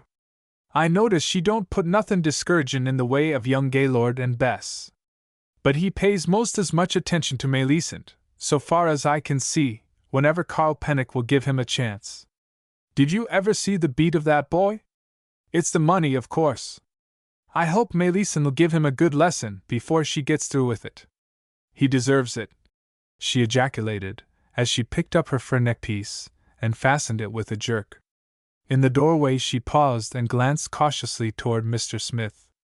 Mr. Smith, perceiving the glance, tried very hard to absorb himself in the rows of names dates before him, but he could not help hearing Miss Flora's next words.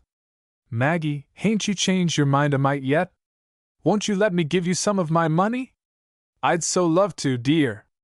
But Miss Maggie, with a violent shake of her head, almost pushed Miss Flora into the hall and shut the door firmly. Mr. Smith, left alone at his table, wrote again furiously, and with vicious little jabs of his pencil.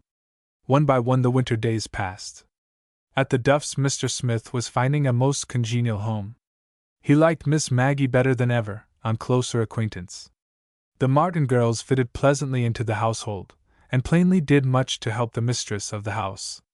Father Duff was still as irritable as ever, but he was not so much in evidence, for his increasing lameness was confining him almost entirely to his own room. This meant added care for Miss Maggie, but with the help of the Martins she still had some rest and leisure, some time to devote to the walks and talks with Mr. Smith. Mr. Smith said it was absolutely imperative, for the sake of her health, that she should have some recreation, and that it was an act of charity, anyway, that she should lighten his loneliness by letting him walk and talk with her. Mr. Smith could not help wondering a good deal these days about Miss Maggie's financial resources. He knew from various indications that they must be slender. Yet he never heard her plead poverty or preach economy. In spite of the absence of protecting rugs and tidies, however, and in spite of the fact that she plainly conducted her life and household along the lines of the greatest possible comfort, he saw many evidences that she counted the pennies, and that she made every penny count. He knew for a fact that she had refused to accept any of the Blaisdells' legacy. Jane, to be sure, had not offered any money yet, though she had offered the parlor carpet, which had been promptly refused, but Frank and James and Flora had offered money, and had urged her to take it. Miss Maggie, however, would have none of it. Mr. Smith suspected that Miss Maggie was proud, and that she regarded such a gift as savoring too much of charity. Mr. Smith wished he could say something to Miss Maggie. Mr. Smith was, indeed, not a little disturbed over the matter. He did try once to say something, but Miss Maggie tossed it off with a merry, "Take their money? Never! I should feel as if I were eating up some of Jane's interest, or one of Hattie's gold shares." After that she would not let him get near the subject. There seemed then really nothing that he could do. It was about this time, however, that Mr. Smith began to demand certain extra luxuries: honey, olives, sardines, candied fruits, and imported jellies. They were always luxuries that must be bought, not prepared in the home, and he promptly increased the price of his board, but to a sum far beyond the extra cost of the delicacies he ordered. When Miss Maggie remonstrated at the size of the increase, he pooh-poohed her objections, and declared that even that did not pay for having such a nuisance of a boarder around, with all his fussy notions. He insisted, moreover, that the family should all partake freely of the various delicacies, declaring that it seemed to take away the sting of his fussiness if they ate as he ate, and so did not make him appear singular in his tastes. Of the Blaisdells Mr. Smith saw a good deal that winter. They often came to Miss Maggie's, and occasionally he called at their homes. Mr. Smith was on excellent terms with them all. They seemed to regard him, indeed, as quite one of the family, and they asked his advice, and discussed their affairs before him with as much freedom as if he were, in truth, a member of the family. He knew that Mrs. Hattie Blaisdell was having a very gay winter, and that she had been invited twice to the Gaylords. He knew that James Blaisdell was happy in long evenings with his books before the fire. From Fred's mother he learned that Fred had made the most exclusive club in college, and from Fred's father he learned that the boy was already leading his class in his studies. He heard of Bessie's visits to the homes of wealthy New Yorkers, and of the trials Benny's teachers were having with Benny. He knew something of Miss Flora's placid life in her house of mourning, as Bessie had dubbed the little cottage, and he heard of the perfectly lovely times Millicent was having at her finishing school. He dropped in occasionally to talk over the price of beans and potatoes with Mr. Frank Blaisdell in his bustling grocery store, and he often saw Mrs. Jane at Miss Maggie's. It was at Miss Maggie's, indeed, one day, that he heard Mrs. Jane say, as she sank wearily into a chair, "Well, I declare! Sometimes I think I'll never give anybody a thing again." Mr. Smith, at his table, was conscious of a sudden lively interest. So often, in his earlier acquaintance with Mrs.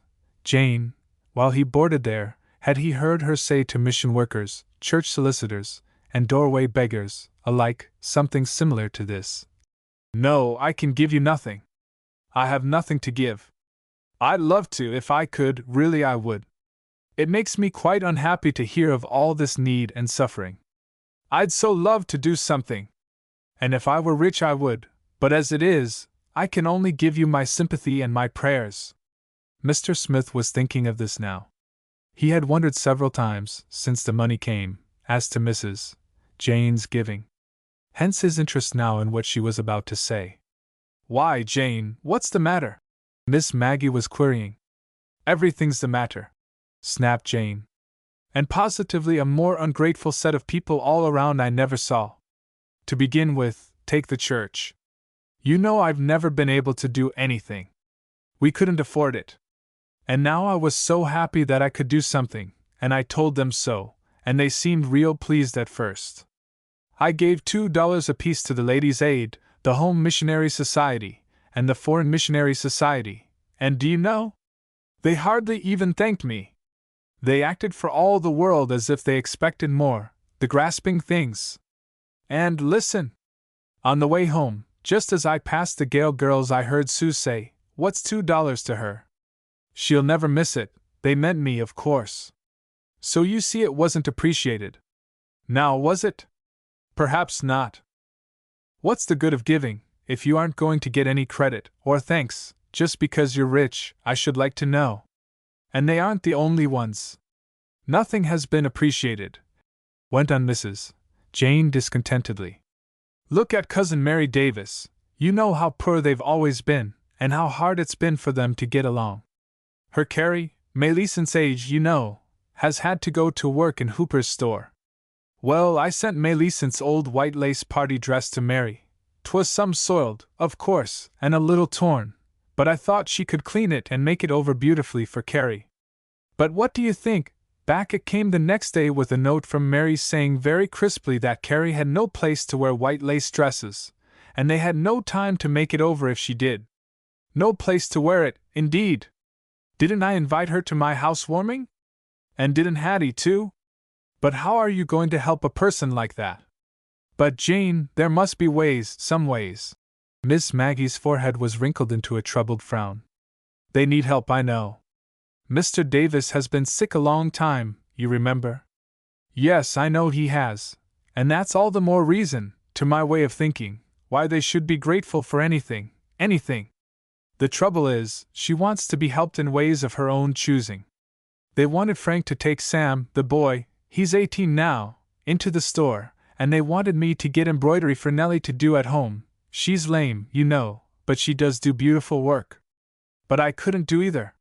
Frank hates relatives in the store. He says they cause all sorts of trouble with the other help, and I certainly wasn't going to ask him to take any relatives of mine. As for Nellie, I did ask Hattie if she couldn't give her some napkins to do, or something, and she gave me a dozen for her. She said Nellie'd probably do them as cheap as anybody, and maybe cheaper. But she told me not to go to the Gaylords or the Pennocks, or any of that crowd, for she wouldn't have them know for the world that we had a relative right here in town that had to take in sewing. I told her they weren't her relations nor the Blaisdells. They were mine, and they were just as good as her folks any day, and that it was no disgrace to be poor. But dear me! You know Hattie. What could I do?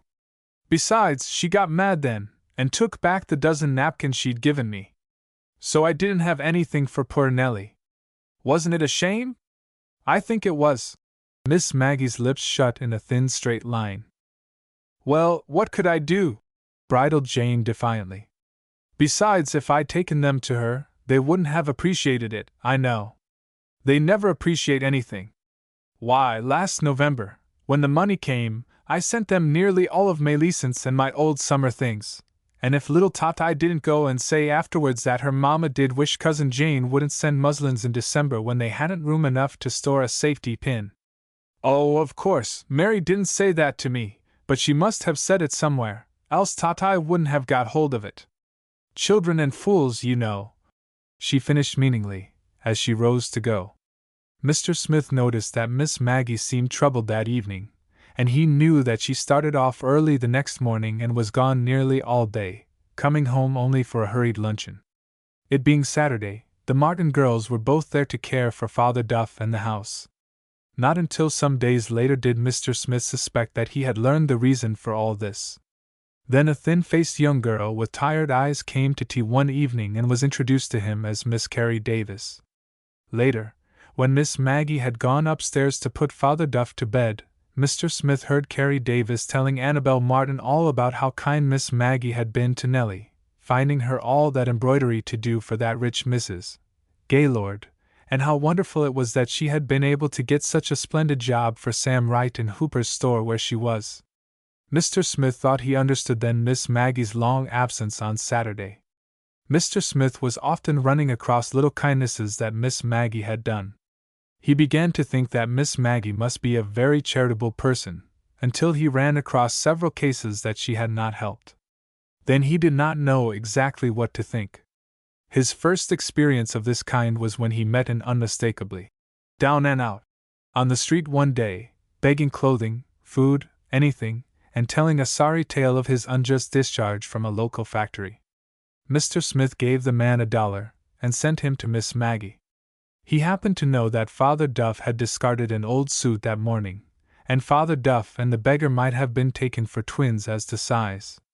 On the way home a little later he met the beggar returning, just as forlorn, and even more hungry looking. "Well, my good fellow, couldn't she fix you up?" questioned Mr. Smith in some surprise. "Fix me up?" glowered the man disdainfully. "Not much she did. She didn't fix me up ter nothin', but chin music." And Mr. Smith had thought Miss Maggie was so charitable. A few days later he heard an eager-eyed young woman begging Miss Maggie for a contribution to the pension fund fair in behalf of the underpaid shopgirls in Daly's. Daly's was a Hillerton department store, notorious for its unfair treatment of its employees. Miss Maggie seemed interested, and asked many questions. The eager-eyed young woman became even more eager-eyed, and told Miss Maggie all about the long hours, the nerve-wearing labor, the low wages upon which it was impossible for any girl to live decently, wages whose meagerness sent many a girl to her ruin. Miss Maggie listened attentively and said, "Yes, yes, I see," several times. But in the end the eager-eyed young woman went away empty-handed and sad-eyed. And Mr. Smith frowned again. He had thought Miss Maggie was so kind-hearted. She gave to some fairs, why not to this one? As soon as possible Mr. Smith hunted up the eager-eyed young woman and gave her $10. He would have given her more, but he had learned from unpleasant experience that large gifts from unpretentious Mr. John Smith brought comments and curiosity not always agreeable. It was not until many weeks later that Mr. Smith chanced to hear of the complete change of policy of Daly's department store. Hours were shortened, labor lightened, and wages raised. Incidentally, he learned that it had all started from a crusade of women's clubs and church committees who had got after old Daly, and threatened all sorts of publicity and unpleasantness if the wrongs were not righted at once. He learned also that the leader in the forefront of this movement had been Maggie Duff. As it chanced, it was on that same day that a strange man accosted him on the street. "Say, she was all right, she was, old man. I've been hopin' I'd see ye some day ter tell ye." "To tell me?" echoed Mr. Smith stupidly. The man grinned. "You don't know me, do ye? Well, I do look different, I'll own. Ye give me $1 once, and sent me to a lady down the street thar. Now do ye remember?" Oh, are you that man?" "Sure I am." "Well, she was all right. 'Member? I thought 'twas only chin music she was givin' me. But let me tell ye, she hunted up the wife and kids, and what's more, she went and faced my boss, and she got me my job back, too. What do you think of that, now?" "Why, I'm glad, of course." Mr. Smith spoke as one in deep thought. And all the way home Mr. Smith walked, as one in deep thought. Chapter 15 In Search of Rest. In search of rest. June brought all the young people home again. It brought, also, a great deal of talk concerning plans for vacation. Bessie, Elizabeth, said they must all go away. From James Blaisdell this brought a sudden and vigorous remonstrance. "Nonsense, you've just got home!" he exclaimed. "Hillerton'll be a vacation to you all right. Besides, I want my family together again. I haven't seen a thing of my children for 6 months. Elizabeth gave a silvery laugh. Elizabeth had learned to give very silvery laughs. She shrugged her shoulders daintily and looked at her rings. "Hillerton? Ho! You wouldn't really do much to Hillerton all summer, Daddy. What's the matter with Hillerton?" "What isn't the matter with Hillerton?" laughed the daughter again. "But I thought we would have lovely auto trips," stammered her mother apologetically. "Take them from here, you know, and stay overnight at hotels around. I've always wanted to do that, and we can now, dear." "Auto trips? Pooh!" shrugged Elizabeth. "Why, Mumsy, we're going to the shore for July, and to the mountains for August. You and Daddy and I, and Fred's going too, only he'll be at the Gaylord camp in the Adirondacks, part of the time. Is that true, Fred? James Blaisdell's eyes, fixed on his son, were half wistful, half accusing. Fred stirred restlessly. Well, I sort of had to, Governor, he apologized. Honest, I did. There are some things a man has to do. Gaylord asked me, and hang it all, I don't see why you have to look at me as if I were committing a crime, Dad. You aren't, dear, you aren't, fluttered Fred's mother hurriedly. And I'm sure it's lovely you've got the chance to go to the Gaylord's camp. And it's right, quite right, that we should travel this summer, as Elizabeth suggests. I never thought, but of course, you young people don't want to be hived up in Hillerton all summer. Bet your life we don't, mater, shrugged Fred, carefully avoiding his father's eyes. After all that grind. Grind, Fred? But Fred had turned away, and did not, apparently, hear his father's grieved question. Mr. Smith learned all about the vacation plans a day or two later from Benny. Yep, we're all going away for all summer, he repeated, after he had told the destination of most of the family. I don't think Ma wants to much, but she's going on account of Bess. Besides, she says everybody who is anybody always goes away on vacations, of course. So we've got to. They're going to the beach first, and I'm going to a boys' camp up in Vermont. Millicent, she's going to a girls' camp. Did you know that? Mr. Smith shook his head. Well, she is, nodded Benny. She tried to get Bess to go, Gussie Pennock's goin'. But Bess, you should see her nose go up in the air. She said she wa'n't goin' where she had to wear great coarse shoes and horrid middy blouses all day, and build fires and walk miles and eat bugs and grasshoppers. Is Miss Millicent going to do all that? Smiled Mr. Smith. Bess says she is, Elizabeth. Did you know? We have to call her that now, when we don't forget it. I forget it, mostly. Have you seen her since she came back? No. She's swingin' an awful lot of style, Bess is. She makes Dad dress up in his swallowtail every night for dinner. And she makes him and Fred and me stand up the minute she comes into the room, no matter if there's 40 other chairs in sight, and we have to stay standin' till she sits down, and sometimes she stands up a purpose, just to keep us standing. I know she does. She says a gentleman never sits when a lady is standin' up in his presence. And she's lecturin' us all the time on the way to eat and talk and act. Why, we can't even walk natural any longer. And she says the way Katie serves our meals is a disgrace to any civilized family. How does Katie like that? Like it. She got mad and gave notice on the spot. And that made Ma most have hysterics. She did have one of her headaches, 'cause good hired girls are awful scarce, she says. But Bess says, pooh!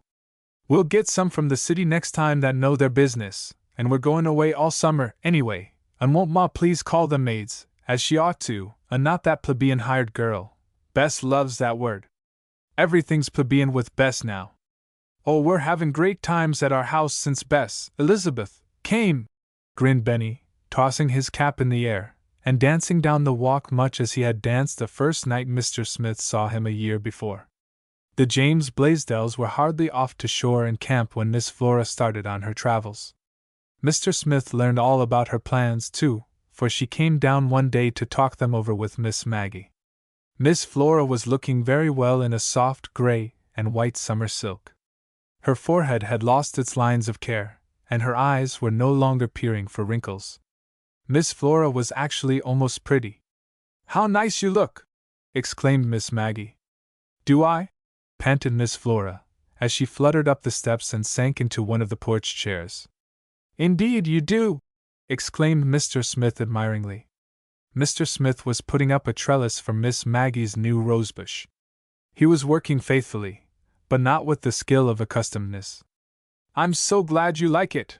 Miss Flora settled back into her chair and smoothed out the ruffles across her lap. It isn't too gay, is it? You know the 6 months are more than up now. Not a bit! Exclaimed Mr. Smith. No, indeed! Cried Miss Maggie. I hoped it wasn't, sighed Miss Flora happily. Well, I'm all packed but my dresses. Why, I thought you weren't going till Monday. said Miss Maggie. Oh, I'm not. But, it's only Friday now. Miss Flora laughed shamefacedly. Yes, I know. I suppose I am a little ahead of time. But you see, I ain't used to packing, not a big trunk, and I was so afraid I wouldn't get it done in time. I was going to put my dresses in, but Ms. Moore said they'd wrinkle awfully if I did, and of course they would, when you come to think of it. So I shan't put those until Sunday night. I'm so glad Ms. Moore's going. It'll be so nice to have somebody along that I know. Yes, indeed, smiled Miss Maggie. And she knows everything, all about tickets and checking the baggage, and all that. You know we're only going to be personally conducted to Niagara. After that we're going to New York and stay 2 weeks at some nice hotel. I want to see Grant's tomb and the aquarium, and Ms. Moore wants to go to Coney Island. She says she's always wanted to go to Coney Island just as I have to Niagara. I'm glad you can take her, said Miss Maggie heartily. Yes, and she's so pleased. You know, even if she has such a nice family, and all, she hasn't much money, and she's been awful nice to me lately. I used to think she didn't like me, too. But I must have been mistaken, of course. And 'twas so with Miss Benson and Miss Pennock, too. But now they've invited me there and have come to see me, and are so interested in my trip and all. Why, I never knew I had so many friends, Maggie. Truly I didn't. Miss Maggie said nothing, but there was an odd expression on her face. Mr. Smith pounded a small nail home with an extra blow of his hammer. And they're all so kind and interested about the money, too, went on Miss Flora, gently rocking to and fro. Bert Benson sells stocks and invests money for folks, you know, and Miss Benson said he'd got some splendid pay-in once, and he'd let me have some, and… Flo, you didn't take any of that Benson gold mine stock, interrupted Miss Maggie sharply. Mr. Smith's hammer stopped, suspended in midair. No, oh no! I asked Mr. Chalmers and he said better not. So I didn't. Miss Maggie relaxed in her chair, and Mr. Smith's hammer fell with a gentle tap on the nailhead. But I felt real bad about it, when Miss Benson had been so kind as to offer it, you know. It looked sort of ungrateful, so… Ungrateful! Miss Maggie's voice vibrated with indignant scorn. Flora, you won't invest your money without asking Mr. Chalmers's advice first, will you? But I tell you I didn't, retorted Miss Flora, with unusual sharpness for her. But it was good stock, and it pays splendidly. Jane took some. She took a lot. Jane! But I thought Frank wouldn't let her. Oh, Frank said all right, if she wanted to, she might. I suspect he got tired of her teasing, and it did pay splendidly. Why, 'twill pay 25%, probably this year, Miss Benson says. So Frank give in. You see, he felt he'd got to pacify Jane some way. I suppose she's so cut up about his selling out. Selling out? Exclaimed Miss Maggie. Oh, didn't you know that? Well, then I have got some news. Miss Flora gave the satisfied little riddle with which a born news lover always prefaces her choicest bit of information. Frank has sold his grocery stores, both of them. Why, I can't believe it. Miss Maggie fell back with a puzzled frown. Sold them? Why, I should as soon think of his selling himself, cried Mr. Smith. I thought they were inseparable. Well, they ain't, because he's separated 'em. Miss Flora was rocking a little faster now. But why? Demanded Miss Maggie. He says he wants a rest. That he's worked hard all his life, and it's time he took some comfort. He says he doesn't take a minute of comfort now 'cause Jane's hounding him all the time to get more money, She's crazy to see the interest mount up, you know, Jane is. But he says he don't want any more money. He wants to spend money for a while. And he's going to spend it. He's going to retire from business and enjoy himself. Well, ejaculated Mr. Smith. This is a piece of news, indeed. I should say it was, cried Miss Maggie, still almost incredulous. How does Jane take it? Oh, she's terribly fussed up over it, as you know she would be. Such a good chance wasted, she thinks, when he might be making all that money earn more. You know Jane wants to turn everything into money now.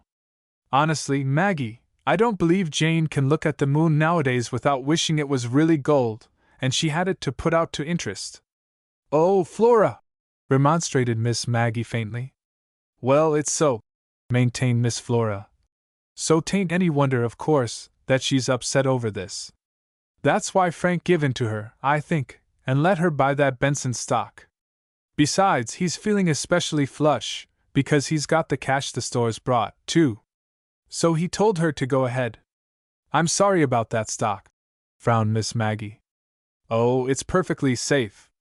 Miss Benson said 'twas, comforted Miss Flora. You needn't worry about that. And 'twill pay splendid. When did this happen, the sale of the store, I mean? Asked Mr. Smith. Mr. Smith was not even pretending to work now. Yesterday, the finish of it. I'm waiting to see Hattie. She'll be tickled to death. She's always hated it that Frank had a grocery store, you know, and since the money's come, and she's been going with the Gaylords and the Pennocks, and all that crowd, she's felt worse than ever. She was saying to me only last week how ashamed she was to think that her friends might see her own brother-in-law any day wearing horrid white coat, and selling molasses over the counter. My, but Hattie'll be tickled all right, or Harriet, I suppose I should say, but I never can remember it. But what is Frank going to do with himself? Demanded Miss Maggie. Why, Flora, he'll be lost without that grocery store. Oh, he's going to travel first. He says he always wanted to, and he's got a chance now, and he's going to. They're going to the Yellowstone Park and the Garden of the Gods and to California. And that's another thing that worries Jane, spending all that money for them just to ride in the cars. Is she going too? Queried Mr. Smith. Oh, yes, she's going too. She says she's got to go to keep Frank from spending every cent he's got, laughed Miss Flora. I was over there last night, and they told me all about it. When do they go? Just as soon as they can get ready. Frank's got to help Donovan, the man that's bought the store, a week till he gets the run of things, he says. Then he's going. You wait till you see him. Miss Flora got to her feet, and smoothed out the folds of her skirt. He's as tickled as a boy with a new jackknife. And I'm glad. Frank has been a terrible hard worker all his life. I'm glad he's going to take some comfort, same as I am. When Miss Flora had gone, Miss Maggie turned to Mr. Smith with eyes that still carried dazed unbelief. Did Flora say that Frank Blaisdell had sold his grocery stores? She certainly did. You seem surprised. I'm more than surprised. I'm dumbfounded. Why? You don't think, like Mrs. Jane, that he ought not to enjoy his money, certainly? Oh, no. He's got money enough to retire, if he wants to, and he's certainly worked hard enough to earn a rest. Then what is it? Miss Maggie laughed a little. I'm not sure I can explain. But to me it's just this, while he's got plenty to retire upon, he hasn't got anything to retire to. And pray, what do you mean by that? Why, Mr. Smith, I've known that man from the time he was trading jackknives and marbles and selling paper boxes for 5 pins. I remember the whipping he got, too, for filching sugar and coffee and beans from the pantry and opening a grocery store in our barn. From that time to this, that boy has always been trading something. He's been absolutely uninterested in anything else. I don't believe he's read a book or a magazine since his school days, unless it had something to do with business or groceries. He hasn't a sign of a fad, music, photography, collecting things, nothing. And he hates society. Jane has to fairly drag him out anywhere. Now, what I want to know is, what is the man going to do? Oh, he'll find something, laughed Mr. Smith. He's going to travel first, anyhow. Yes, he's going to travel first. And then, we'll see, smiled Miss Maggie enigmatically, as Mr. Smith picked up his hammer again. By the middle of July the Blaisdells were all gone from Hillerton, and there remained only their letters for Miss Maggie, and for Mr. Smith. Miss Maggie was very generous with her letters. Perceiving Mr. Smith's genuine interest, she read him extracts from almost every one that came. And the letters were always interesting, and usually characteristic. Benny wrote of swimming and tennis matches, and of hikes, and the bully eats. Hattie wrote of balls and gowns and the attention, dear Elizabeth, was receiving from some really very nice families who were said to be fabulously rich. Neither James nor Bessie wrote at all. Fred, too, remained unheard from. Melisande wrote frequently, gay, breezy letters full to the brim of the joy of living. She wrote of tennis, swimming, campfire stories, and mountain trails. They were like Benny's letters and petticoats, Miss Maggie said. Long and frequent epistles came from Miss Flora. Miss Flora was having a beautiful time. Niagara was perfectly lovely, only what a terrible noise it made. She was glad she did not have to stay and hear it always. She liked New York, only that was noisy too, though Mrs. Moore did not seem to mind it. Mrs. Moore liked Coney Island too, but Miss Flora much preferred Grant's Tomb, she said. It was so much more quiet and ladylike. She thought some things at Coney Island were really not nice at all, and she was surprised that Mrs. Moore should enjoy them so much. Between the lines it could be seen that in spite of all the good times, Miss Flora was becoming just the least bit homesick. She wrote Miss Maggie that it did seem queer to go everywhere, and not see a soul to bow to. It gave her such a lonesome feeling, such a lot of faces, and not one familiar one. She had tried to make the acquaintance of several people, real nice people, she knew they were by the way they looked. But they wouldn't say hardly anything to her, nor answer her questions, and they always got up and moved away very soon. To be sure, there was one nice young man. He was lovely to them, Miss Flora said. He spoke to them first, too. It was when they were down to Coney Island. He helped them through the crowds, and told them about lots of nice things they didn't want to miss seeing. He walked with them, too, quite a while, showing them the sights. He was very kind. He seemed so especially kind, after all those other cold-hearted people, who didn't care. That was the day she and Mrs. Moore both lost their pocketbooks, and had such an awful time getting back to New York. It was right after they had said goodbye to the nice young gentleman that they discovered that they had lost them. They were so sorry that they hadn't found it out before, Miss Flora said, for he would have helped them, she was sure. But though they looked everywhere for him, they could not find him at all, and they had to appeal to strangers, who took them right up to a policeman the first thing, which was very embarrassing, Miss Flora said. Why, she and Mrs. Moore felt as if they had been arrested, almost. Miss Maggie pursed her lips a little, when she read this letter to Mr. Smith, but she made no comment. From Jane, also, came several letters, and from Frank Blaisdell one short scrawl. Frank said he was having a bully time, but that he'd seen some of the most shiftless-looking grocery stores that he ever set eyes on. He asked if Maggie knew how trade was at his old store, and if Donovan was keeping it up to the mark.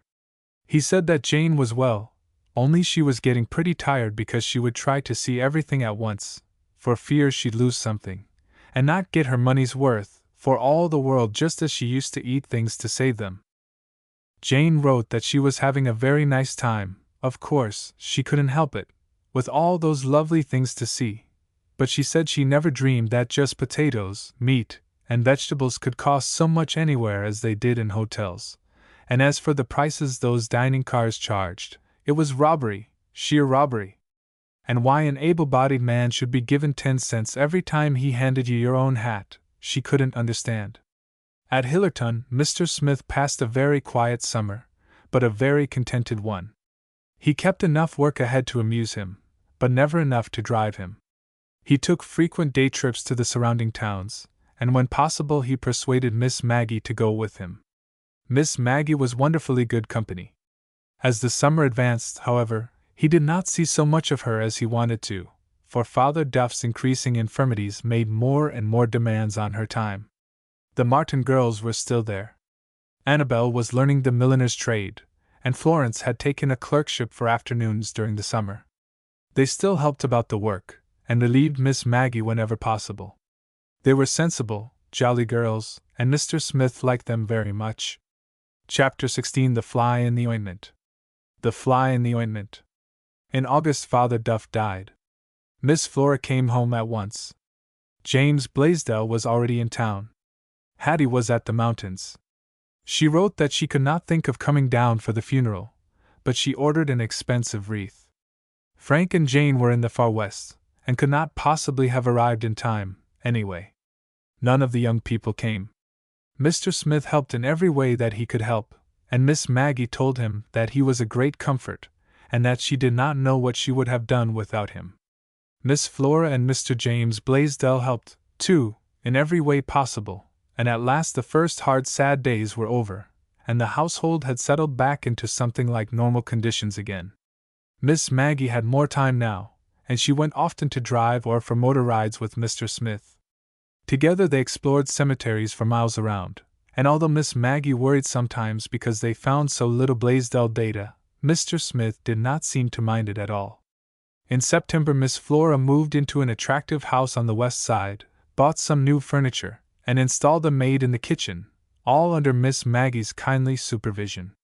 In September, too, Frank and Jane Blaisdell came home, and the young people began to prepare for the coming school year. Mr. Smith met Mrs. Hattie one day, coming out of Miss Maggie's gate. She smiled and greeted him cordially, but she looked so palpably upset over something that he exclaimed to Miss Maggie, as soon he entered the house. "What was it? Is anything the matter with Mrs. James Blaisdell?" Miss Maggie smiled, but she frowned too. "No, oh no, except that Hattie has discovered that $100,000 isn't a million." "What do you mean by that?" "Oh, where she's been this summer she's measured up, of course, with people a great deal richer than she. And she doesn't like it. Here in Hillerton her $100 and $200 dresses look very grand to her, but she's discovered that there are women who pay $500 and $1,000, and even more. She feels very cheap and poverty-stricken now, therefore, in her $200 gowns. Poor Hattie! If she only would stop trying to live like somebody else! But I thought this money was making them happy," stammered Mr. Smith. "It was, until she realized that somebody else had more," sighed Miss Maggie, with a shake of her head. "Oh, well, she'll get over that. Perhaps. At any rate, it's brought her husband some comfort." "Why, yes, it has, but—" "What do you mean by that?" he demanded, when she did not finish her sentence. "I was wondering if it would bring him any more." "They haven't lost it?" "Oh, no, but they've spent a lot, and Hattie is beginning again her old talk that she must have more money in order to live even decent. It sounds very familiar to me, and to Jim, I suspect, poor fellow. I saw him the other night, and from what he said, and what she says, I can see pretty well how things are going. She's trying to get some of her rich friends to give Jim a better position, where he'll earn more. She doesn't understand, either, why Jim can't go into the stock market and make millions, as some men do. I'm afraid she isn't always patient. She says there are Fred and Elizabeth and Benjamin to educate, and that she's just got to have more money to tide them over till the rest of the legacy comes." "The rest of the legacy!" exploded Mr. Smith. "Good heavens, does that woman think that?" Mr. Smith stopped with the air of one pulling himself back from an abyss. Miss Maggie laughed. "I don't wonder you exclaim. It is funny, the way she takes that for granted, isn't it? Still, there are grounds for it, of course." "Oh, are there? Do you think she'll get more, then?" demanded Mr. Smith, almost savagely. Miss Maggie laughed again. "I don't know what to think. To my mind the whole thing was rather extraordinary, anyway, that he should have given them anything, utter strangers as they were. Still, as Hattie says, as long as he has recognized their existence, why, he may again, of course. Still, on the other hand, he may have very reasonably argued that, having willed them $100,000 apiece, that was quite enough, and he'd give the rest somewhere else." "Humph! Maybe," grunted Mr. Smith. "And he may come back alive from South America." "He may. But Hattie isn't counting on either of these contingencies, and she is counting on the money," sighed Miss Maggie, sobering again. "And Jim, poor Jim, I'm afraid he's going to find it just as hard to keep caught up now, as he used to." "Humph!" Mr. Smith frowned. He did not speak again. He stood looking out of the window, apparently in deep thought. Miss Maggie, with another sigh, turned and went out into the kitchen. The next day, on the street, Mr. Smith met Millicent Blaisdell. She was with a tall, manly-looking, square-jawed young fellow whom Mr. Smith had never seen before. Millicent smiled and blushed adorably. Then, to his surprise, she stopped him with a gesture. "Mr. Smith, I know it's on the street, but I want Mr. Gray to meet you, and I want you to meet Mr. Gray. Mr. Smith is a very good friend of mine, Donald." Mr. Smith greeted Donald Gray with a warm handshake and a keen glance into his face. The blush, the hesitation, the shy happiness in Millicent's eyes had been unmistakable. Mr. Smith felt suddenly that Donald Gray was a man he very much wanted to know a good deal about. He chatted affably for a minute. Then he went home and straight to Miss Maggie. "Who's Donald Gray, please?" he demanded. Miss Maggie laughed and threw up her hands. "Oh, these children! But who is he?" "Well, to begin with, he's devoted to Millicent." "You don't have to tell me that. I've seen him, and Millicent." "Oh!" Miss Maggie smiled appreciatively. "What I want to know is, who is he?" "He's a young man whom Millicent met this summer. He plays the violin, and Millicent played his accompaniments in a church entertainment. That's where she met him first. He's the son of a minister near their camp, where the girls went to church. He's a fine fellow, I guess. He's hard hit, that's sure. He came to Hillerton at once, and has gone to work in Hammond's real estate office. So you see he's in earnest." "I should say he was. I liked his appearance very much." "Yes, I did, but her mother doesn't." "What do you mean?" "She objects?" "Decidedly. She says he's worse than Carl Pennock, that he hasn't got any money, not any money." "Money!" ejaculated Mr. Smith, in genuine amazement. "You don't mean that she's really letting money stand in the way if Millicent cares for him?" "Why, it was only a year ago that she herself was bitterly censuring Mrs. Pennock for doing exactly the same thing in the case of young Pennock and Millicent." "I know," nodded Miss Maggie.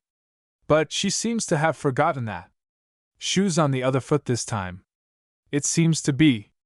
Muttered Mr. Smith. "I don't think Jane has done much yet, by way of opposition. You see, they've only reached home, and she's just found out about it.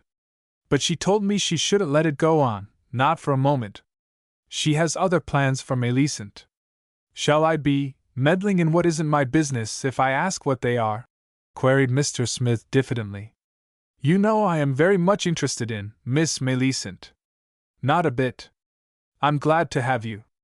Perhaps you can suggest a way out for us," sighed Miss Maggie. "The case is just this. Jane wants Millicent to marry Hibbard Gaylord." "Shucks! I've seen young Gray only once, but I'd give more for his little finger than I would for a cartload of Gaylords," flung out Mr. Smith. "So would I," approved Miss Maggie. "But Jane, well, Jane feels otherwise. To begin with, she's very much flattered at Gaylord's attentions to Millicent, the more so because he's left Bessie, I beg her pardon, Elizabeth, for her. Then Miss Elizabeth is in it, too? Very much in it. That's one of the reasons why Hattie is so anxious for more money. She wants clothes and jewels for Bessie so she can keep pace with the Gaylords. You see, there's a wheel within a wheel here. I should say there was. As near as I can judge, young Gaylord is Bessie's devoted slave, until Millicent arrives. Then he has eyes only for her, which piques Bessie and her mother not a little. They were together more or less all summer, and I think Hattie thought the match was as good as made. Now, once in Hillerton, back he flies to Millicent." "And Millicent?" Miss Maggie's eyes became gravely troubled. "I don't understand Millicent. I know she cares for young Gray, but well, I might as well admit it, she is ready any time to flirt outrageously with Hibbard Gaylord, or with anybody else, for that matter. I saw her flirting with you at the party last Christmas." Miss Maggie's face showed a sudden pink blush. Mr. Smith gave a hearty laugh. "Don't you worry, Miss Maggie. If she'll flirt with young Gaylord and others, it's all right. There's safety in numbers, you know. But I don't like to have her flirt at all, Mr. Smith. It isn't flirting. It's just her bottled-up childhood and youth bubbling over. She can't help bubbling, she's been repressed so long. She'll come out all right, and she won't come out hand in hand with Hibbard Gaylord.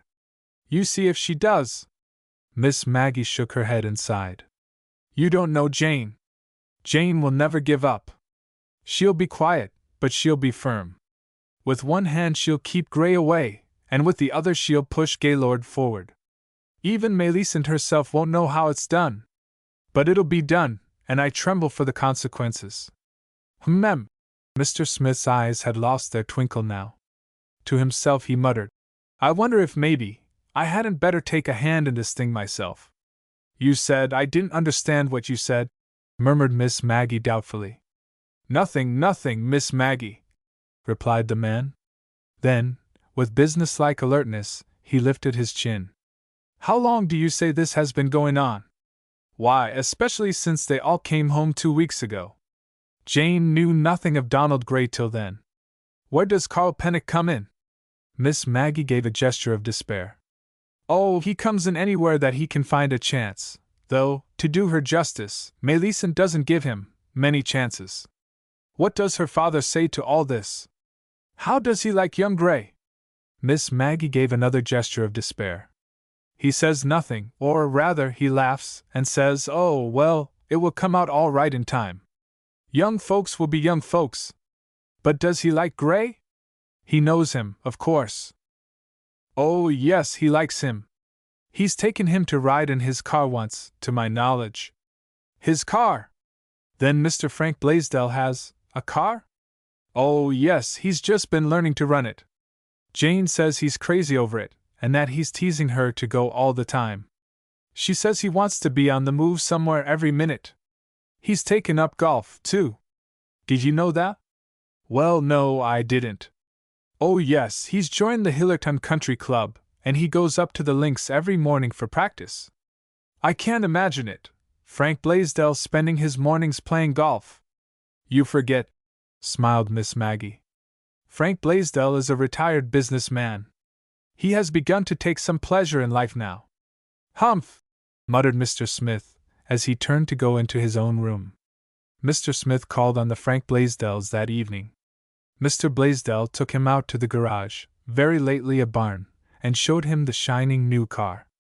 He also showed him his lavish supply of golf clubs, and told him what a bully time he was having these days. He told him, too, all about his western trip, and said there was nothing like travel to broaden a man's outlook. He said a great deal about how glad he was to get out of the old grind behind the counter, but in the next breath he asked Mr. Smith if he had ever seen a store run down as his had done since he left it. Donovan didn't know any more than a cat how such a store should be run, he said. When they came back from the garage they found callers in the living room. Carl Pennock and Hibbard Gaylord were chatting with Melisande. Almost at once the doorbell rang, too, and Donald Gray came in with his violin and a roll of music. Melisande's mother came in also. She greeted all the young men pleasantly, and asked Carl Pennock to tell Mr. Smith all about his fishing trip.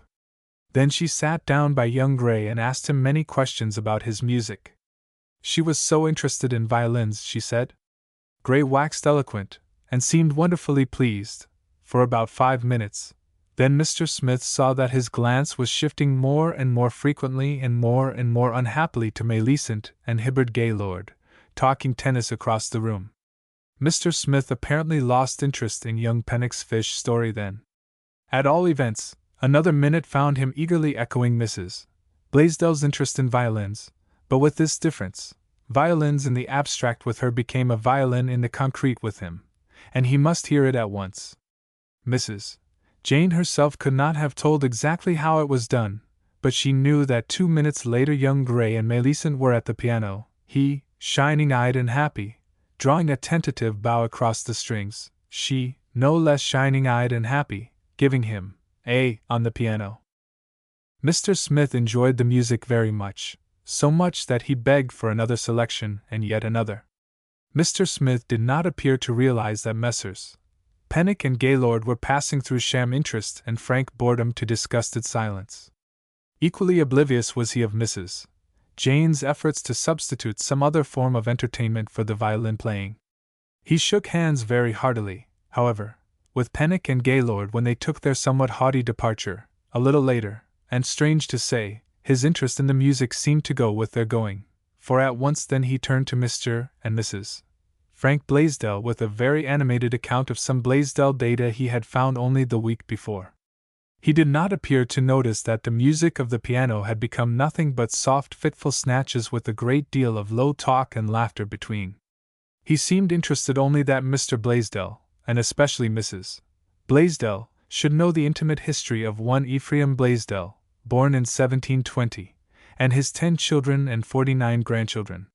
He talked of various investments then, and of the weather. He talked of the Blaisdells' trip, and of the cost of railroad fares and hotel life. He talked, indeed, Mrs. Jane told her husband after he left that Mr. Smith had talked of everything under the sun, and that she nearly had a fit because she could not get 1 minute to herself to break in upon Millicent and that horrid gray fellow at the piano. She had not supposed Mr. Smith could talk like that. She had never remembered he was such a talker. The young people had a tennis match on the school tennis court the next day. Mr. Smith told Miss Maggie that he thought he would drop around there. He said he liked very much to watch tennis games. Miss Maggie said yes, that she liked to watch tennis games too. If this was just a wee bit of a hint, it quite failed of its purpose, for Mr. Smith did not offer to take her with him. He changed the subject, indeed, so abruptly, that Miss Maggie bit her lip and flushed a little, throwing a swift glance into his apparently serene countenance. Miss Maggie herself, in the afternoon, with an errand for an excuse, walked slowly by the tennis court. She saw Mr. Smith at once, but he did not seem at all interested in the playing. He had his back to the court, in fact. He was talking very animatedly with Millicent Blaisdell. He was still talking with her, though on the opposite side of the court, when Miss Maggie went by again on her way home. Miss Maggie frowned and said something just under her breath about that child, flirting as usual. Then she went on, walking very fast, and without another glance toward the tennis ground. But a little farther on Miss Maggie's step lagged perceptibly, and her head lost its proud poise. Miss Maggie, for a reason she could not have explained herself, was feeling suddenly old, and weary, and very much alone. To the image in the mirror as she took off her hat a few minutes later in her own hall, she said scornfully, "Well, why shouldn't you feel old? You are old. You are old!" Miss Maggie had a habit of talking to herself in the mirror, but never before had she said anything like this to herself. An hour later Mr. Smith came home to supper. "Well, how did the game go?" queried Miss Maggie, without looking up from the stockings she was mending. "Game? Go?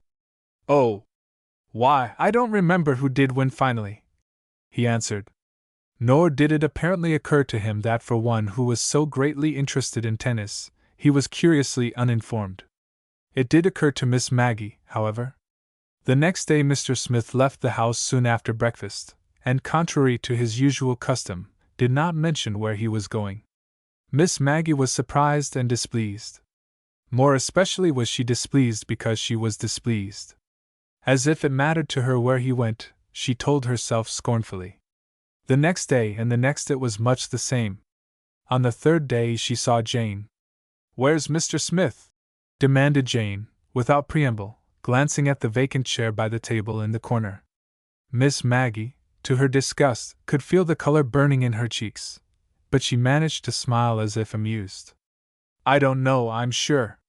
I'm not Mr. Smith's keeper, Jane." "Well, if you were I should ask you to keep him away from Millicent," retorted Mrs. Jane tartly. "What do you mean?" "I mean he's been hanging around Millicent almost every day for a week." Miss Maggie flushed painfully. "Nonsense, Jane! He's more than twice her age. Mr. Smith is 50 if he's a day." "I'm not saying he isn't," sniffed Jane, her nose up tilted. "But I do say, no fool like an old fool." "Nonsense!" scorned Miss Maggie again. "Mr. Smith has always been fond of Millicent, and interested in her. But I don't believe he cares for her, that way." "Then why does he come to see her and take her auto riding, and hang around her every minute he gets a chance?" snapped Jane. "I know how he acts at the house, and I hear he scarcely left her side at the tennis match the other day." "Yes, Miss Maggie did not finish her sentence. A slow change came to her countenance. The flush receded, leaving her face a bit white. "I wonder if the man really thinks he stands any chance," spluttered Jane, ignoring Miss Maggie's unfinished sentence. "Why, he's worse than that Donald Gray. He not only hasn't got the money, but he's old, as well." "Yes, we're all getting old, Jane." Miss Maggie tossed the words off lightly, and smiled as she uttered them. But after Mrs. Jane had gone, she went to the little mirror above the mantel and gazed at herself long and fixedly. "Well, what if he does? It's nothing to you, Maggie Duff," she muttered under her breath. Then resolutely she turned away, picked up her work, and fell to sewing very fast. 2 days later Millicent went back to school. Bessie went too. Fred and Benny had already gone. To Miss Maggie things seemed to settle back into their old ways again then. With Mr. Smith she took drives and motor rides, enjoying the crisp October air and the dancing sunlight on the reds and browns and yellows of the autumnal foliage. True, she used to wonder sometimes if the end always justified the means. It seemed an expensive business to hire an automobile to take them 50 miles and back, and all to verify a single date. And she could not help noticing that Mr. Smith appeared to have many dates that needed verifying, dates that were located in very diverse parts of the surrounding country. Miss Maggie also could not help noticing that Mr. Smith was getting very little new material for his Blaisdell book these days, though he still worked industriously over the old, retabulating and recopying. She knew this, because she helped him do it, though she was careful to let him know that she recognized the names and dates as old acquaintances. To tell the truth, Miss Maggie did not like to admit, even to herself, that Mr. Smith must be nearing the end of his task. She did not like to think of the house, after Mr. Smith should have gone. She told herself that he was just the sort of homey boarder that she liked, and she wished she might keep him indefinitely. She thought so all the more when the long evenings of November brought a new pleasure. Mr. Smith fell into the way of bringing home books to read aloud, and she enjoyed that very much. They had long talks, too, over the books they read. In one there was an old man who fell in love with a young girl, and married her. Miss Maggie, as certain parts of this story were read, held her breath, and stole furtive glances into Mr. Smith's face. When it was finished she contrived to question with careful casualness as to his opinion of such a marriage. Mr. Smith's answer was prompt and unequivocal. He said he did not believe that such a marriage should take place, nor did he believe that in real life it would result in happiness. Marriage should be between persons of similar age, tastes, and habits, he said very decidedly. And Miss Maggie blushed and said yes, yes, indeed. And that night, when Miss Maggie gazed at herself in the glass, she looked so happy that she appeared to be almost as young as Millicent herself. Chapter 17 An Ambassador of Cupid's. An Ambassador of Cupid's. Christmas again brought all the young people home for the holidays. It brought, also, a Christmas party at James Blaisdell's home. It was a very different party, however, from the housewarming of a year before. To begin with, the attendance was much smaller. Mrs. Hattie had been very exclusive in her invitations this time. She had not invited everybody who ever went anywhere. There were champagne and cigarettes for the ladies, too. As before, Mr. Smith and Miss Maggie went together. Miss Maggie, who had not attended any social gathering since Father Duff died, yielded to Mr. Smith's urgings and said that she would go to this. But Miss Maggie wished afterward that she had not gone. There were so many features about that party that Miss Maggie did not like. She did not like the champagne nor the cigarettes. She did not like Bessie's showy, low-cut dress, nor her supercilious airs. She did not like the look in Fred's eyes, nor the way he drank the champagne. She did not like Jane's maneuvers to bring Millicent and Hibbard Gaylord into each other's company, nor the way Mr. Smith maneuvered to get Millicent for himself. Of all these, except the very last, Miss Maggie talked with Mr. Smith on the way home, yet it was the very last that was uppermost in her mind, except perhaps Fred. She did speak of Fred, but because that, too, was so much to her, she waited until the last before she spoke of it. "You saw Fred, of course," she began then. Yes. Short as the word was, it carried a volume of meaning to Miss Maggie's fearful ears. She turned to him quickly. Mr. Smith, it isn't true, is it? I'm afraid it is. You saw him, drinking then? Yes. I saw some and I heard more. It's just as I feared. He's got in with Gaylord and the rest of his set at college, and they're a bad lot, drinking, gambling, no good. But Fred wouldn't gamble, Mr. Smith. Oh, Fred wouldn't do that. And he's so ambitious to get ahead. Surely he'd know he couldn't get anywhere in his studies if he drank and gambled. It would seem so. Did you see his father? I saw him only a minute at the first, and he didn't look well a bit, to me. Yes, I saw him. I found him in his den just as I did last year. He didn't look well to me either. Did he say anything about Fred? Not a word, and that's what worries me the most. Last year he talked a lot about him, and was so proud and happy in his coming success. This time he never mentioned him, but he looked bad. What did he talk about? Oh, books, business, nothing in particular. And he wasn't interested in what he did say. He was very different from last year. Yes, I know. He is different, sighed Maggie. He's talked with me quite a lot about the way they're living. He doesn't like so much fuss and show and society. Mr. Smith frowned. But I thought Mrs. Hattie would get over all that by this time, after the newness of the money was worn off. I hoped she would. But she doesn't. It's worse, if anything, sighed Miss Maggie, as they ascended the steps at her own door. Mr. Smith frowned again. And Miss Bessie, he began disapprovingly, then stopped. Now, Miss Millicent, he resumed, in a very different voice. But Miss Maggie was not apparently listening.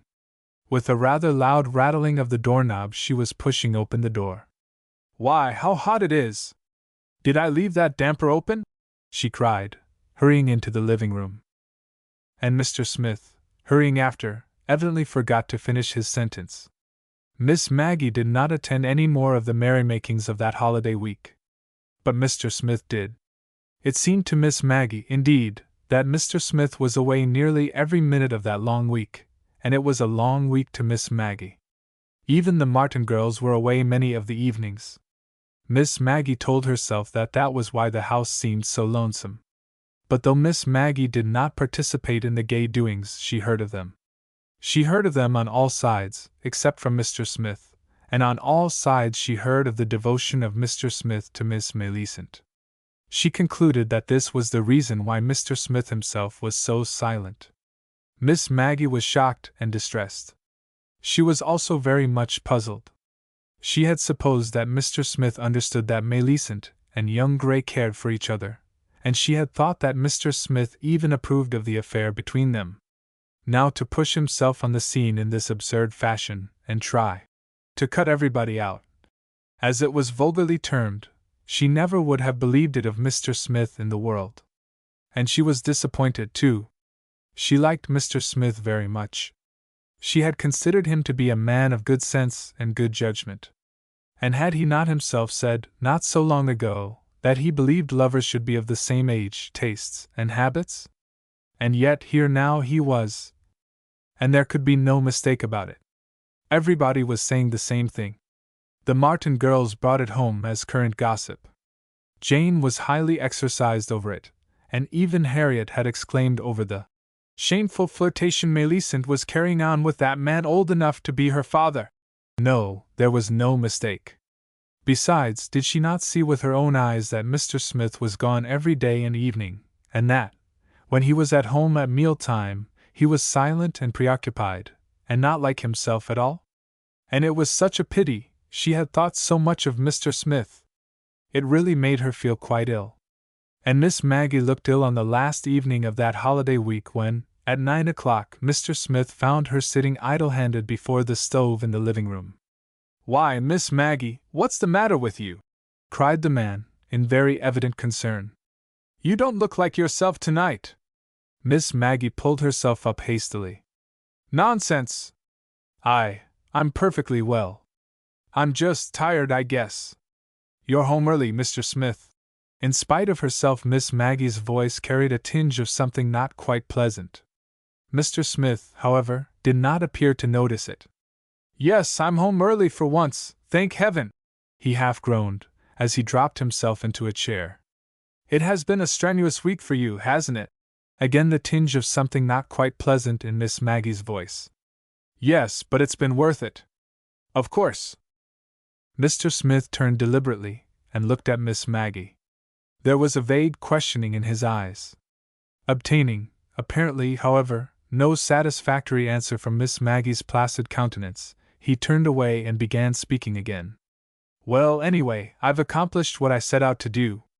You've already accomplished it? Faltered Miss Maggie.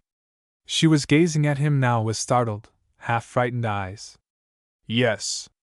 Why, Miss Maggie, what's the matter? What makes you look so queer? Queer? Nonsense! Why, nothing at all, laughed Miss Maggie nervously, but very gaily. I may have been a little surprised for a moment, but I'm very glad, very. Glad? Why, yes, for you. Isn't one always glad when a love affair is all settled? Oh, then you suspected it. Mr. Smith smiled pleasantly, but without embarrassment.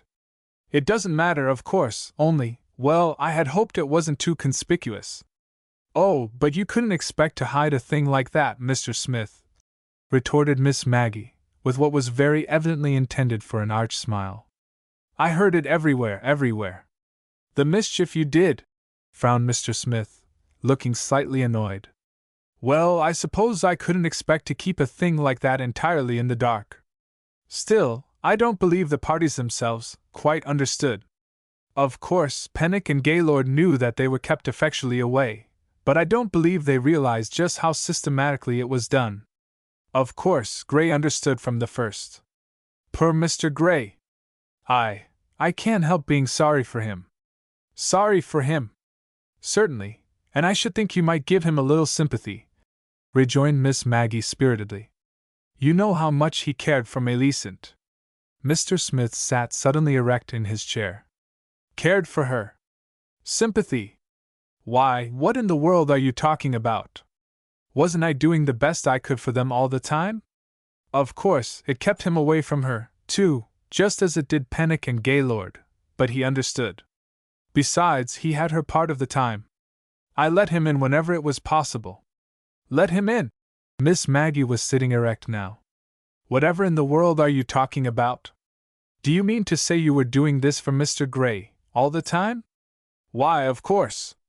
Whom else should I do it for?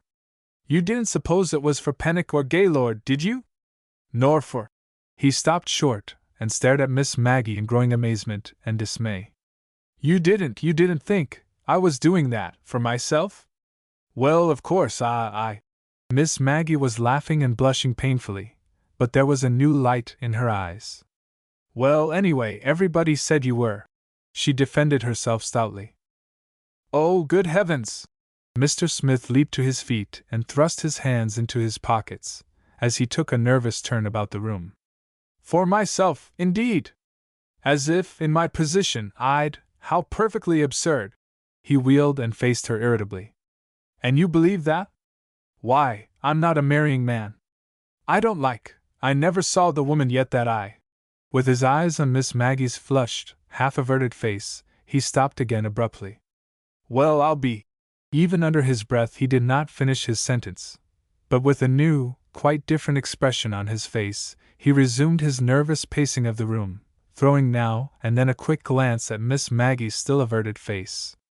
It was absurd, of course, wasn't it? Miss Maggie stirred and spoke lightly, with the obvious intention of putting matters back into usual conditions again. But come, tell me, just what did you do and how? I'm so interested, indeed I am. Eh? What? Mr. Smith spoke as if he was thinking of something else entirely. Oh, that. Mr. Smith sat down, but he did not go on speaking at once. His eyes frowningly regarded the stove. You said you kept Pennock and Gaylord away? Miss Maggie hopefully reminded him. Yes. Oh, it was really very simple. I just monopolized Millicent myself, when I couldn't let Donald have her. That's all. I saw very soon that she couldn't cope with her mother alone. And Gaylord, well, I've no use for that young gentleman. But you like Donald? Very much. I've been looking him up for some time. He's all right. I'm glad. Yes. Mr. Smith spoke abstractedly, without enthusiasm. Plainly, Mr. Smith was still thinking of something else. Miss Maggie asked other questions. Miss Maggie was manifestly interested, and Mr. Smith answered them, but still without enthusiasm. Very soon he said good night and went to his own room. For some days after this, Mr. Smith did not appear at all like himself. He seemed abstracted and puzzled. Miss Maggie, who still felt self-conscious and embarrassed over her misconception of his attentions to Millicent, was more talkative than usual in her nervous attempt to appear perfectly natural. The fact that she often found his eyes fixed thoughtfully upon her, and felt them following her as she moved about the room, did not tend to make her more at ease. At such times she talked faster than ever, usually, if possible, about some member of the Blaisdell family. Miss Maggie had learned that Mr. Smith was always interested in any bit of news about the Blaisdells. It was on such an occasion that she told him about Miss Flora and the new house. I don't know, really, what I'm going to do with her, she said.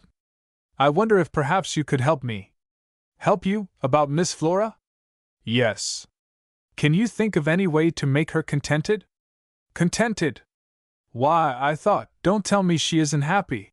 There was a curious note of almost despair in Mr. Smith's voice. Hasn't she a new house, and everything nice to go with it? Miss Maggie laughed. Then she sighed. Oh, yes, and that's what's the trouble. They're too nice. She feels smothered and oppressed, as if she were visiting somewhere, and not at home. She's actually afraid of her maid. You see, Miss Flora has always lived very simply. She isn't used to maids, and the maid knows it, which, if you ever employed maids, you would know is a terrible state of affairs. Oh, but she'll get used to that in time. Perhaps, conceded Miss Maggie. But I doubt it. Some women would, but not Miss Flora. She is too inherently simple in her tastes. Why, it's as bad as always living in a hotel, she wailed to me last night. You know, on my trip I was so afraid always I'd do something that wasn't quite right, before those awful waiters in the dining rooms, and I was anticipating so much getting home where I could act natural, and here I've got one in my own house. Mr. Smith frowned, but he laughed, too. Poor Miss Flora! But why doesn't she dismiss the lady? She doesn't dare to. Besides, there's Hattie. She says Hattie is always telling her what is due her position, and that she must do this and do that. She's being invited out, too, to the Pennicks and the Bensons, and they're worse than the maid, she declares. She says she loves to run in and see people, and she loves to go to places and spend the day with her sewing, but that these things where you go and stand up and eat off a jiggly plate, and see everybody, and not really see anybody, are a nuisance and an abomination. Well, she's about right there, chuckled Mr. Smith. Yes, I think she is, smiled Miss Maggie. But that isn't telling me how to make her contented. Contented? Great Scott! Snapped Mr. Smith, with an irritability that was as sudden as it was apparently causeless. I didn't suppose you had to tell any woman on this earth how to be contented, with $100,000. It would seem so, wouldn't it? Something in Miss Maggie's voice sent Mr. Smith's eyes to her face in a keen glance of interrogation. You mean, you'd like the chance to prove it? That you wish you had that 100,000? Oh, I didn't say that, twinkled Miss Maggie mischievously, turning away. It was that same afternoon that Mr. Smith met Mrs. Jane Blaisdell on the street. You're just the man I want to see, she accosted him eagerly. Then I'll turn and walk along with you if I may, smiled Mr. Smith. What can I do for you? Well, I don't know as you can do anything, she sighed. But somebody's got to do something. Could you? Do you suppose you could interest my husband in this Blaisdell business of yours? Mr. Smith gave a start, looking curiously disconcerted. Be Blaisdell business? He stammered. Why, I thought he was, Interested in motoring and golf. Oh, he was, for a time, but it's too cold for those now, and he got sick of them, anyway, before it did come cold, just as he does of everything. Well, yesterday he asked a question, something about Father Blaisdell's mother, and that gave me the idea. Do you suppose you could get him interested in this ancestor business? Oh, I wish you could. It's so nice and quiet, and it can't cost much, not like golf clubs and caddies and gasoline, anyway. Do you think you could? Why, I don't know, Mrs. Blaisdell, murmured Mr. Smith, still a little worriedly. I could show him what I have found, of course. Well, I wish you would, then. Anyway, something's got to be done, she sighed. He's nervous as a witch. He can't keep still a minute. And he isn't a bit well, either. He ate such a lot of rich food and all sorts of stuff on our trip that he got his stomach all out of order, and now he can't eat anything, hardly. Humph! Well, if his stomach's knocked out, I pity him, nodded Mr. Smith. I've been there. Oh, have you? Oh, yes, I remember. You did say so when you first came, didn't you? But, Mr. Smith, please, if you know any of those health fads, don't tell them to my husband. Don't, I beg of you. He's tried dozens of them until I'm nearly wild, and I've lost 2 hired girls already. One day it'll be no water, and the next it'll be all he can drink, and 1 week he won't eat anything but vegetables, and the next he won't touch a thing but meat, and is it fruit that goes with meat or cereals? Well, never mind. Whatever it is, he's done it. And lately he's taken to inspecting every bit of meat and groceries that comes into the house. Why, he spends half his time in the kitchen, nosing round the cupboards and refrigerator, and of course, no girl will stand that. That's why I'm hoping, I am hoping that you can do something with him on that ancestor business. Here's the Bensons, where I've got to stop, and thank you ever so much, Mr. Smith, if you will. All right, I'll try, promised Mr. Smith dubiously, as he lifted his hat. But he frowned, and he was still frowning when he met Miss Maggie at the Duff's supper table half an hour later. Well, I've found another one who wants me to tell how to be contented, though afflicted with $100,000. He greeted her gloweringly. Is that so? Smiled Miss Maggie. Yes, can't $100,000 bring any one satisfaction? Miss Maggie laughed, then into her eyes came the mischievous twinkle that Mr. Smith had learned to watch for. Don't blame the poor money, she said then demurely. Blame the way it is spent. Chapter 18. Just a matter of begging. Just a matter of begging. True to his promise, Mr. Smith tried Mr. Frank Blaisdell on the ancestor business very soon. Laboriously he got out his tabulated dates and names, and carefully he traced for him several lines of descent from remote ancestors. Painstakingly he pointed out a submit who had no history but the bare fact of her marriage to one Thomas Blaisdell, and a thankful Marsh who had eluded his every attempt to supply her with parents. He let it be understood how important these missing links were, and he tried to inspire his possible pupil with a frenzied desire to go out and dig them up. He showed some of the interesting letters he had received from various Blaisdells far and near, and he spread before him the genealogical page of his latest transcript, and explained how one might there stumble upon the very missing link he was looking for. But Mr. Frank Blaisdell was openly bored.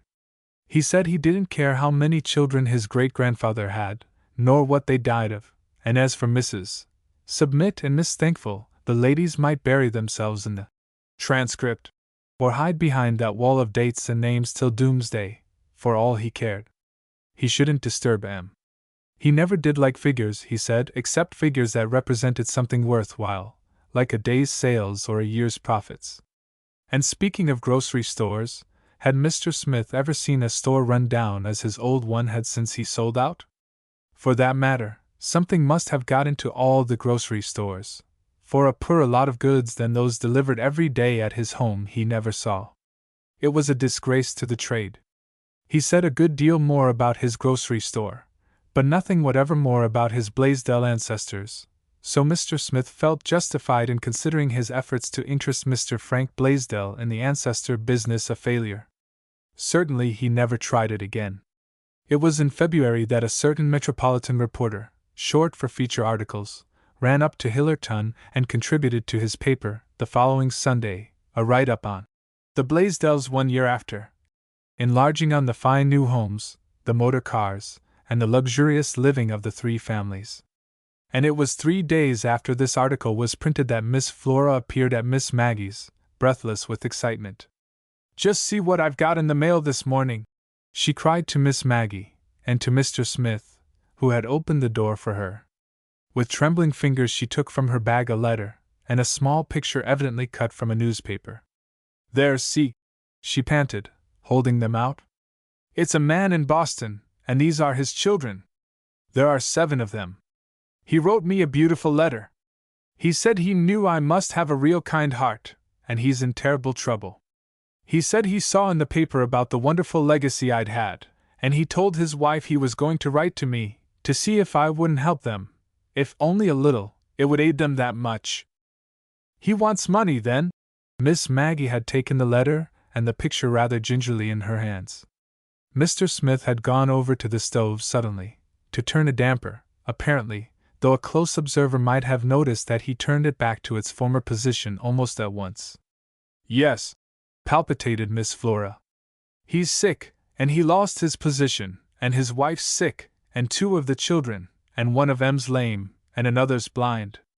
Oh, it was such a pitiful story, Maggie! Why, some days they haven't had enough to eat, and just look at me, with all my chickens and turkeys and more pudding every day than I can stuff down. Did he give you any references?" "References? What do you mean?" "He didn't ask me to hire him for anything." No, dear, but I mean, did he give you any references, to show that he was worthy and all right?" explained Miss Maggie patiently. "Of course he didn't. Why, he didn't need to. He told me himself how things were with him," rebuked Miss Flora indignantly. "It's all in the letter there. Read for yourself. But he really ought to have given you some reference, dear, if he asked you for money." "Well, I don't want any reference. I believe him. I'd be ashamed to doubt a man like that. And you would, after you read that letter, and look into those blessed children's faces. Besides, he never thought of such a thing. I know he didn't. Why, he says right in the letter there that he never asked for help before, and he was so ashamed that he had to now. Illustration with caption. And look into those blessed children's faces." Mr. Smith made a sudden odd little noise in his throat. Perhaps he got choked. At all events, he was seized with a fit of coughing just then. Miss Maggie turned over the letter in her hand. "Where does he tell you to send the money?" "It's right there, box 400 and something, and I got a money order, just as he said." "You got one? Do you mean that you've already sent this money?" cried Miss Maggie. "Why, yes, of course. I stopped at the office on the way down here." "And you sent a money order?" "Yes. He said he would rather have that than a check." "I don't doubt it. You don't seem to have delayed any." "Of course I didn't delay. Why, Maggie, he said he had to have it at once. He was going to be turned out into the streets. Think of those 7 little children in the streets." "Wait, indeed? Why, Maggie, what can you be thinking of?" "I'm thinking you've been the easy victim of a professional beggar, Flora," retorted Miss Maggie, with some spirit, handing back the letter and the picture. "Why, Maggie, I never knew you to be so unkind," charged Miss Flora, her eyes tearful. "He can't be a professional beggar. He said he wasn't, that he never begged before in his life." Miss Maggie, with a despairing gesture, averted her face. Miss Flora turned to Mr. Smith. "Mr. Smith, you don't think so, do you?" she pleaded. Mr. Smith grew very red, perhaps because he had to stop to cough again. "Well, Miss Flora, I'm sorry, but I'm afraid I shall have to agree with Miss Maggie here, to some extent. But you didn't read the letter. You don't know how beautifully he talked. You told me, and you say yourself that he gave you only a post office box for an address. So you see you couldn't look him up very well." "I don't need to." Miss Flora threw back her head a little haughtily. "And I'm glad I don't doubt my fellow men and women as you and Maggie Duff do. If either of you knew what you're talking about, I wouldn't say anything. But you don't. You can't know anything about this man, and you didn't ever get letters like this, either of you, of course. But anyhow, I don't care if he ain't worthy. I wouldn't let those children suffer, and I'm glad I sent it. I never in my life was so happy as I was on the way here from the post office this morning. Without waiting for a reply, she turned away majestically, but at the door she paused and looked back at Miss Maggie.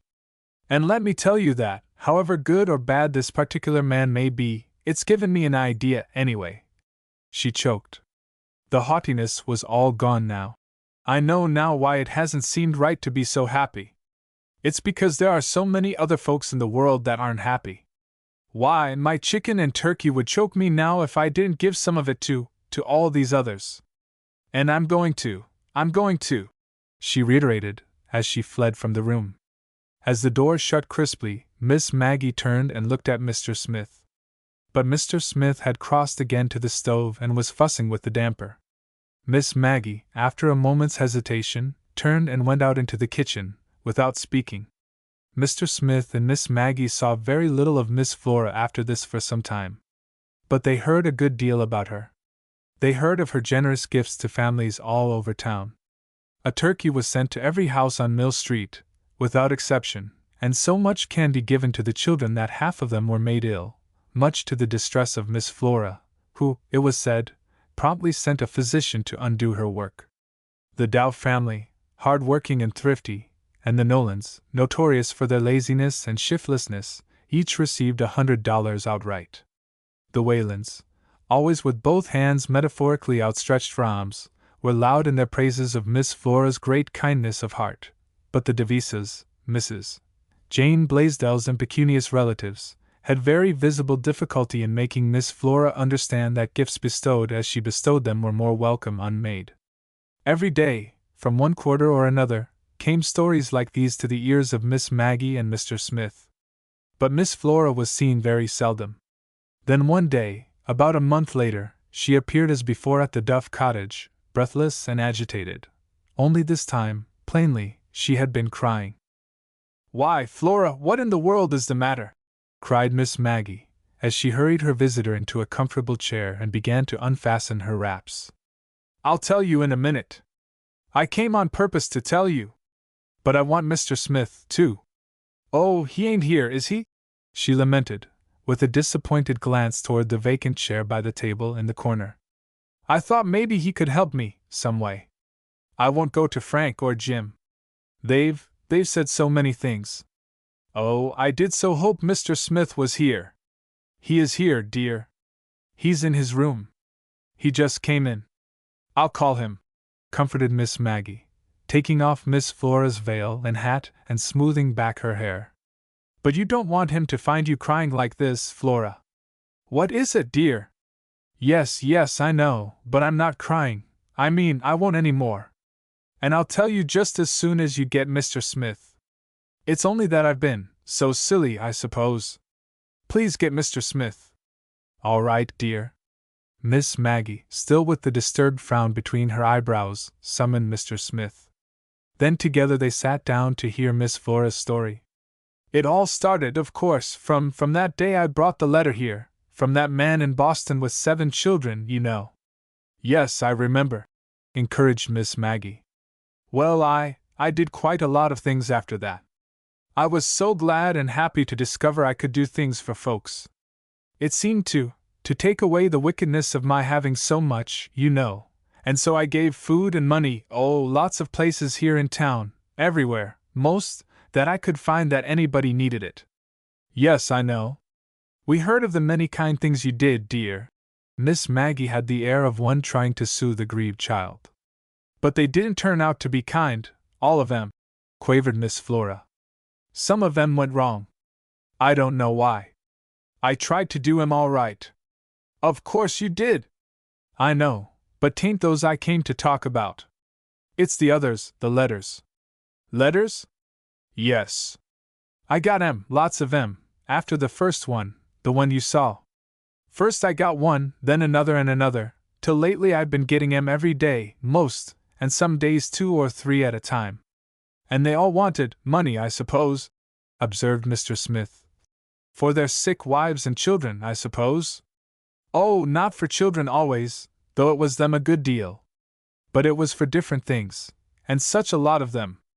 I never knew there could be so many kinds of such things. And I was real pleased, at first, that I could help, in so many places. Then you always send it, the money? Asked Mr. Smith. Oh, yes. Why, I just had to, the way they wrote. I wanted to, too. They wrote lovely letters, and real interesting ones, too. One man wanted a warm coat for his little girl, and he told me all about what hard times they'd had. Another wanted a brace for his poor little crippled boy, and he told me things.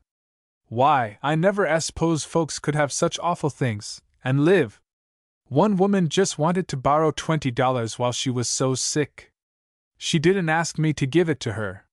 She wasn't a beggar. Don't you suppose I'd send her that money? Of course I would. And there was a poor blind man. He wanted money to buy a Bible and raised letters, and of course I wouldn't refuse that. Some didn't beg, they just wanted to sell things. I bought a diamond ring to help put a boy through school, and a ruby pin of a man who needed the money for bread for his children. And there was lots of them, too many to tell. And all from Boston, I presume, murmured Mr. Smith. Oh, no, why, yes, they were too, most of them, when you come to think of it. But how did you know? Oh, I guessed it. But go on. You haven't finished. No, I haven't finished, moaned Miss Flora, almost crying again. And now comes the worst of it. As I said, at first I liked it, all these letters, and I was so glad to help. But they're coming so fast now I don't know what to do with them.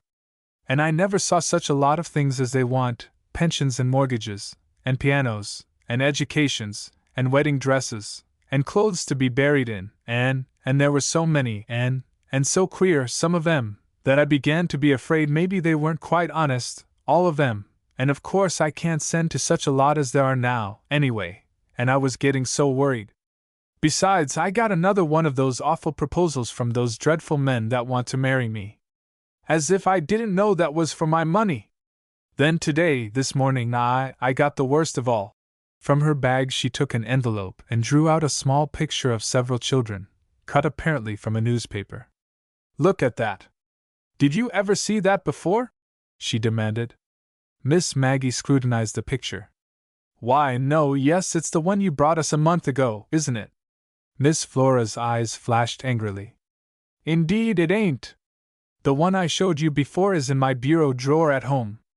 But I got it out this morning, when this one came, and compared them, and they're just exactly alike, exactly. Oh, he wrote again, then, wants more money, I suppose, frowned Miss Maggie. No, he didn't. It ain't the same man. This man's name is Haley, and that one was Fay.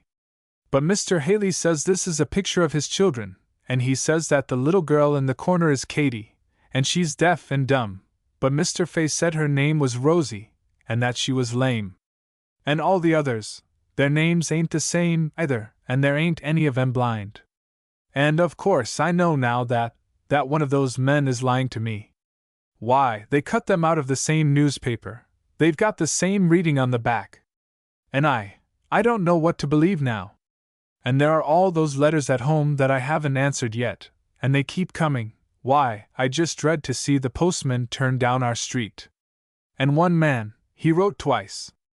I didn't like his first letter and didn't answer it, and now he says if I don't send him the money he'll tell everybody everywhere what a stingy tightwad I am. And another man said he'd come and take it if I didn't send it, and you know how afraid of burglars I am. Oh, what shall I do? What shall I do? She begged piteously. Mr. Smith said a sharp word behind his teeth. Do? He cried then wrathfully. First, don't you worry another bit, Miss Flora. Second, just hand those letters over to me, every one of them. I'll attend to 'em. To you? Gasped Miss Flora. But how can you? Oh, I'll be your secretary. Most rich people have to have secretaries, you know. But how'll you know how to answer my letters? Demanded Miss Flora dubiously. Have you ever been a secretary? And no, not exactly a secretary. But I've had some experience with similar letters, observed Mr. Smith dryly. Miss Flora drew a long sigh. Oh dear! I wish you could. Do you think you can? I hope maybe you could help me some way, but I never thought of that. You're answering I mean. I supposed everybody had to answer their own letters. How'll you know what I want to say? Mr. Smith laughed a little. I shan't be answering what you want to say, but what I want to say. In this case, Miss Flora, I exceed the prerogatives of the ordinary secretary just a bit, you see. But you can count on one thing, I shan't be spending any money for you. You won't send them anything, then? Not a red cent. Miss Flora looked distressed. But, Mr. Smith, I want to send some of them something. I want to be kind and charitable. Of course you do, dear, spoke up Miss Maggie. But you aren't being either kind or charitable to foster rascally fakes like that, pointing to the picture in Miss Flora's lap. Are they all fakes, then? I'd stake my life on most of them, declared Mr. Smith. They have all the earmarks of fakes, all right. Miss Flora stirred restlessly. But I was having a beautiful time giving until these horrid letters began to come. Flora, do you give because you like the sensation of giving, and of receiving thanks, or because you really want to help somebody? Asked Miss Maggie, a bit wearily. Why, Maggie Duff, I want to help people, of course, almost wept Miss Flora. Well, then, suppose you try and give so it will help them, then, said Miss Maggie. One of the most risky things in the world, to my way of thinking, is a present of cash. Don't you think so, Mr. Smith? What? Why, yes, of course, stammered Mr. Smith, growing suddenly, for some unapparent reason, very much confused. Yes, I do. As Mr. Smith finished speaking, he threw an oddly nervous glance into Miss Maggie's face. But Miss Maggie had turned back to Miss Flora. There, dear, she admonished her. Now you do just as Mr. Smith says. Just hand over your letters to him for a while, and forget all about them. He'll tell you how he answers them, of course. But you won't have to worry about them any more. Besides, they'll soon stop coming, won't they, Mr. Smith? I think they will. They'll dwindle to a few scattering ones, anyway, after I've handled them for a while. Well, I should like that, sighed Miss Flora. But can't I give anything anywhere? She besought plaintively. Of course you can, cried Miss Maggie. But I would investigate a little first, dear. Wouldn't you, Mr. Smith? Don't you believe in investigation? Once again, before he answered, Mr. Smith threw a swiftly questioning glance into Miss Maggie's face. Yes, oh yes, I believe in investigation, he said then. And now, Miss Flora, he added briskly, as Miss Flora reached for her wraps. With your kind permission, I'll walk home with you and have a look at my new job of secretarying. Chapter 19. Still Other Flies. Still Other Flies. It was when his duties of secretaryship to Miss Flora had dwindled to almost infinitesimal proportions that Mr. Smith wished suddenly that he were serving Miss Maggie in that capacity, so concerned was he over a letter that had come to Miss Maggie in that morning's mail. He himself had taken it from the letter-carrier's hand and had placed it on Miss Maggie's little desk.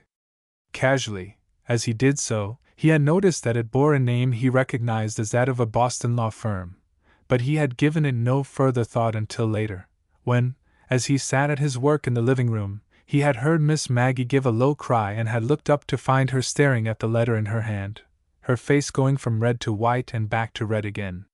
Why, Miss Maggie, what is it? He cried, springing to his feet. As she turned toward him, he saw that her eyes were full of tears. Why, it's a letter telling me. She stopped abruptly, her eyes on his face.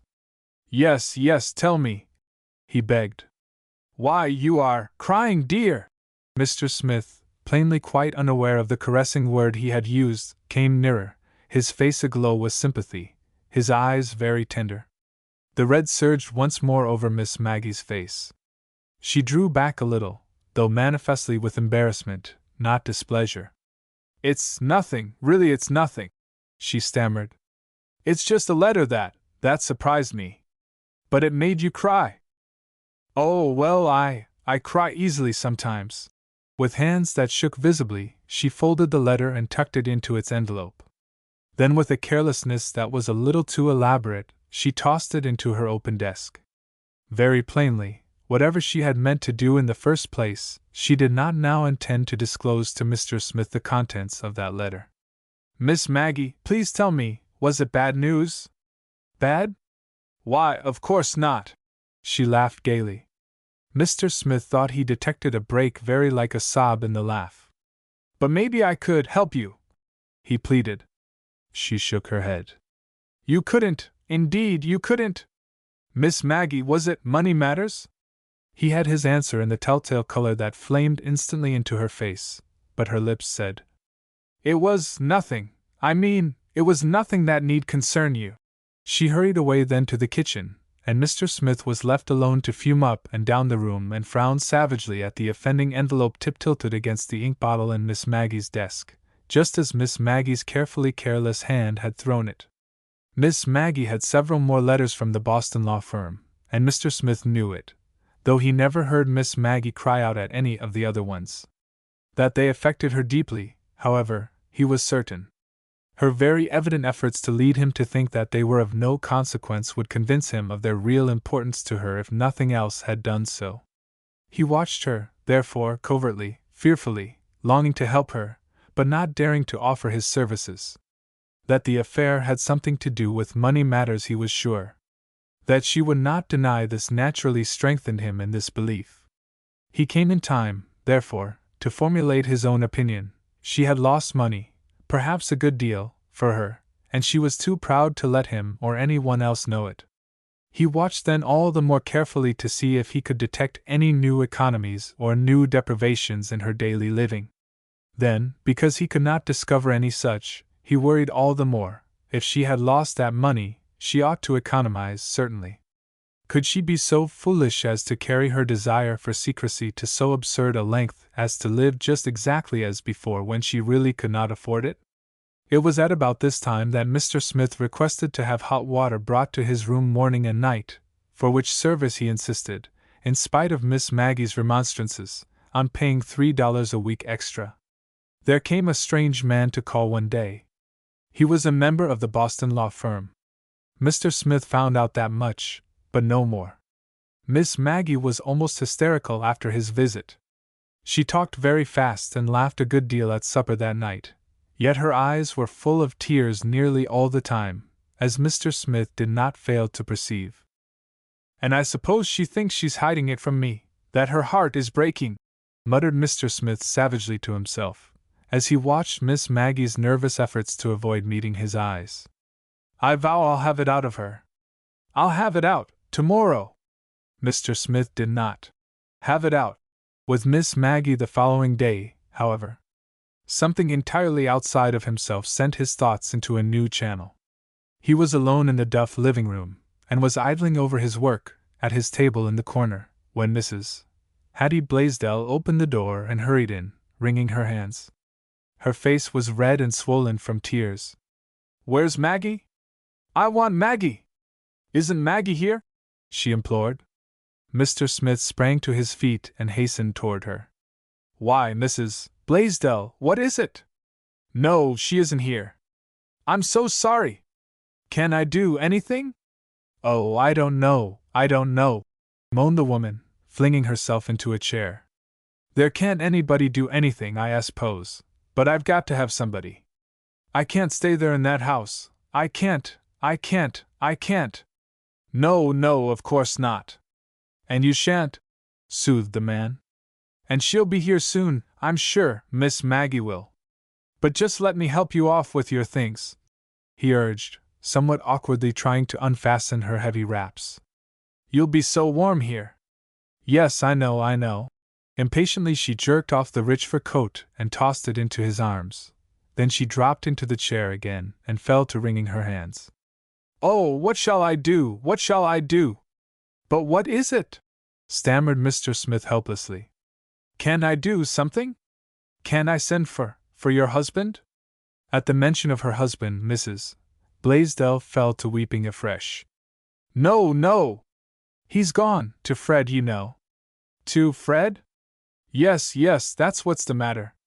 Oh, Fred, Fred, my boy. Fred! Oh, Mrs. Blaisdell, I'm so sorry.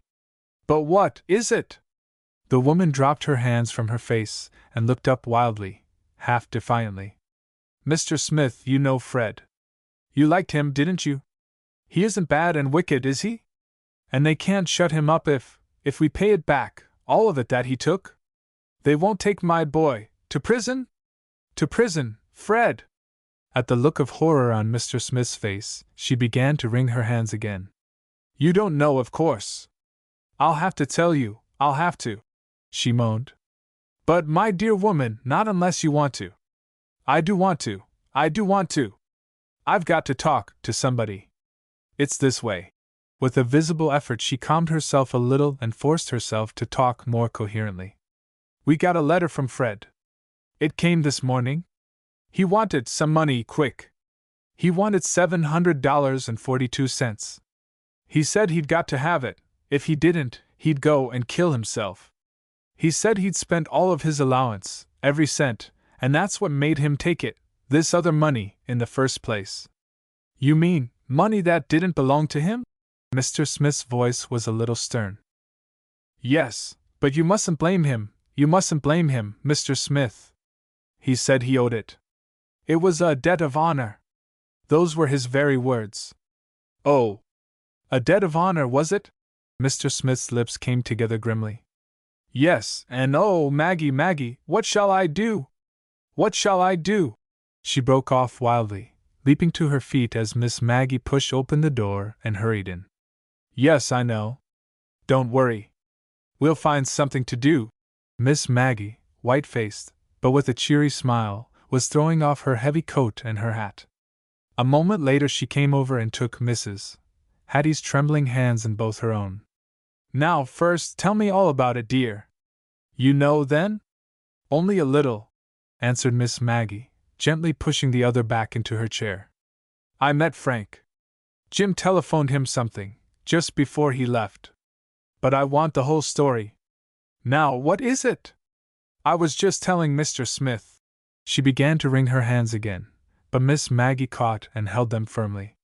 You see, Fred, he was treasurer of some club, or society, or something, and he needed some money to pay a man, and he took that, the money that belonged to the club, you know, and he thought he could pay it back, little by little. But something happened, I don't know what, a new treasurer or something, anyhow, it was going to be found out that he'd taken it. It was going to be found out tomorrow, and so he wrote the letter to his father. And Jim's gone. But he looked so, oh, I never saw him look so white and terrible. And I'm so afraid of what he'll do to Fred. My boy, my boy. Is Jim going to give him the money? Asked Miss Maggie. Yes, oh yes. Jim drew it out of the bank. Fred said he must have cash. And he's going to give it to him. Oh, they can't shut him up. They can't send him to prison now, can they? Hush, dear. No, they won't send him to prison. If Jim has gone with the money, Fred will pay it back and nobody will know it. But Hattie, Fred did it, just the same. I know it. And Hattie, don't you see? Something will have to be done. Don't you see where all this is leading? Fred has been gambling, hasn't he? I'm afraid so. And you know he drinks. Why, yes. But he isn't going to any more. He said he wasn't. He wrote a beautiful letter. He said if his father would help him out of this scrape, he'd never get into another one, and he'd show him how much he appreciated it. Good. I'm glad to hear that, cried Miss Maggie. He'll come out all right yet. Of course he will. Mr. Smith, over at the window, blew his nose vigorously. Mr. Smith had not sat down since Miss Maggie's entrance. He had crossed to the window, and had stood looking out, at nothing, all through Mrs. Hattie's story. You do think he will, don't you? Choked Mrs. Hattie, turning from one to the other piteously. He said he was ashamed of himself, that this thing had been an awful lesson to him, and he promised, he promised lots of things, if Jim would only go up and help him out of this. He never have to again. But he will, I know he will, if that Gaylord fellow stays there. The whole thing was his fault, I know it was. I hate him. I hate the whole family. Why, Hattie, I thought you liked them. I don't. They're mean, stuck-up things, and they snub me awfully. Don't you suppose I know when I'm being snubbed? And that Gaylord girl, she's just as bad, and she's making my Bessie just like her. I got Bess into the same school with her, you know, and I was so proud and happy. But I'm not, any longer. Why, my Bess, my own daughter, actually looks down on us. She's ashamed of her own father and mother, and she shows it. And it's that Gaylord girl that's done it, too, I believe. I thought I was training my daughter to be a lady, a real lady, but I never meant to train her to look down on her own mother. I'm afraid Bessie needs something of a lesson, commented Miss Maggie tersely. But Bessie will be older, one of these days, Hattie, and then she'll know more. But that's what I've been trying to teach her, something more all the time, Maggie, sighed Mrs. Hattie, wiping her eyes. And I've tried to remember and call her Elizabeth, too, but I can't. But somehow, today, nothing seems of any use, anyway. And even if she learns more and more, I don't see as it's going to do any good. I haven't got any friends now. I'm not fine enough yet, it seems, for Mrs. Gaylord and all that crowd. They don't want me among them, and they show it. And all my old friends are so envious and jealous since the money came that they don't want me, and they show it, so I don't feel comfortable anywhere. Never mind, dear, just stop trying to live as you think other folks want you to live, and live as you want to for a while. Mrs. Hattie smiled faintly, wiped her eyes again, and got to her feet. You talk just like Jim. He's always saying that. Well, just try it, smiled Miss Maggie, helping her visitor into the luxurious fur coat. You've no idea how much more comfort you'll take. Would I? Mrs. Hattie's eyes were wistful, but almost instantly they showed an alert gleam of anger. Well, anyhow, I'm not going to try to do what those Gaylords do any longer. And you're sure Fred won't have to go to prison? I'm very sure, nodded Miss Maggie. All right then. I can go home now with some comfort. You always make me feel better, Maggie, and you too, Mr. Smith. I'm much obliged to you. Goodbye. Goodbye, said Mr. Smith. Goodbye, said Miss Maggie. Now go home and go to bed, and don't worry any more or you'll have one of your headaches. As the door closed behind her visitor, Miss Maggie turned and sank into a chair. She looked worn and white, and utterly weary. I hope she won't meet Frank or Jane anywhere, she sighed profoundly. Why? What do you mean? Do you think they'd blame her about this unfortunate affair of Fred's? Miss Maggie sighed again. I wasn't thinking of that. I was thinking of another matter. I just came from Frank's and… Yes? Something in her face sent a questioning frown to Mr. Smith's own countenance. Do you remember hearing Flora say that Jane had bought a lot of the Benson gold mine stock? Yes.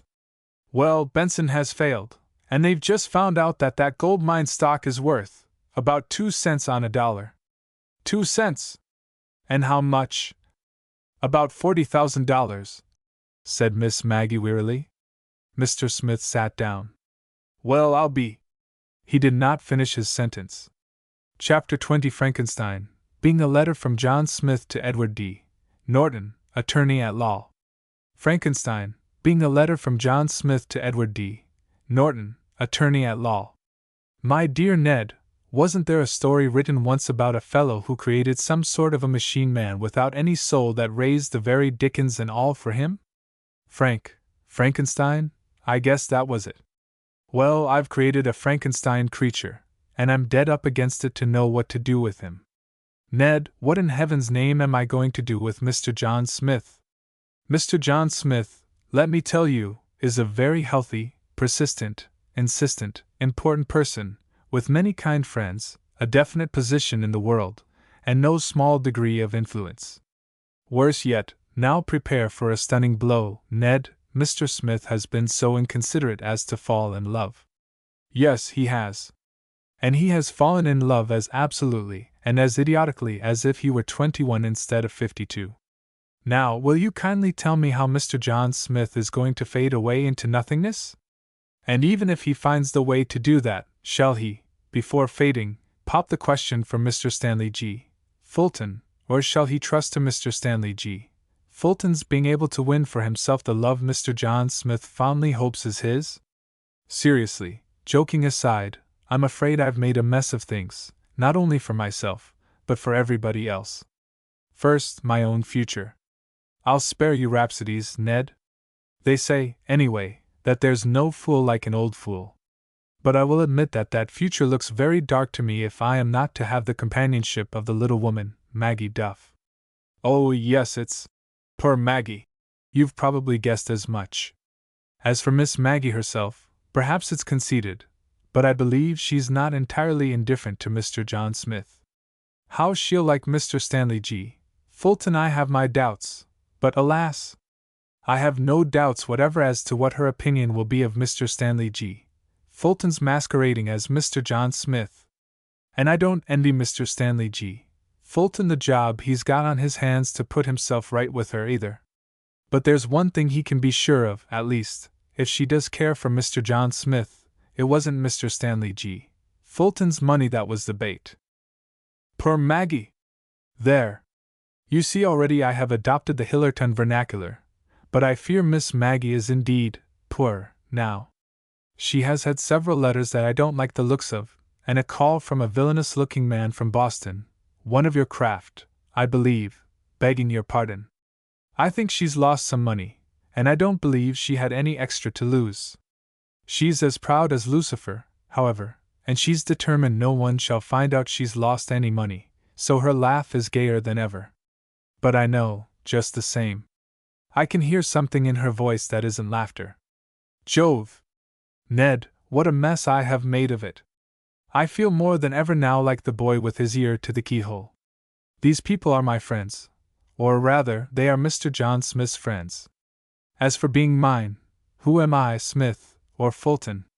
Will they be Fulton's friends, after they find he is John Smith? Will they be Smith's friends, even, after they find he is Fulton? Pleasant position I am in. What?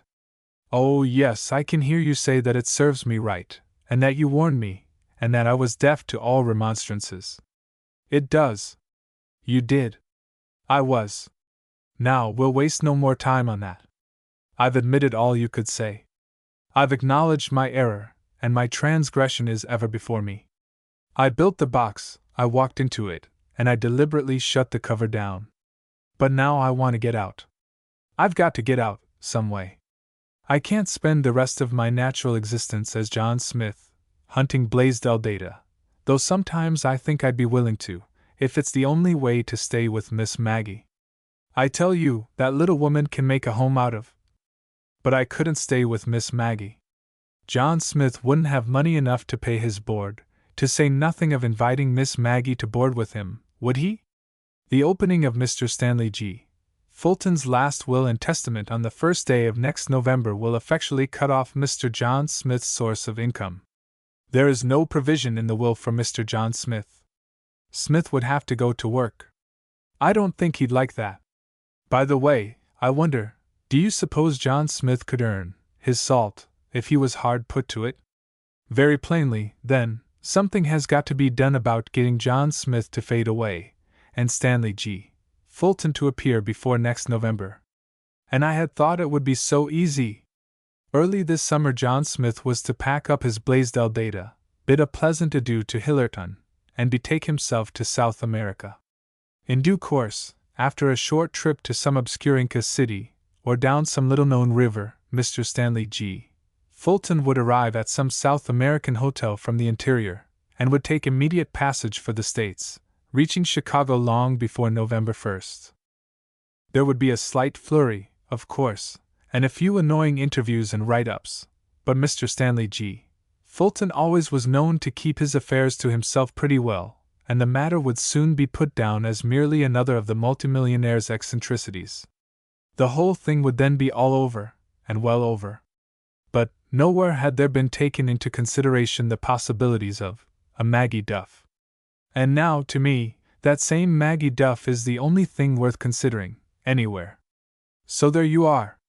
And even after all this, I haven't accomplished what I set out to do, that is, find the future possessor of the Fulton millions, unless Miss Maggie, bless her, says yes. And even then, someone will have to have them after us. I have found out one thing, though. As conditions are now, I should not want either Frank, or James, or Flora to have them, not unless the millions could bring them more happiness than these 100,000 apiece have brought. Honest, Ned, that miserable money has made more, but never mind. It's too long a story to write. I'll tell you when I see you, if I ever do see you. There's still the possibility, you know, that Mr. Stanley G. Fulton is lost in darkest South America, and of course John Smith can go to work. I believe I won't sign any name, I haven't got any name, that I feel really belongs to me now. Still I might, yes, I will sign it. Frankenstein. Chapter 21 Sympathies Misplaced.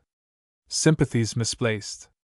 The first time Mr. Smith saw Frank Blaisdell, after Miss Maggie's news of the $40,000 loss, he tried, somewhat awkwardly, to express his interest and sympathy. But Frank Blaisdell cut him short. "That's all right, and I thank you," he cried heartily. "And I know most folks would think losing $40,000 was about as bad as it could be. Jane, now, is all worked up over it, can't sleep nights, and has gone back to turning down the gas and eating sour cream so's to save and help make it up. But me, I call it the best thing that ever happened." "Well, really," laughed Mr. Smith, "I'm sure that's a very delightful way to look at it, if you can." "Well, I can, and I'll tell you why. It's put me back where I belong, behind the counter of a grocery store. I've bought out the old stand, oh, I had enough left for that, and more. Closed the deal last night. Gory, but I was glad to feel the old floor under my feet again. But I thought you were tired of work, and wanted to enjoy yourself," stammered Mr. Smith. Frank Blaisdell laughed. "Tired of work, wanted to enjoy myself, indeed. Yes, I know I did say something like that. But let me tell you this, Mr. Smith. Talk about work, I never worked so hard in my life as I have the last 10 months trying to enjoy myself. How these folks can stand gaddying around the country week in and week out, feeding their stomachs on a French dictionary instead of good United States meat and potatoes and squash, and spending their days traipsing off to see things they ain't a mite interested in, and their nights trying to get rested so they can go and see some more the next day, I don't understand." Mr. Smith chuckled. "I'm afraid these touring agencies wouldn't like to have you write their ads for them, Mr. Blaisdell." "Well, they hadn't better asked me to," smiled the other grimly. "But that ain't all. Since I come back I've been working even harder trying to enjoy myself here at home, knocking silly little balls over a 10-acre lot in a game a healthy 10-year-old boy would scorn to play. But how about your new car? Didn't you enjoy riding in that?" bantered Mr. Smith. "Oh, yes, I enjoyed the riding well enough, but I didn't enjoy hunting for punctures, putting on new tires, or burrowing into the inside of the critter to find out why she didn't go. And that's what I was doing most of the time. I never did like machinery. It ain't in my line." He paused a moment, then went on a little wistfully. "I suspect, Mr. Smith, there ain't anything in my line but groceries. It's all I know. It's all I ever have known. If I had my life to live over again, I'd do different, maybe. I'd see if I couldn't find out what there was in a picture to make folks stand and stare at it an hour at a time when you could see the whole thing in a minute, and it wa'n't worth looking at, anyway, even for a minute. And music, too. Now I like a good tune. What is a tune? But them caterwaulings and dirges that chap Gray plays on that fiddle of his. Gory, Mr. Smith, I'd rather hear the old barn door at home squeak any day. But if I was younger I'd try to learn to like him. I would. Look at Flora, now. She can set by the hour in front of that phonograph of hers, and not know it." "Yes, I know," smiled Mr. Smith. "And there's books, too," resumed the other, still wistfully. "I'd read books, if I could stay awake long enough to do it, and I'd find out what there was in 'em to make a good sensible man like Jim Blaisdell daft over 'em, and Maggie Duff, too. Why, that little woman used to go hungry sometimes, when she was a girl, so she could buy a book she wanted. I know she did. Why, I'd 'a' given anything this last year if I could 'a' got interested, really interested, readin'. I could 'a' killed an awful lot of time that way. But I couldn't do it. I bought a lot of 'em too and tried it, but I expect I didn't begin young enough. I tell ye, Mr. Smith, I've about come to the conclusion that there ain't a thing in the world so hard to kill as time. I've tried it and I know. Why, I got so I couldn't even kill it eatin', though I most killed myself tryin' to. And let me tell ye another thing. A full stomach ain't in it with bein' hungry and knowing a good dinner's coming. Why, there was whole weeks at a time back there that I didn't know the meaning of the word hungry. You'd oughter seen the jolt I give one o' them waiter chaps one day when he comes up with his paper and his pencil and asks me what I wanted. Want, says I. There ain't but one thing on this earth I want, and you can't give it to me. I want to want something. I'm tired of being so blamed satisfied all the time. And what did Alfonso say to that? Chuckled Mr. Smith appreciatively. Alfonso? Oh, the waiter fellow, you mean? Oh, he just stared a minute, then mumbled his usual yes, sir, very good, sir, and shoved that confounded printed card of his a little nearer to my nose. But there! I guess you've heard enough of this, Mr. Smith. It's only that I was trying to tell you why I'm actually glad we lost that money. It's give me back my man's job again. Good. All right then. I won't waste any more sympathy on you, laughed Mr. Smith. Well, you needn't. And there's another thing. I hope it'll give me back a little of my old faith in my fellow man. What do you mean by that? Just this. I won't suspect every man, woman, and child that says a civil word to me now of having designs on my pocketbook. Why, Mr. Smith, you wouldn't believe it if I told you the things that's been done and said to get a little money out of me. Of course, the open gold brick schemes I knew enough to dodge most of them, unless you count in that darn Benson mining stock, and I spotted the blackmailers all right, most generally. But I was flabbergasted when a woman tackled the job and began to make love to me, actually make love to me, one day when Jane's back was turned. Gorry! Do I look such a fool as that, Mr. Smith? Well, anyhow, there won't be any more of that kind, nor anybody after my money now, I guess. He finished with a sage wag of his head as he turned away. To Miss Maggie that evening Mr. Smith said, after recounting the earlier portion of the conversation. So you see you were right after all. I shall have to own it up. Mr. Frank Blaisdell had plenty to retire upon, but nothing to retire to. But I'm glad, if he's happy now. And he isn't the only one that $40,000 loss has done a good turn to, nodded Miss Maggie. Melisande has just been here. You know she's home from school. It's the Easter vacation, anyway, but she isn't going back.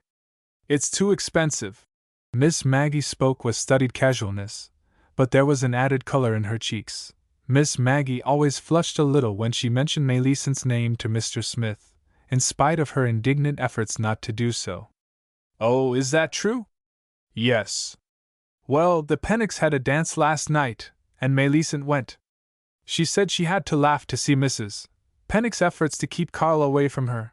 The loss of the money is known everywhere now, and has been greatly exaggerated, I've heard. She said that even Hibbard Gaylord had the air of one trying to let her down easy. Melisande was immensely amused. Where was Donald Gray? Oh, he wasn't there. He doesn't move in the Pennock crowd much. But Melisande sees him, and everything's all right there, now. That's why Melisande is so happy. You mean, has her mother given in? Yes. You see, Jane was at the dance, too, and she saw Carl, and she saw Hibbard Gaylord. And she was furious. She told Melisande this morning that she had her opinion of fellows who would show so plainly as Carl Pennock and Hibbard Gaylord did that it was the money they were after. I'm afraid, Mrs. Jane has changed her shoes again, murmured Mr. Smith, his eyes merry. Has changed, oh! Miss Maggie's puzzled frown gave way to a laugh. Well, yes, perhaps the shoe is on the other foot again. But anyway, she doesn't love Carl or Hibbard any more, and she does love Donald Gray. He hasn't let the loss of the money make any difference to him, you see. He's been even more devoted, if anything. She told Melisande this morning that he was a very estimable young man, and she liked him very much. Perhaps you see now why Melisande is happy. Good. I'm glad to know it, cried Mr. Smith heartily. I'm glad. His face changed suddenly. His eyes grew somber. I'm glad the loss of the money brought them some happiness, if the possession of it didn't, he finished moodily, turning to go to his own room. At the hall door he paused and looked back at Miss Maggie, standing by the table, gazing after him with troubled eyes. Did Melisande say whether Fred was there? He asked. Yes. She said he wasn't there. He didn't come home for this vacation at all. She said she didn't know why. I suspect Melisande doesn't know anything about that wretched affair of his. We'll hope not. So the young gentleman didn't show up at all? No, nor Bessie. She went home with a Long Island girl. Hattie didn't go to the Pennocks either. Hattie has been very different since this affair of Fred's. I think it frightened her terribly. It was so near a tragedy. The boy threatened to kill himself, you know, if his father didn't help him out. But his father did help him out, flared the man irritably. Yes, I know he did, and I'm afraid he found things in a pretty bad mess when he got there, sighed Miss Maggie. It was a bad mess all around. You are exactly right, ejaculated Mr. Smith with sudden and peculiar emphasis. It is, indeed, a bad mess all around, he growled as he disappeared through the door. Behind him, Miss Maggie still stood motionless, looking after him with troubled eyes. As the spring days grew warmer, Miss Maggie had occasion many times to look after Mr. Smith with troubled eyes. She could not understand him at all. One day he would be the old delightful companion, genial, cheery, generously donating a box of chocolates to the center-table bonbon dish or a dozen hothouse roses to the mantel vase. The next he would be nervous, abstracted, almost irritable. Yet she could see no possible reason for the change. Sometimes she wondered fearfully if Melisande could have anything to do with it. Was it possible that he had cared for Melisande, and to see her now so happy with Donald Gray was more than he could bear? It did not seem credible. There was his own statement that he had devoted himself to her solely, and only to help keep the undesirable lovers away and give Donald Gray a chance. Besides, had he not said that he was not a marrying man anyway? To be sure, that seemed a pity, a man so kind and thoughtful and so delightfully companionable. But then, it was nothing to her, of course, only she did hope he was not feeling unhappy over Melisande. Miss Maggie wished, too, that Mr. Smith would not bring flowers and candy so often. It worried her. She felt as if he were spending too much money, and she had got the impression in some way that he did not have any too much money to spend. And there were the expensive motor trips, too. She feared Mr. Smith was extravagant. Yet she could not tell him so, of course. He never seemed to realize the value of $1, anyway, and he very obviously did not know how to get the most out of it. Look at his foolish generosity in regard to the board he paid her. Miss Maggie wondered sometimes if it might not be worry over money matters that was making him so nervous and irritable on occasions now.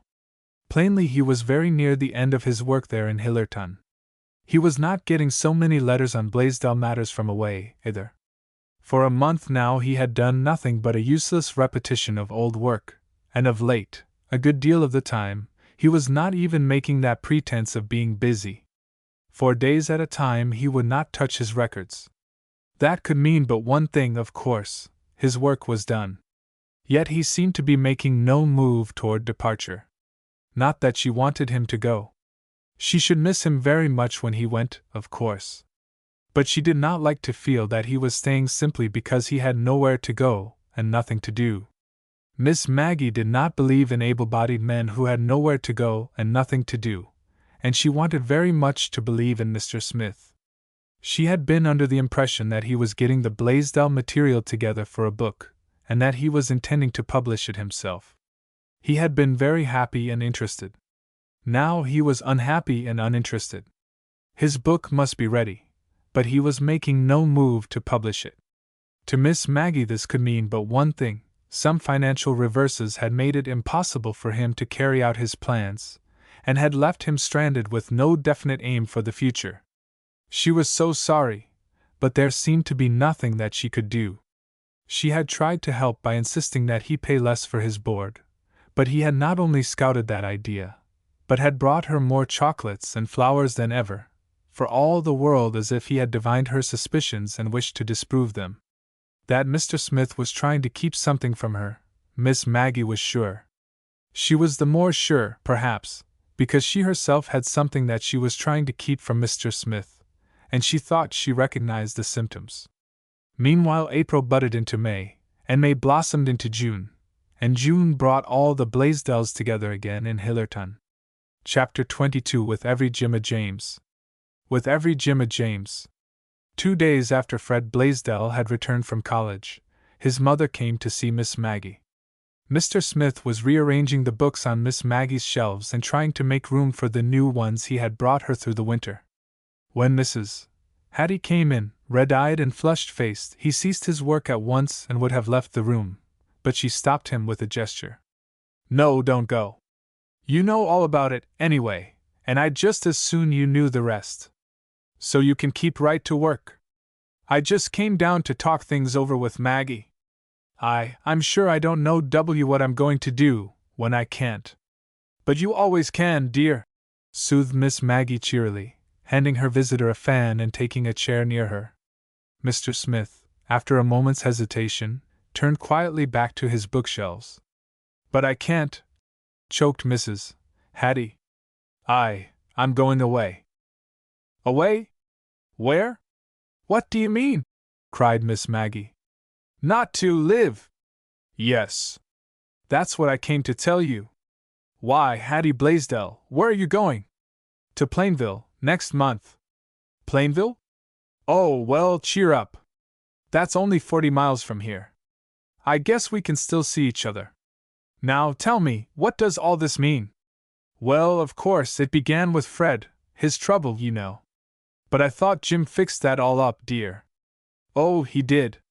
He paid the money, and nobody there at college knew a thing about it. But there were other things. Fred told us some of them night before last. He says he's ashamed of himself, but that he believes there's enough left in him to make a man of him yet. But he says he can't do it there." "You mean, he doesn't want to go back to college?" Miss Maggie's voice showed her disappointment. "Oh, he wants to go to college, but not there." "Oh," nodded Miss Maggie. "I see. He says he's had too much money to spend, and that told him be easy not to spend it, if he was back there, in the old crowd. So he wants to go somewhere else." "Well, that's all right, isn't it?" "Why, yes, oh, yes. Jim says it is. He's awfully happy over it, and I guess I am." "Of course you are. But now, what is this about Plainville?" "Oh, that grew out of it, all this. Mr. Hammond is going to open a new office in Plainville, and he's offered James, no, Jim, I'm not going to call him James any more, the chance to manage it." "Well, that's fine, I'm sure." "Yes, of course that part is fine, splendid. He'll get a bigger salary, and all that, and I guess I'm glad to go, anyway. I don't like Hillerton anymore. I haven't got any friends here, Maggie. Of course, I wouldn't have anything to do with the Gaylords now, after what's happened, that boy getting my boy to drink and gamble, and everything. And yet, you know how I've strained every nerve for years, and worked to get where my children could be with them. It didn't pay, did it, Hattie? I guess it didn't. They're perfectly horrid, every one of them, and I hate them." "Oh, Hattie. "Well, I do. Look at what they've done to Fred, and Bessie, too. I shan't let her be with them any more, either. There aren't any folks here we can be with now. That's why I don't mind going away. All our friends that we used to know don't like us any more, they're so jealous on account of the money." "Oh, yes, I know you think I'm to blame for that," she went on aggrievedly. "I can see you do by your face. Jim says so, too? And maybe I am. But it was just so I could get ahead. I did so want to be somebody." "I know, Hattie. Miss Maggie looked as if she would like to say something more, but she did not say it. Over at the bookcase, Mr. Smith was abstractedly opening and shutting the book in his hand. His gaze was out the window near him. He had not touched the books on the shelves for some time. "And look at how I've tried and see what it has come to. Bessie's so high-headed and airy she makes fun of us, and Fred a gambler and a drunkard, and most a thief. And it's all that horrid $100,000. The book in Mr. Smith's hand slipped to the floor with a bang, but no one was noticing Mr. Smith. "Oh, Hattie, don't blame the $100,000, cried Miss Maggie. "Jim says it was, and Fred does, too. They talked awfully. Fred said it was all just the same kind of a way that I tried to make folks call Jim James. He said I'd been trying to make every single Jim we had into a James, until I'd taken away all the fun of living. And I suppose maybe he's right, too." Mrs. Hattie sighed profoundly. "Well, anyhow, I'm not going to do it any more. There isn't any fun in it anyway. It doesn't make any difference how hard I tried to get ahead, I always found somebody else a little ahead, as Benny calls it. So what's the use? There isn't any use in that kind of trying, Hattie." "No, I suppose there isn't. Jim said I was like the little boy that they asked what would make him the happiest of anything in the world, and he answered, everything that I haven't got, and I suppose I have been something like that. But I don't see as I'm any worse than other folks. Everybody goes for money, but I'm sure I don't see why, if it doesn't make them any happier than it has me. Well, I must be going." Mrs. Hattie rose wearily. "We shall begin to pack the first of the month. It looks like a mountain to me, but Jim and Fred say they'll help, and—" Mr. Smith did not hear any more, for Miss Maggie and her guest had reached the hall and had closed the door behind them. But when Miss Maggie returned, Mr. Smith was pacing up and down the room nervously. "Well?" he demanded with visible irritation, as soon as she appeared. "Will you kindly tell me if there is anything desirable that confounded money has done?" Miss Maggie looked up in surprise. "You mean Jim Blaisdell's money?" she asked. "I mean all the money. I mean the $300,000 that those three people received. Has it ever brought any good or happiness, anywhere?" "Oh, yes, I know," smiled Miss Maggie, a little sadly. "But—" her countenance changed abruptly. A passionate earnestness came to her eyes. "Don't blame the money, blame the spending of it. The money isn't to blame. The dollar that will buy tickets to the movies will just as quickly buy a good book, and if you're hungry, it's up to you whether you put your money into chocolate eclairs or roast beef. Is the money to blame that goes for a whiskey bill or a gambling debt instead of for shoes and stockings for the family? Why, no." Mr. Smith had apparently lost his own irritation in his amazement at hers. "Why, Miss Maggie, you seem worked up over this matter." "I am worked up. I'm always worked up, over money. It's been money, money, money, ever since I could remember. We're all after it, and we all want it, and we strain every nerve to get it. We think it's going to bring us happiness. But it won't unless we do our part. And there are some things that even money can't buy. Besides, it isn't the money that does the things, anyway. It's the man behind the money. What do you think money is good for, Mr. Smith?" Mr. Smith, now thoroughly dazed, actually blinked his eyes at the question, and at the vehemence with which it was hurled into his face. "Why, Miss Maggie, it isn't good for anything unless we can exchange it for something we want, is it? Why, I suppose we can give it. But even then we're exchanging it for something we want, aren't we? We want to make the other fellow happy, don't we?" "Well, yes, we do." Mr. Smith spoke with sudden fervor. "But it doesn't always work that way. Look at the case right here. Now, very likely Mr. Fulton thought those $300,000 were going to make these people happy. Personification of happiness. That woman was, a few minutes ago, wasn't she?" Mr. Smith had regained his air of aggrieved irritation. "No, she wasn't. But that wasn't the money's fault. It was her own. She didn't know how to spend it. And that's just what I mean when I say we've got to do our part. Money won't buy happiness, unless we exchange it for the things that will bring happiness. If we don't know how to get any happiness out of $5, We won't know how to get it out of 500, or 5,000, or 500,000, Mr. Smith. I don't mean that we'll get the same amount out of $5, of course, though I've seen even that happen sometimes, but I mean that we've got to know how to spend $5, and to make the most of it. I reckon you're right, Miss Maggie. I know I'm right, and 'tisn't the money's fault when things go wrong. Money's all right. I love money. Oh, yes, I know, we're taught that the love of money is the root of all evil. But I don't think it should be so, necessarily. I think money's one of the most wonderful things in the world. It's more than a trust and a gift, it's an opportunity and a test. It brings out what's strongest in us, every time. And it does that whether it's $5 or $500,000. If we love chocolate eclairs and the movies better than roast beef and good books, we're going to buy them, whether they're chocolate eclairs and movies on $5, or champagne suppers and Paris gowns on $500,000. Well, by Jove! Ejaculated Mr. Smith, rather feebly. Miss Maggie gave a shamefaced laugh and sank back in her chair. You don't know what to think of me, of course, and no wonder, she sighed. But I've felt so bad over this money business right here under my eyes. I love them all, every one of them. And you know how it's been, Mr. Smith. Hasn't it worked out to prove just what I say? Take Hattie this afternoon. She said that Fred declared she'd been trying to make every one of her Jims a James, ever since the money came. But he forgot that she did that very same thing before it came. All her life she's been trying to make $5 look like 10, so when she got the 100,000, it wasn't 6 months before she was trying to make that look like 200,000. I reckon you're right. Jane is just the opposite. Jane used to buy ingrain carpets and cheap chairs and cover them with mats and tidies to save them. You're right, she did. Miss Maggie laughed appreciatively. They got on your nerves too, didn't they?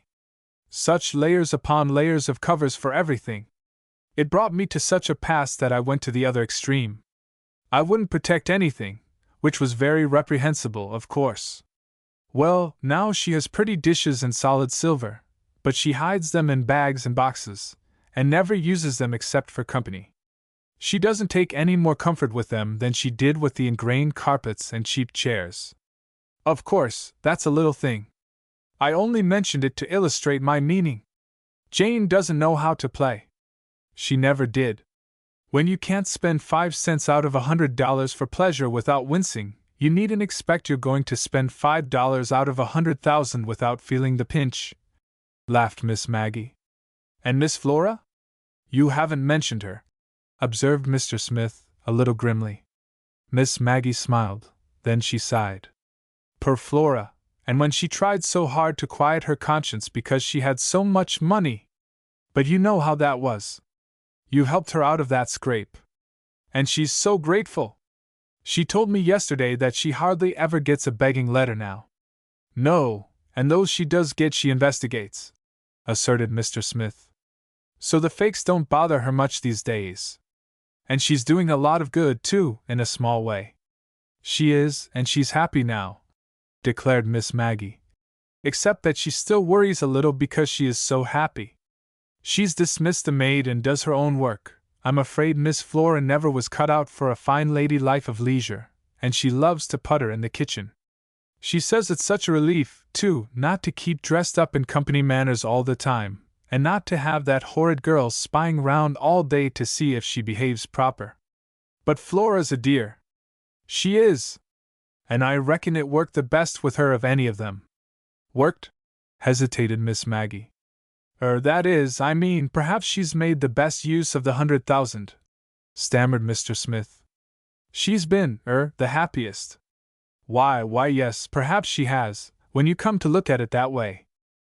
But you wouldn't, advise this Mr. Fulton to leave her, his 20 millions? Mercy! Laughed Miss Maggie, throwing up both hands. She'd faint dead away at the mere thought of it. Humph! Yes, I suppose so. Mr. Smith turned on his heel and resumed his restless pacing up and down the room. From time to time he glanced furtively at Miss Maggie. Miss Maggie, her hands idly resting in her lap, palms upward, was gazing fixedly at nothing. Of just what are you thinking? He demanded at last, coming to a pause at her side. I was thinking of Mr. Stanley G. Fulton, she answered, not looking up. Oh, you were? There was an odd something in Mr. Smith's voice. Yes. I was wondering about those 20 millions. Oh, you were? The odd something had increased, but Miss Maggie's eyes were still dreamily fixed on space. Yes. I was wondering what he had done with them. Had done with them? Yes, in the letter, I mean. She looked up now in faint surprise. Don't you remember? There was a letter, a second letter to be opened in 2 years' time. They said that that was to dispose of the remainder of the property, his last will and testament. Oh, yes, I remember, assented Mr. Smith, turning on his heel again. Then you think Mr. Fulton is dead? Mr. Smith was very carefully not meeting Miss Maggie's eyes. Why, yes, I suppose so. Miss Maggie turned back to her meditative gazing at nothing. The 2 years are nearly up, you know. I was talking with Jane the other day, just next November. Yes, I know. The words were very near a groan, but at once Mr. Smith hurriedly repeated. I know, very lightly indeed, with an apprehensive glance at Miss Maggie. So it seems to me if he were alive that he'd be back by this time. And so I was wondering about those millions, she went on musingly. What do you suppose he has done with them? She asked, with sudden animation, turning full upon him. Why, how should I know? Stuttered Mr. Smith, a swift crimson dyeing his face. Miss Maggie laughed merrily. You wouldn't, of course, but that needn't make you look as if I'd intimated that you had them. I was only asking for your opinion, Mr. Smith. She twinkled, with mischievous eyes. Of course. Mr. Smith laughed now, a little precipitately. But indeed, Miss Maggie, you turned so suddenly and the question was so unexpected that I felt like the small boy who, being always blamed for everything at home that went wrong, answered tremblingly, when the teacher sharply demanded, Who made the world? Please, ma'am, I did, but I'll never do it again. And now, said Mr. Smith, when Miss Maggie had done laughing at his little story, suppose I turn the tables on you? What do you think Mr. Fulton has done with that money? I don't know what to think. Miss Maggie shifted her position, her face growing intently interested again. I've been trying to remember what I know of the man. What you know of him? Cried Mr. Smith, with startled eyes. Yes, from the newspaper and magazine accounts of him. Of course, there was quite a lot about him at the time the money came, and Flora let me read something she'd saved, in years gone. Flora was always interested in him, you know. Well, what did you find? Why, not much, really, about the man. Besides, very likely what I did find wasn't true. Oh, he was eccentric. Everything mentioned that. But I was trying to find out how he'd spent his money himself. I thought that might give me a clue, about the will, I mean. Oh, I see. Yes, but I didn't find much. In spite of his reported eccentricities, he seems to me to have done nothing very extraordinary. Oh, indeed, murmured Mr. Smith. He doesn't seem to have been very bad. No, Mr. Smith's eyebrows went up. Nor very good either, for that matter. Sort of a nonentity, perhaps. Mr. Smith's lips snapped tight shut. Miss Maggie laughed softly. Perhaps, though I suppose he couldn't really be that, not very well, with 20 millions, could he? But I mean, he wasn't very bad, nor very good. He didn't seem to be dissipated, or mixed up in any scandal, or to be recklessly extravagant, like so many rich men. On the other hand, I couldn't find that he'd done any particular good in the world. Some charities were mentioned, but they were perfunctory, apparently, and I don't believe, from the accounts, that he ever really interested himself in anyone, that he ever really cared for anyone. Oh, you don't? If Miss Maggie had looked up, she would have met a most disconcerting expression in the eyes bent upon her. But Miss Maggie did not look up. No, she proceeded calmly. Why, he didn't even have a wife and children to stir him from his selfishness. He had a secretary, of course, and he probably never saw half his begging letters.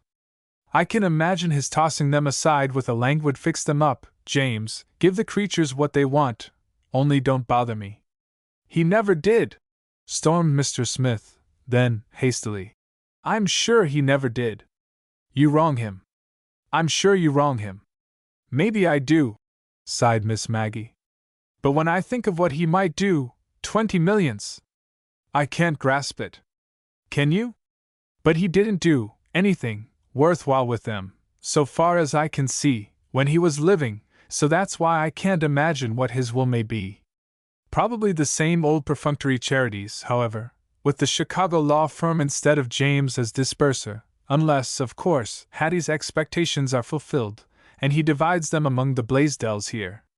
"You think there's something worthwhile he might have done with those millions, then?"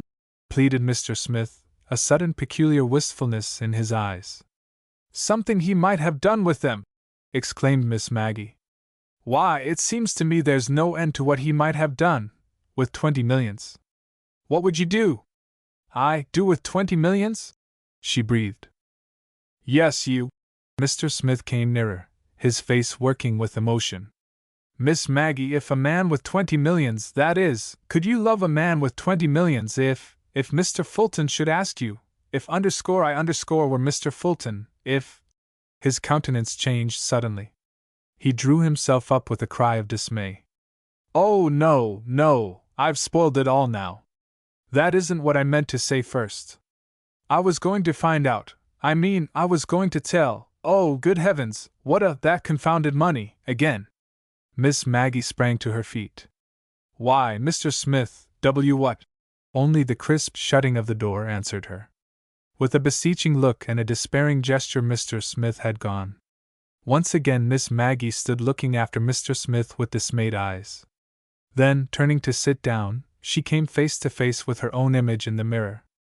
"Well, now you've done it, Maggie Duff," she whispered wrathfully to the reflection in the glass. "And you've broken his heart. He was going to say something, I know he was. And you've talked money to him for an hour. You said you loved money, and you told what you'd do if you had 20 millions of dollars. And you know he's as poor as Job's turkey, and that just now he's more than ever plagued over money. And yet 20 millions of dollars! As if that counted against." With a little sobbing cry, Miss Maggie covered her face with her hands and sat down, helplessly, angrily. Chapter 23 Reflections, Mirrored and Otherwise. Reflections, Mirrored and Otherwise. Miss Maggie was still sitting in the big chair with her face in her hands when the door opened and Mr. Smith came in. He was very white. Miss Maggie, dropping her hands and starting up at his entrance, caught a glimpse of his face in the mirror in front of her. With a furtive, angry dab of her fingers at her wet eyes, she fell to rearranging the vases and photographs on the mantel. "Oh, back again, Mr. Smith?" she greeted him, with studied unconcern. Mr. Smith shut the door and advanced determinedly. "Miss Maggie, I've got to face this thing out, of course. Even if I had made a botch of things at the very start, it didn't help any to run away, as I did. And I was a coward to do it. It was only because but never mind that. I'm coming now straight to the point. Miss Maggie, will you marry me?" The photograph in Miss Maggie's hand fell face down on the shelf. Miss Maggie's fingers caught the edge of the mantel in a convulsive grip. A swift glance in the mirror before her disclosed Mr. Smith's face just over her shoulder, earnest, pleading, and still very white. She dropped her gaze and turned half away. She did not want to meet Mr. Smith's eyes just then. She tried to speak, but only a half-choking little breath came. Then Mr. Smith spoke again. "Miss Maggie, please don't say no yet. Let me explain about how I came here, and all that. But first, before I do that, let me tell you how I love you, how I have loved you all these long months. I think I loved you from the first time I saw you. Whatever comes, I want you to know that. And if you could care for me a little, just a little, I'm sure I could make it more, in time, so you would marry me. And we would be so happy. Don't you believe I'd try to make you happy, dear?" "Yes, oh yes," murmured Miss Maggie, still with her head turned away. "Good. Then all you've got to say is that you'll let me try. And we will be happy, dear. Why, until I came here to this little house, I didn't know what living, real living, was. And I have been, just as you said, a selfish old thing. Miss Maggie, with a start of surprise, faced the image in the mirror, but Mr. Smith was looking at her, not at her reflection, so she did not meet his eyes. Why, I never, she stammered. Yes, you did, a minute ago. Don't you remember? Oh, of course you didn't realize everything, and perhaps you wouldn't have said it if you'd known. But you said it, and you meant it, and I'm glad you said it. And, dear little woman, don't you see? That's only another reason why you should say yes. You can show me how not to be selfish. But, Mr. Smith, I stammered Miss Maggie, still with puzzled eyes. Yes, you can. You can show me how to make life really worthwhile for me, and for lots of others. And now I have someone to care for. And oh, little woman, I care so much, it can't be that you don't care, any. Miss Maggie caught her breath and turned away again. Don't you care, a little?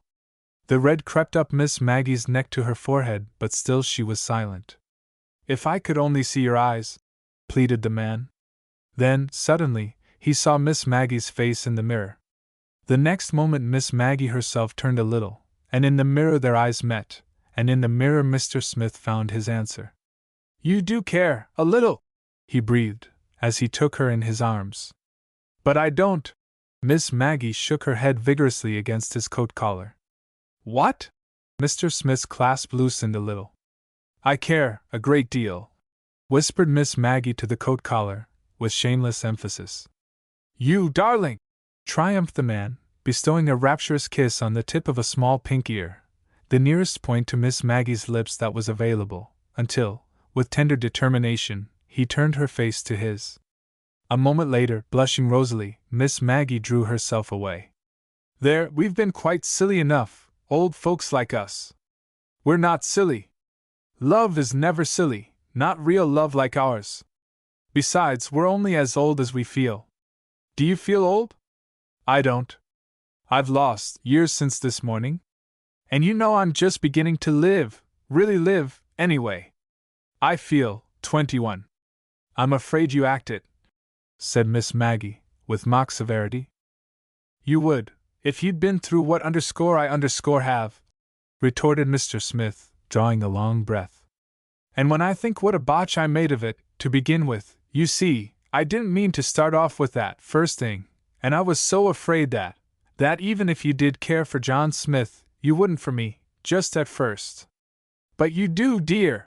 At arm's length he held her off, his hands on her shoulders. His happy eyes searching her face saw the dawn of the dazed question. Wouldn't care for you if I did for John Smith. Why, you are John Smith.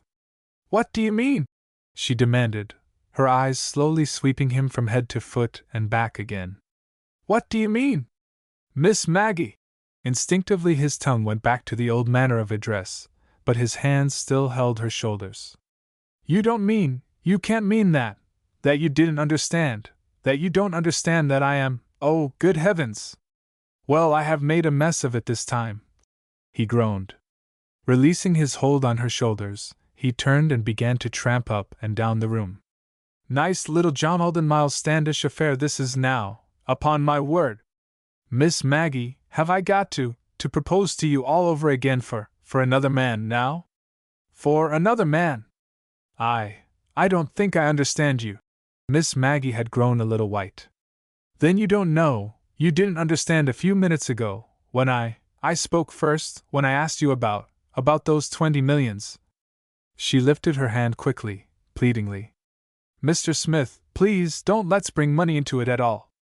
I don't care a bit if you haven't got any money. Mr. Smith's jaw dropped. If I haven't got any money, he ejaculated stupidly. No. Oh, yes, I know, I said I loved money. The rich red came back to her face in a flood. But I didn't mean, and it's just as much of a test and an opportunity when you don't have money, more so, if anything. I didn't mean it that way. I never thought of how you might take it, as if I wanted it. I don't. Indeed, I don't. Oh, can't you understand? Understand? Good heavens! Mr. Smith threw up both his hands. And I thought I'd given myself away. Miss Maggie. He came to her and stood close, but he did not offer to touch her.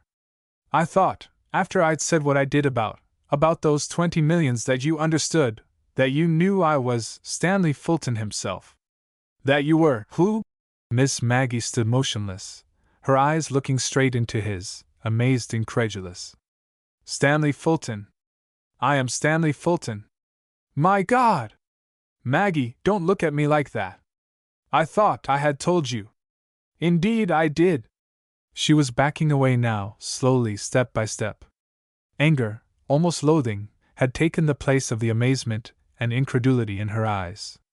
And you are Mr. Fulton? Yes, yes. But. And you've been here all these months, yes, years, under a false name, pretending to be what you weren't, talking to us, eating at our tables, winning our confidence, letting us talk to you about yourself, even pretending that. Oh, how could you? Her voice broke. Maggie, dearest, he begged, springing toward her. If you'll only let me. But she stopped him peremptorily, drawing herself to her full height.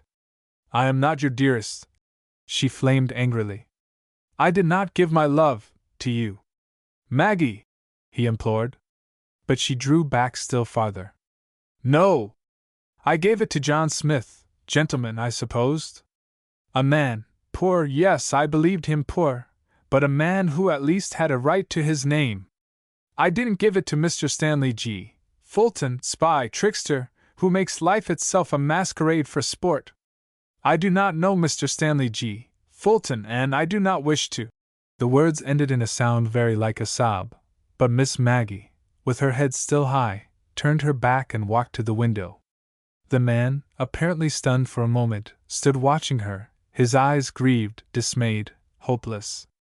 Then, white-faced, he turned and walked toward the door. With his hand almost on the knob, he slowly wheeled about and faced the woman again. He hesitated visibly, then in a dull, lifeless voice he began to speak.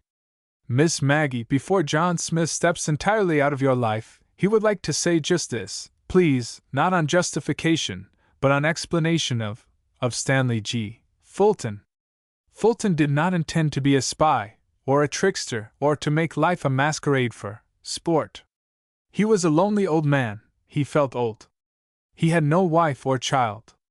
True, he had no one to care for, but he had no one to care for him either. Remember that, please. He did have a great deal of money, more than he knew what to do with. Oh, he tried various ways of spending it. Never mind what they were. They are not worth speaking of here. They resulted chiefly in showing him that he wasn't as wise as he might be in that line, perhaps. The man paused and wet his lips. At the window Miss Maggie still stood, with her back turned as before. The time came, finally, resumed the man, when Fulton began to wonder what would become of his millions when he was done with them. He had a feeling that he would like to will a good share of them to some of his own kin, but he had no nearer relatives than some cousins back east, in Hillerton. Miss Maggie at the window drew in her breath, and held it suspended, letting it out slowly. He didn't know anything about these cousins, went on the man dully, wearily. And he got to wondering what they would do with the money. I think he felt, as you said today, that you feel, that one must know how to spend $5 if one would get the best out of 5,000. So Fulton felt that, before he gave a man 15 or 20 millions, he would like to know what he would probably do with them. He had seen so many cases where sudden great wealth had brought great sorrow. And so then he fixed up a little scheme. He would give each one of these 3 cousins of his $100,000 apiece, and then, unknown to them, he would get acquainted with them, and see which of them would be likely to make the best use of those 20 millions. It was a silly scheme, of course, a silly, absurd foolishness from beginning to end. He did not finish his sentence. There was a rush of swift feet, a swish of skirts, then full upon him there fell a whirlwind of sobs, clinging arms, and incoherent ejaculations. It wasn't silly, it wasn't silly. It was perfectly splendid. I see it all now. I see it all. I understand. Oh, I think it was wonderful. And I'm so ashamed. Later, very much later, when something like lucid coherence had become an attribute of their conversation, as they sat together upon the old sofa, the man drew a long breath and said, "Then I'm quite forgiven? There is nothing to forgive. And you consider yourself engaged to both John Smith and Stanley G. Fulton? It sounds pretty bad, but yes," blushed Miss Maggie. "And you must love Stanley G. Fulton just exactly as well, no, a little better than you did John Smith." "I'll try to, if he's as lovable." Miss Maggie's head was at a saucy tilt. "He'll try to be, but it won't be all play, you know, for you. You've got to tell him what to do with those 20 millions. By the way, what will you do with them?" he demanded interestedly. Miss Maggie looked up, plainly startled. "Why, yes, that's so. If you're Mr. Fulton, you have got, and I forgot all about, those 20 millions. And they're yours, Mr. Smith." "No, they're not Mr. Smith's," objected the man. "They belong to Fulton, if you please. Furthermore, can't you call me anything but that abominable Mr. Smith? My name is Stanley. You might, abbreviate it to, Stan, now." "Perhaps so, but I shan't," laughed Miss Maggie. "Not yet. You may be thankful I have wits enough left to call you anything, after becoming engaged to two men all at once. And with having the responsibility of spending 20 millions, too." "Oh, yes, the money!" Her eyes began to shine.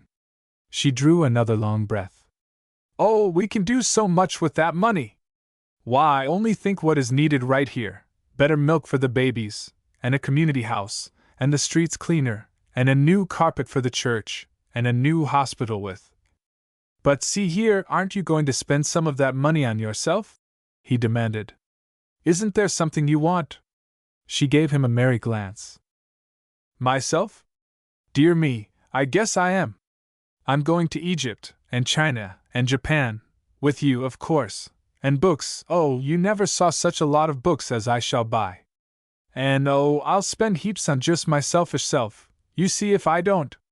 But first, oh, there are so many things that I've so wanted to do, and it's just come over me this minute that now I can do them. And you know how Hillerton needs a new hospital." Her eyes grew luminous and earnest again. "And I want to build a store and run it so the girls can live, and a factory, too, and decent homes for the workmen, and a big market, where they can get their food at cost, and there's the playground for the children, and—" But Mr. Smith was laughing, and lifting both hands in mock despair. "Look here," he challenged. "I thought you were marrying me, but are you marrying me or that confounded money?" Miss Maggie laughed merrily. "Yes, I know, but you see—" She stopped short.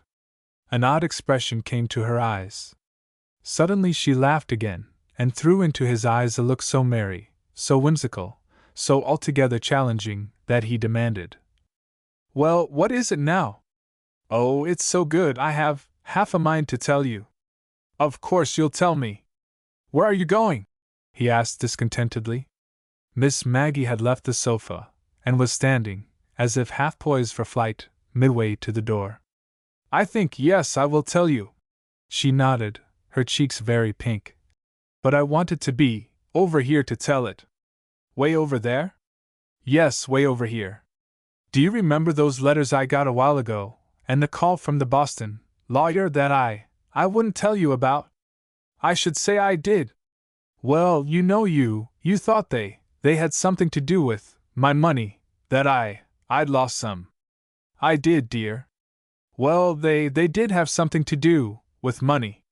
"I knew they did," triumphed the man. "Oh, why wouldn't you tell me then, and let me help you some way?" She shook her head nervously and backed nearer the door.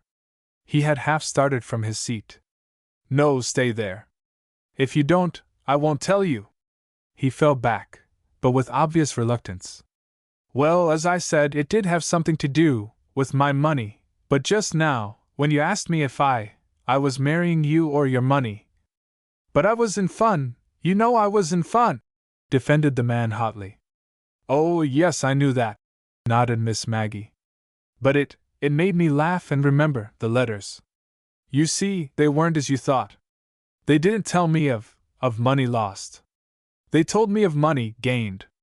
Gained? Yes. That father's cousin George in Alaska had died and left me $50,000.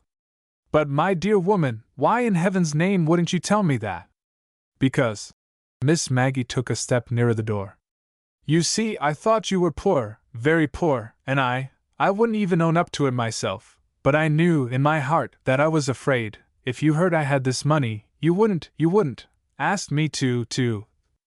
She was blushing so adorably now that the man understood and leaped to his feet. Maggie, you darling! But the door had shut. Miss Maggie had fled. Chapter 24. That miserable money. That miserable money. In the evening, after the Martin girls had gone to their rooms, Miss Maggie and Mr. Smith faced the thing squarely. Of course, he began with a sigh. I'm really not out of the woods at all. Blissfully happy as I am, I'm really deeper in the woods than ever, for now I've got you there with me, to look out for. However successfully John Smith might dematerialize into nothingness, Maggie Duff can't. No, I know she can't, admitted Miss Maggie soberly. Yet if she marries John Smith she'll have to, and if she doesn't marry him, how's Stanley G. Fulton going to do his courting? He can't come here. But he must! Miss Maggie looked up with startled eyes. Why, Mr. Smith, you'll have to tell them who you are. You'll have to tell them right away. The man made a playfully wry face. I shall be glad, he observed, when I shan't have to be held off at the end of a mister. However, we'll let that pass, until we settle the other matter. Have you given any thought as to how I'm going to tell Cousin Frank and Cousin James and Cousin Flora that I am Stanley G. Fulton? No, except that you must do it, she answered decidedly. I don't think you ought to deceive them another minute, not another minute. Mr. Smith's eyes grew reflective. And had you thought as to what would happen when I did tell them?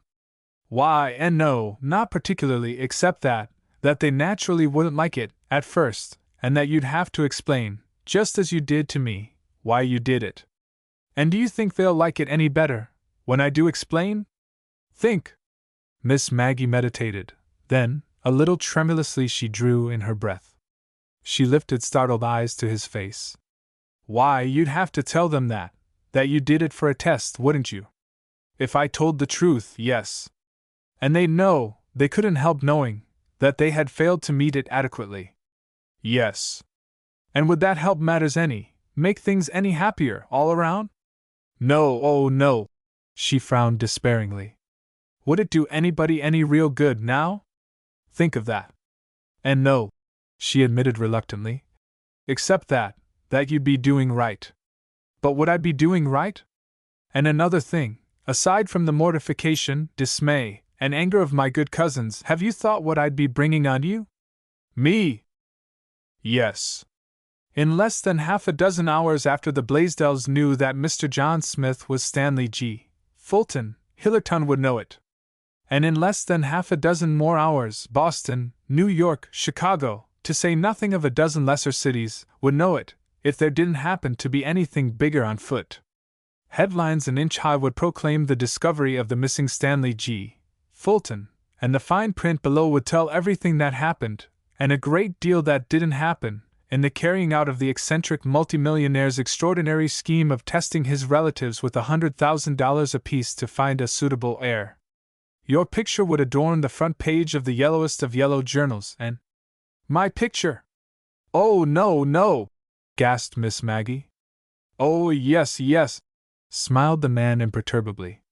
You'll be in it too. Aren't you the affianced bride of Mr. Stanley G. Fulton? I can see them now, in search of an heir and finds a wife. Charming Miss Maggie Duff falls in love with plain John Smith and... Oh, no, no, moaned Miss Maggie, shrinking back as if already the lurid headlines were staring her in the face. Mr. Smith laughed. Oh, well, it might not be so bad as that, of course. But you never can tell. Undoubtedly there are elements for a pretty good story in the case, and some man, with nothing more important to write up, is bound to make the most of it somewhere. Then other papers will copy. There's sure to be unpleasant publicity, my dear, if the truth once leaks out. But what had you planned to do? She faltered, shuddering again. Well, I had planned something like this, pretty quick. Now, Mr. Smith was to announce the completion of his Blaisdell data, and with properly grateful farewells, take his departure from Hillerton.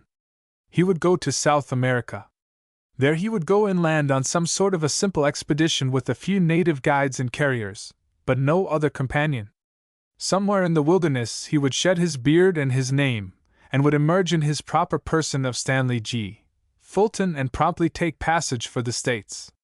Of course, upon the arrival in Chicago of Mr. Stanley G. Fulton, there would be a slight flurry at his appearance, and a few references to the $100,000 gifts to the Eastern relatives, and sundry speculations as to the why and how of the exploring trip.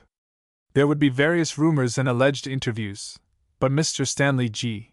Fulton never was noted for his communicativeness, and after a very short time the whole thing would be dismissed as probably another of the gentleman's well-known eccentricities.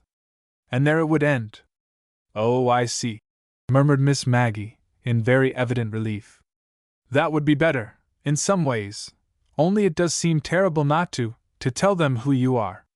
But we have just proved that to do that wouldn't bring happiness anywhere, and would bring misery everywhere, haven't we? Why, yes. Then why do it? Particularly as by not doing it I am not defrauding anybody in the least. No, that part isn't worrying me a bit now, but there is one point that does worry me very much. What do you mean? What is it? Yourself. My scheme gets Stanley G. Fulton back to life in Chicago very nicely, but it doesn't get Maggie Duff there worth a cent. Maggie Duff can't marry Mr. John Smith in Hillerton and arrive in Chicago as the wife of Stanley G. Fulton, can she? And no, but he can come back and get her, if he wants her. Miss Maggie blushed. If he wants her, indeed! Miss Maggie blushed all the more at the method and the fervor of Mr. Smith's answer to this. Come back as Mr. Stanley G. Fulton, you mean? Went on Mr. Smith, smiling at Miss Maggie's hurried efforts to smooth her ruffled hair. Too risky, my dear! He'd look altogether too much like Mr. John Smith. But your beard will be gone. I wonder how I shall like you without a beard. She eyed him critically. Mr. Smith laughed, and threw up his hands with a doleful shrug. That's what comes of courting as one man and marrying as another, he groaned. Then, sternly, I'll warn you right now, Maggie Duff, that Stanley G. Fulton is going to be awfully jealous of John Smith if you don't look out. He should have thought of that before, retorted Miss Maggie, her eyes mischievous. But tell me, wouldn't you ever dare to come, in your proper person? Never, or at least not for some time. The beard would be gone, to be sure, but there'd be all the rest to tattle, eyes, voice, size, manner, walk, everything, and smoked glasses couldn't cover all that, you know. Besides, glasses would be taboo anyway. They'd only result in making me look more like John Smith than ever. John Smith, you remember, wore smoked glasses for some time to hide Mr. Stanley G. Fulton from the ubiquitous reporter. No, Mr. Stanley G. Fulton can't come to Hillerton. So, as Muhammad can't go to the mountain must come to Muhammad. Meaning? Miss Maggie's eyes were growing dangerously mutinous. That you will have to come to Chicago, yes. And court you? No, sir, thank you. Mr. Smith chuckled softly. I love you with your head tilted that way. Miss Maggie promptly tilted it the other. Or that either, for that matter, continued Mr. Smith genially. However, speaking of courting, Mr. Fulton will do that, all right, and endeavor to leave nothing lacking, either as to quantity or quality. Think now. Don't you know anyone in Chicago? Haven't you got some friend that you can visit?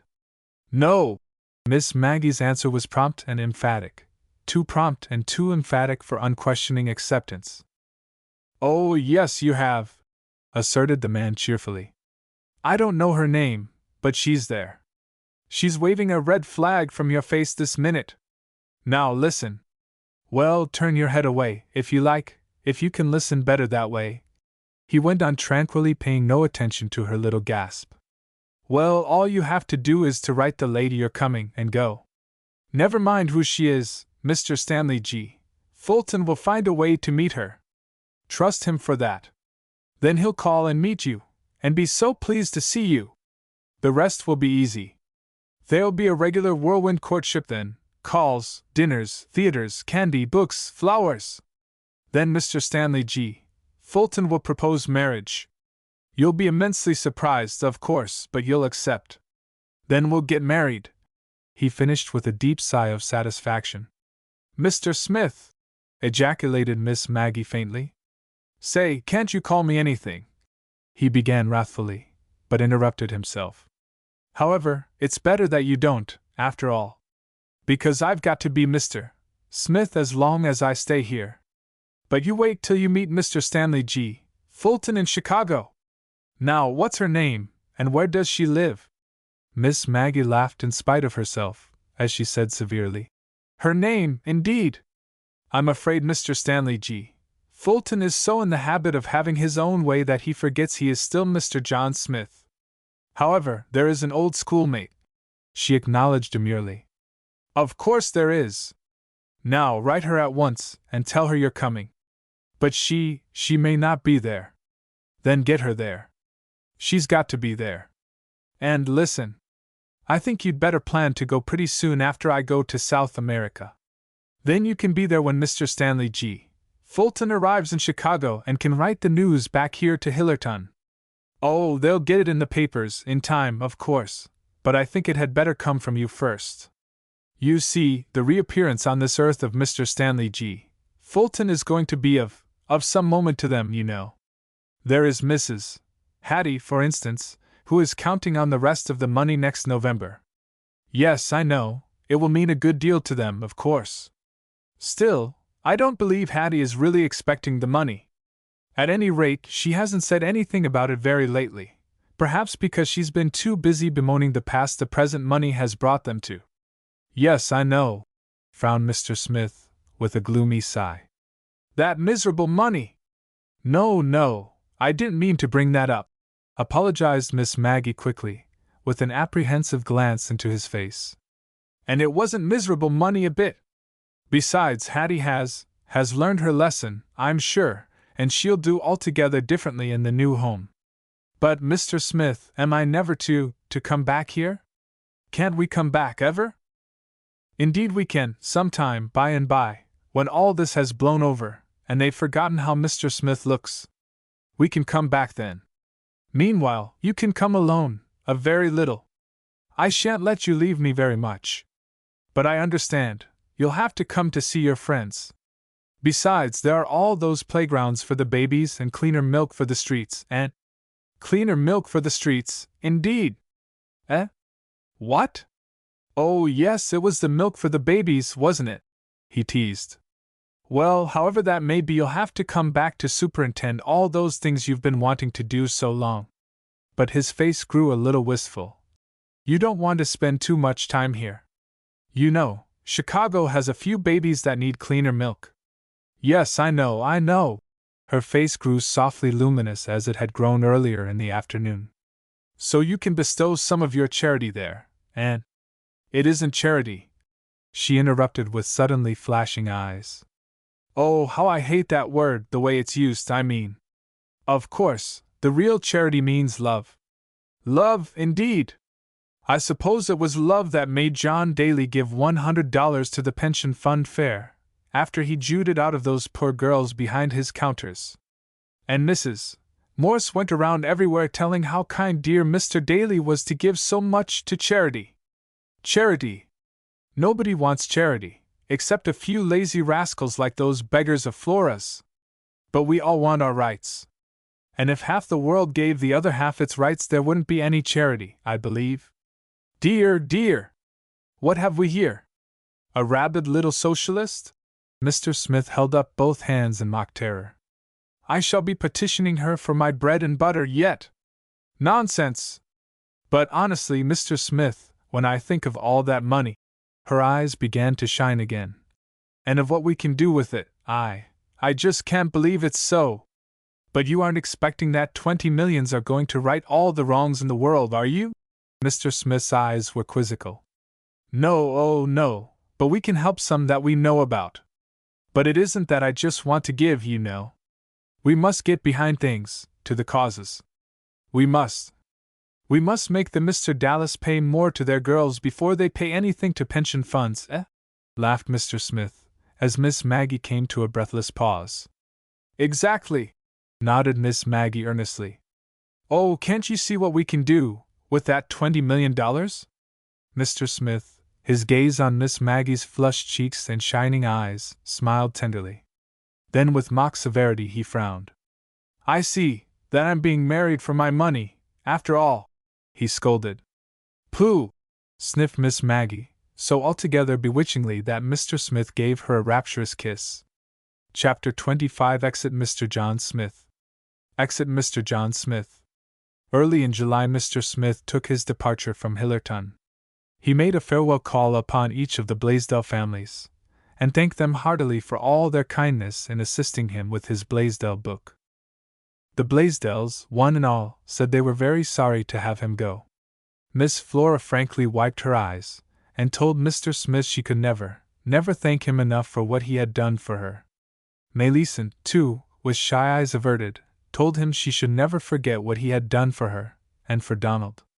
James and Flora and Frank, and even Jane, said that they would like to have one of the Blaisdell books, when they were published, to hand down in the family.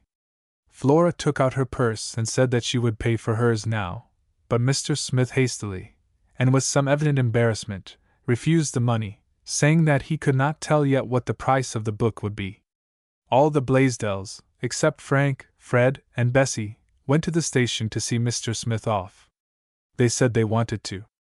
They told him he was just like one of the family, anyway, and they declared they hoped he would come back soon. Frank telephoned him that he would have gone, too, if he had not had so much to do at the store. Mr. Smith seemed pleased at all this attention. He seemed, indeed, quite touched. But he seemed also embarrassed. In fact, he seemed often embarrassed during those last few days at Hillerton. Miss Maggie Duff did not go to the station to see Mr. Smith off. Miss Flora, on her way home, stopped at the Duff cottage and reproached Miss Maggie for the delinquency. Nonsense! Why should I go? Laughed Miss Maggie. Why shouldn't you? Retorted Miss Flora. All the rest of us did most. Well, that's all right. You're Blaisdells, but I'm not, you know. You're just as good as one, Maggie Duff. Besides, hasn't that man boarded here for over a year, and paid you good money, too? Why, yes, of course. Well, then, I don't think it would have hurt you any to show him this last little attention. He'll think you don't like him, or are mad about something, when all the rest of us went. Nonsense, Flora! Well, then, why, Maggie Duff, you're blushing! She broke off, peering into Miss Maggie's face in a way that did not tend to lessen the unmistakable color that was creeping to her forehead. You are blushing! I declare, if you were 20 years younger, and I didn't know better, I should say that. She stopped abruptly, then plunged on, her countenance suddenly alight with a new idea. Now I know why you didn't go to the station, Maggie Duff. That man proposed to you, and you refused him, she triumphed. Flora! Gasped Miss Maggie, her face scarlet. He did, I know he did. Hattie always said it would be a match, from the very first, when he came here to your house. Flora! Gasped Miss Maggie again, looking about her very much as if she were meditating flight. Well, she did, but I didn't believe it. Now I know. You refused him, now, didn't you? Certainly not. Miss Maggie caught her breath a little convulsively. Honest? Flora! Stop this silly talk right now. I have answered you once. I shan't again. Miss Flora fell back in her chair. Well, I suppose you didn't then, if you say so. And I don't need to ask if you accepted him. You didn't, of course, or you'd have been there to see him off. And he wouldn't have gone then, anyway, probably. So he didn't ask you, I suppose? Well, I never did believe, like Hattie did, that. Flora, interrupted Miss Maggie desperately. Will you stop talking in that absurd way? Listen, I did not care to go to the station today. I am very busy. I am going away next week. I am going to Chicago. To Chicago, you? Miss Flora came erect in her chair. Yes, for a visit. I'm going to see my old classmate, Nellie Maynard, Mrs. Tyndall. Maggie! What's the matter? Why, and nothing. It's lovely, of course, only I'm so surprised. You never go anywhere.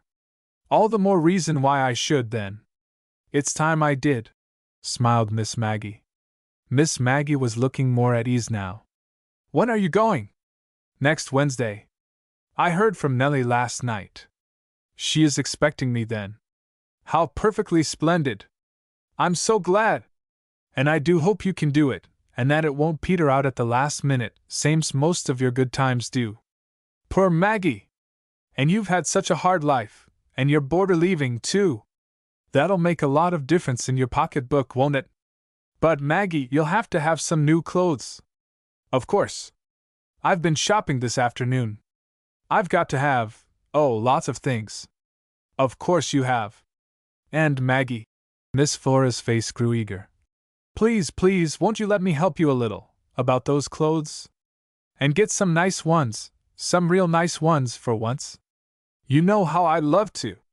Please, Maggie, there's a good girl. Thank you, no, dear, refused Miss Maggie, shaking her head with a smile. But I appreciate your kindness just the same, indeed I do. If you wouldn't be so horrid proud, pouted Miss Flora. But Miss Maggie stopped her with a gesture. No, listen.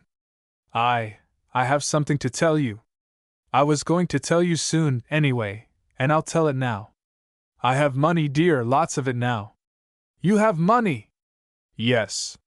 Father's cousin George died 2 months ago. The rich one in Alaska? Yes, and to Father's daughter he left $50,000. Maggie.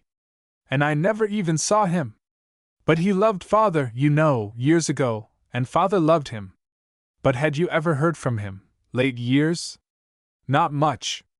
Father was very angry because he went to Alaska in the first place, you know, and they haven't ever written very often. 50,000. And you've got it now? Not yet, all of it. They sent me 1,000, just for pin money, they said. The lawyer's written several times, and he's been here once. I believe it's all to come next month. Oh, I'm so glad, Maggie, breathed Flora. I'm so glad. I don't know of anybody I'd rather see take a little comfort in life than you. At the door, 15 minutes later, Miss Flora said again how glad she was, but she added wistfully, I'm sure I don't know, though, what I'm going to do all summer without you.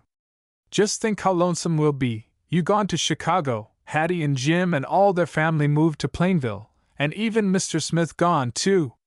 And I think we're going to miss Mr. Smith a whole lot, too. He was a real nice man. Don't you think so, Maggie? Indeed, I do think he was a very nice man, declared Miss Maggie. Now, Flora, I shall want you to go shopping with me lots. Can you? And Miss Flora, eagerly entering into Miss Maggie's discussion of frills and flounces, failed to notice that Miss Maggie had dropped the subject of Mr. Smith somewhat hastily. Hillerton had much to talk about during those summer days. Mr. Smith's going had created a mild discussion. The ancestor feller was well known and well liked in the town.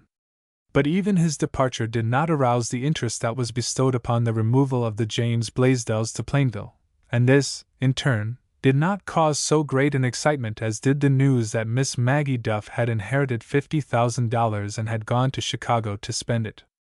And the fact that nearly all who heard this promptly declared that they hoped she would spend a good share of it, in Chicago, or elsewhere, on herself, showed pretty well just where Miss Maggie Duff stood in the hearts of Hillerton.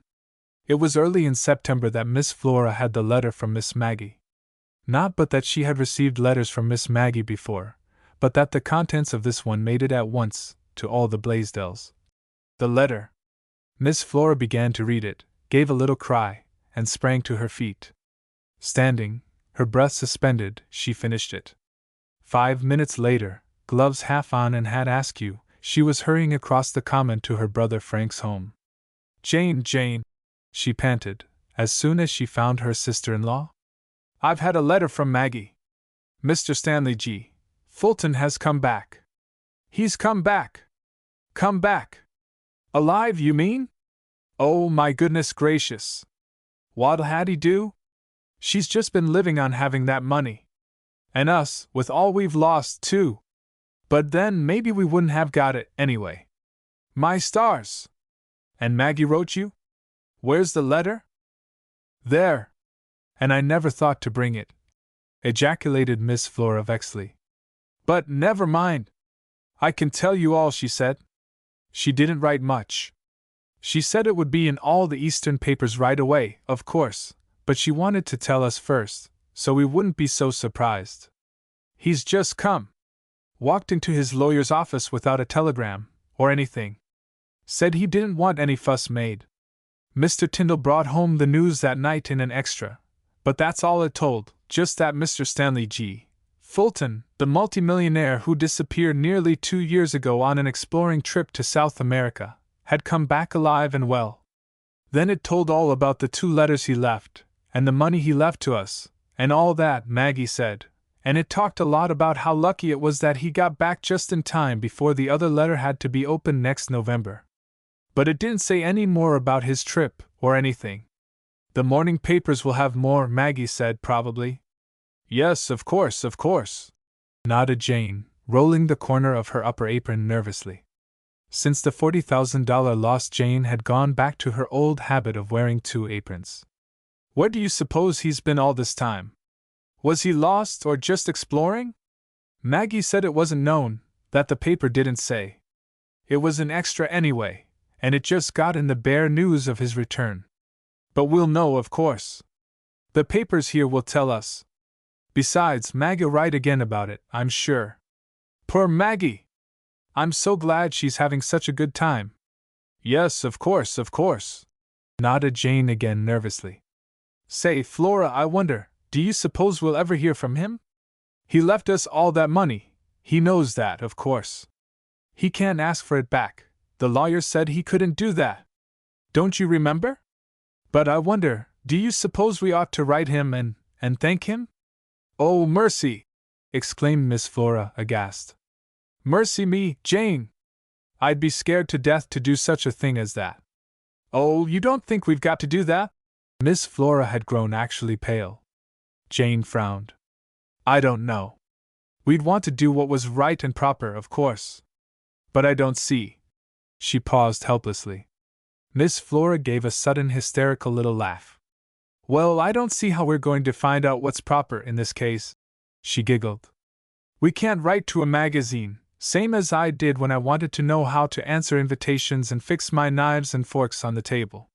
We can't write to them, 'cause nothing like this ever happened before, and they wouldn't know what to say.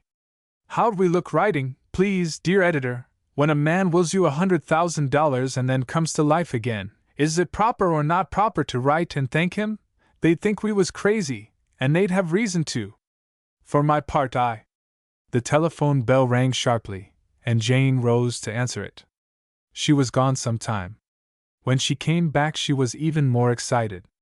It was Frank. He's heard it. It was in the papers tonight. Did it tell anything more? Not much, I guess. Still, there was some. He's going to bring it home. It's most supper time. Why don't you wait?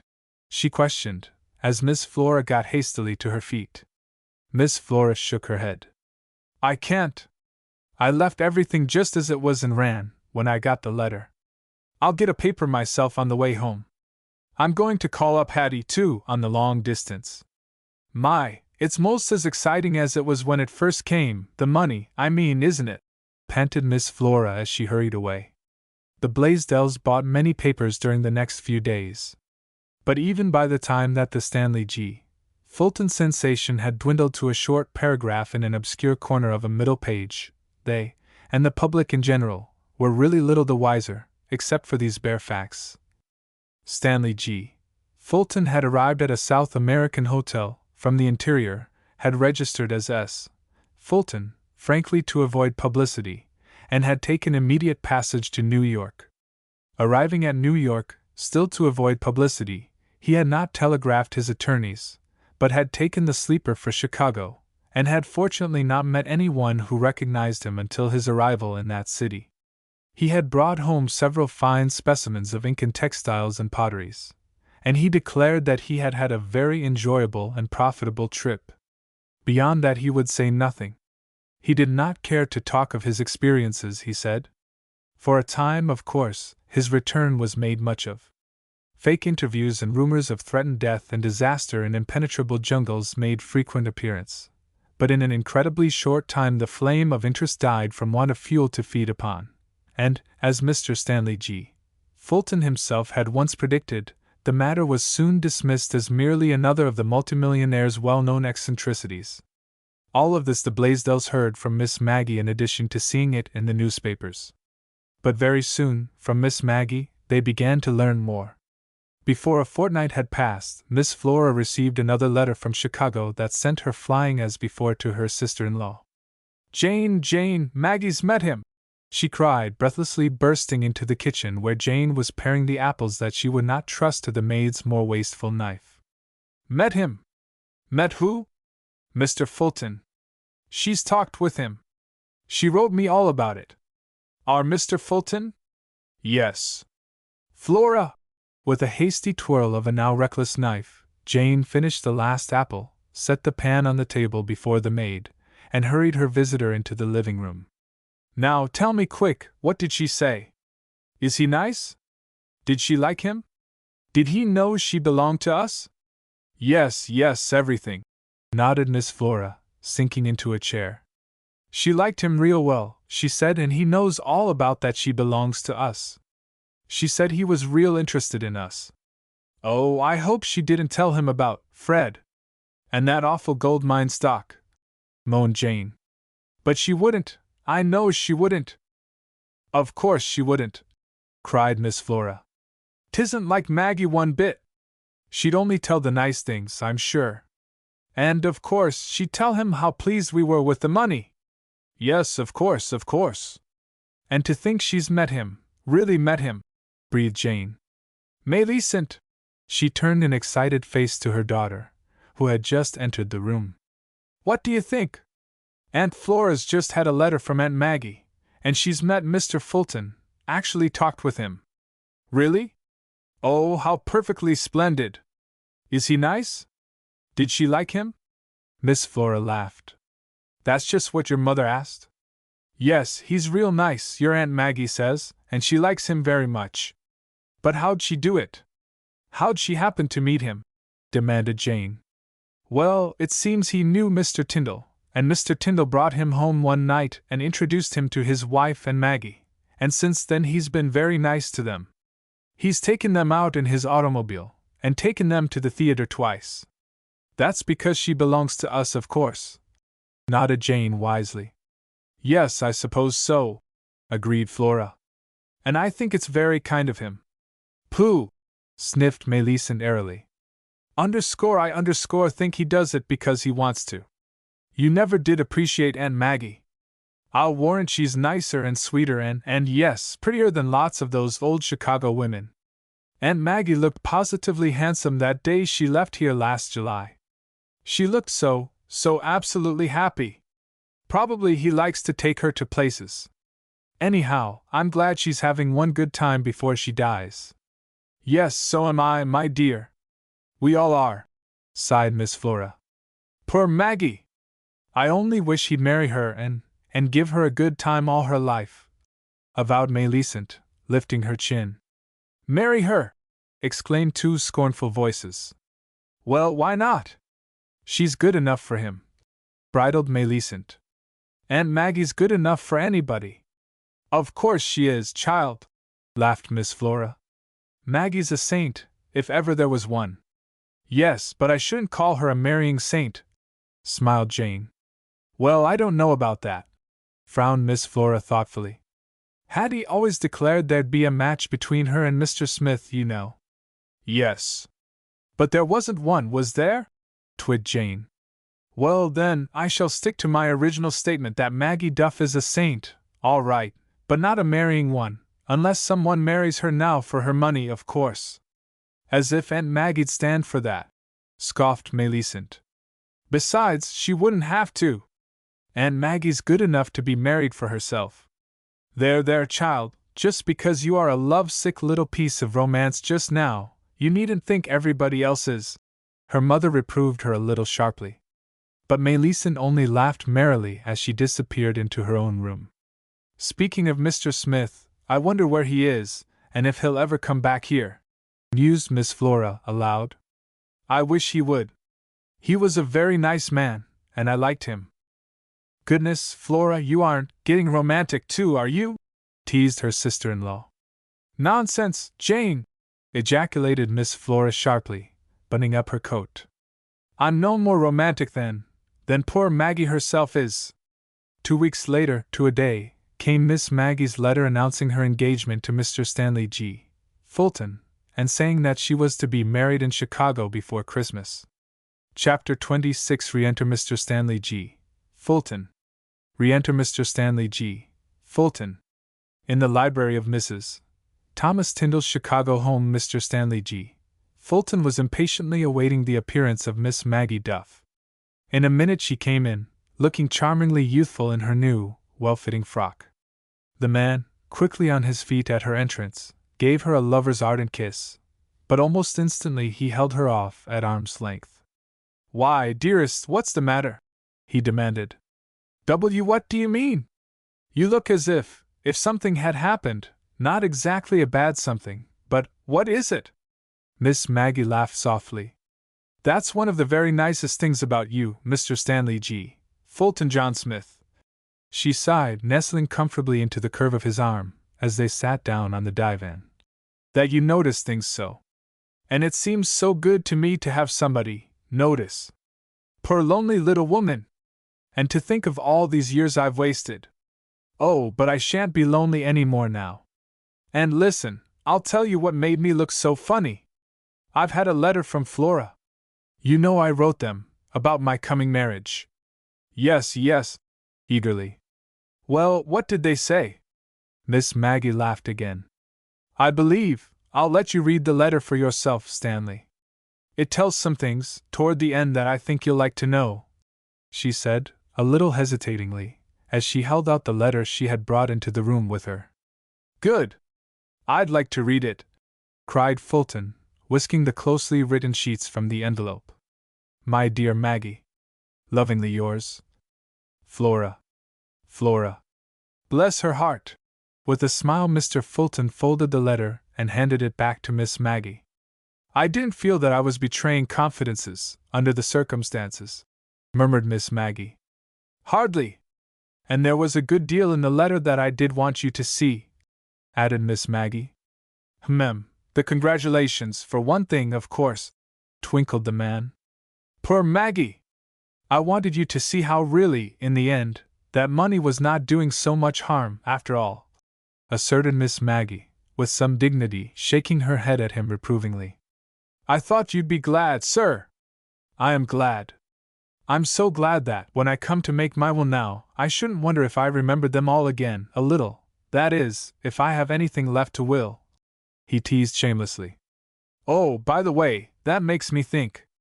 I've just been putting up a monument to John Smith. Stanley! Miss Maggie's voice carried genuine shocked distress. But, my dear Maggie, something was due the man, maintained Fulton, reaching for a small flat parcel near him and placing it in Miss Maggie's hands. But oh, Stanley, how could you? She shivered, her eyes on the words the millionaire had penciled on the brown paper covering of the parcel. Sacred to the memory of John Smith. Sacred to the memory of John Smith. Open it, directed the man. With obvious reluctance, Miss Maggie loosened the paper covers and peered within. The next moment she gave a glad cry. In her hands lay a handsome brown leather volume with gold letters, reading, The Blaisdell Family by John Smith. The Blaisdell Family. By John Smith. And you did that? She asked, her eyes luminous. Yes. I shall send a copy each to Frank and Jim and Miss Flora, of course. That's the monument. I thought it due, Mr. John Smith. Poor man, it's the least I can do for him, and the most, unless. He hesitated with an unmistakable look of embarrassment. Yes, prompted Miss Maggie eagerly. Yes. Well, unless I let you take me to Hillerton one of these days and see if Stanley G. Fulton, with your gracious help, can make peace for John Smith with those, cousins of mine. You see, I still feel confoundedly like that small boy at the keyhole, and I'd like to open that door. Could we do it, do you think? Do it? Of course we could. And oh, Stanley, it's the one thing needed to make me perfectly happy. She sighed blissfully. The end. The end.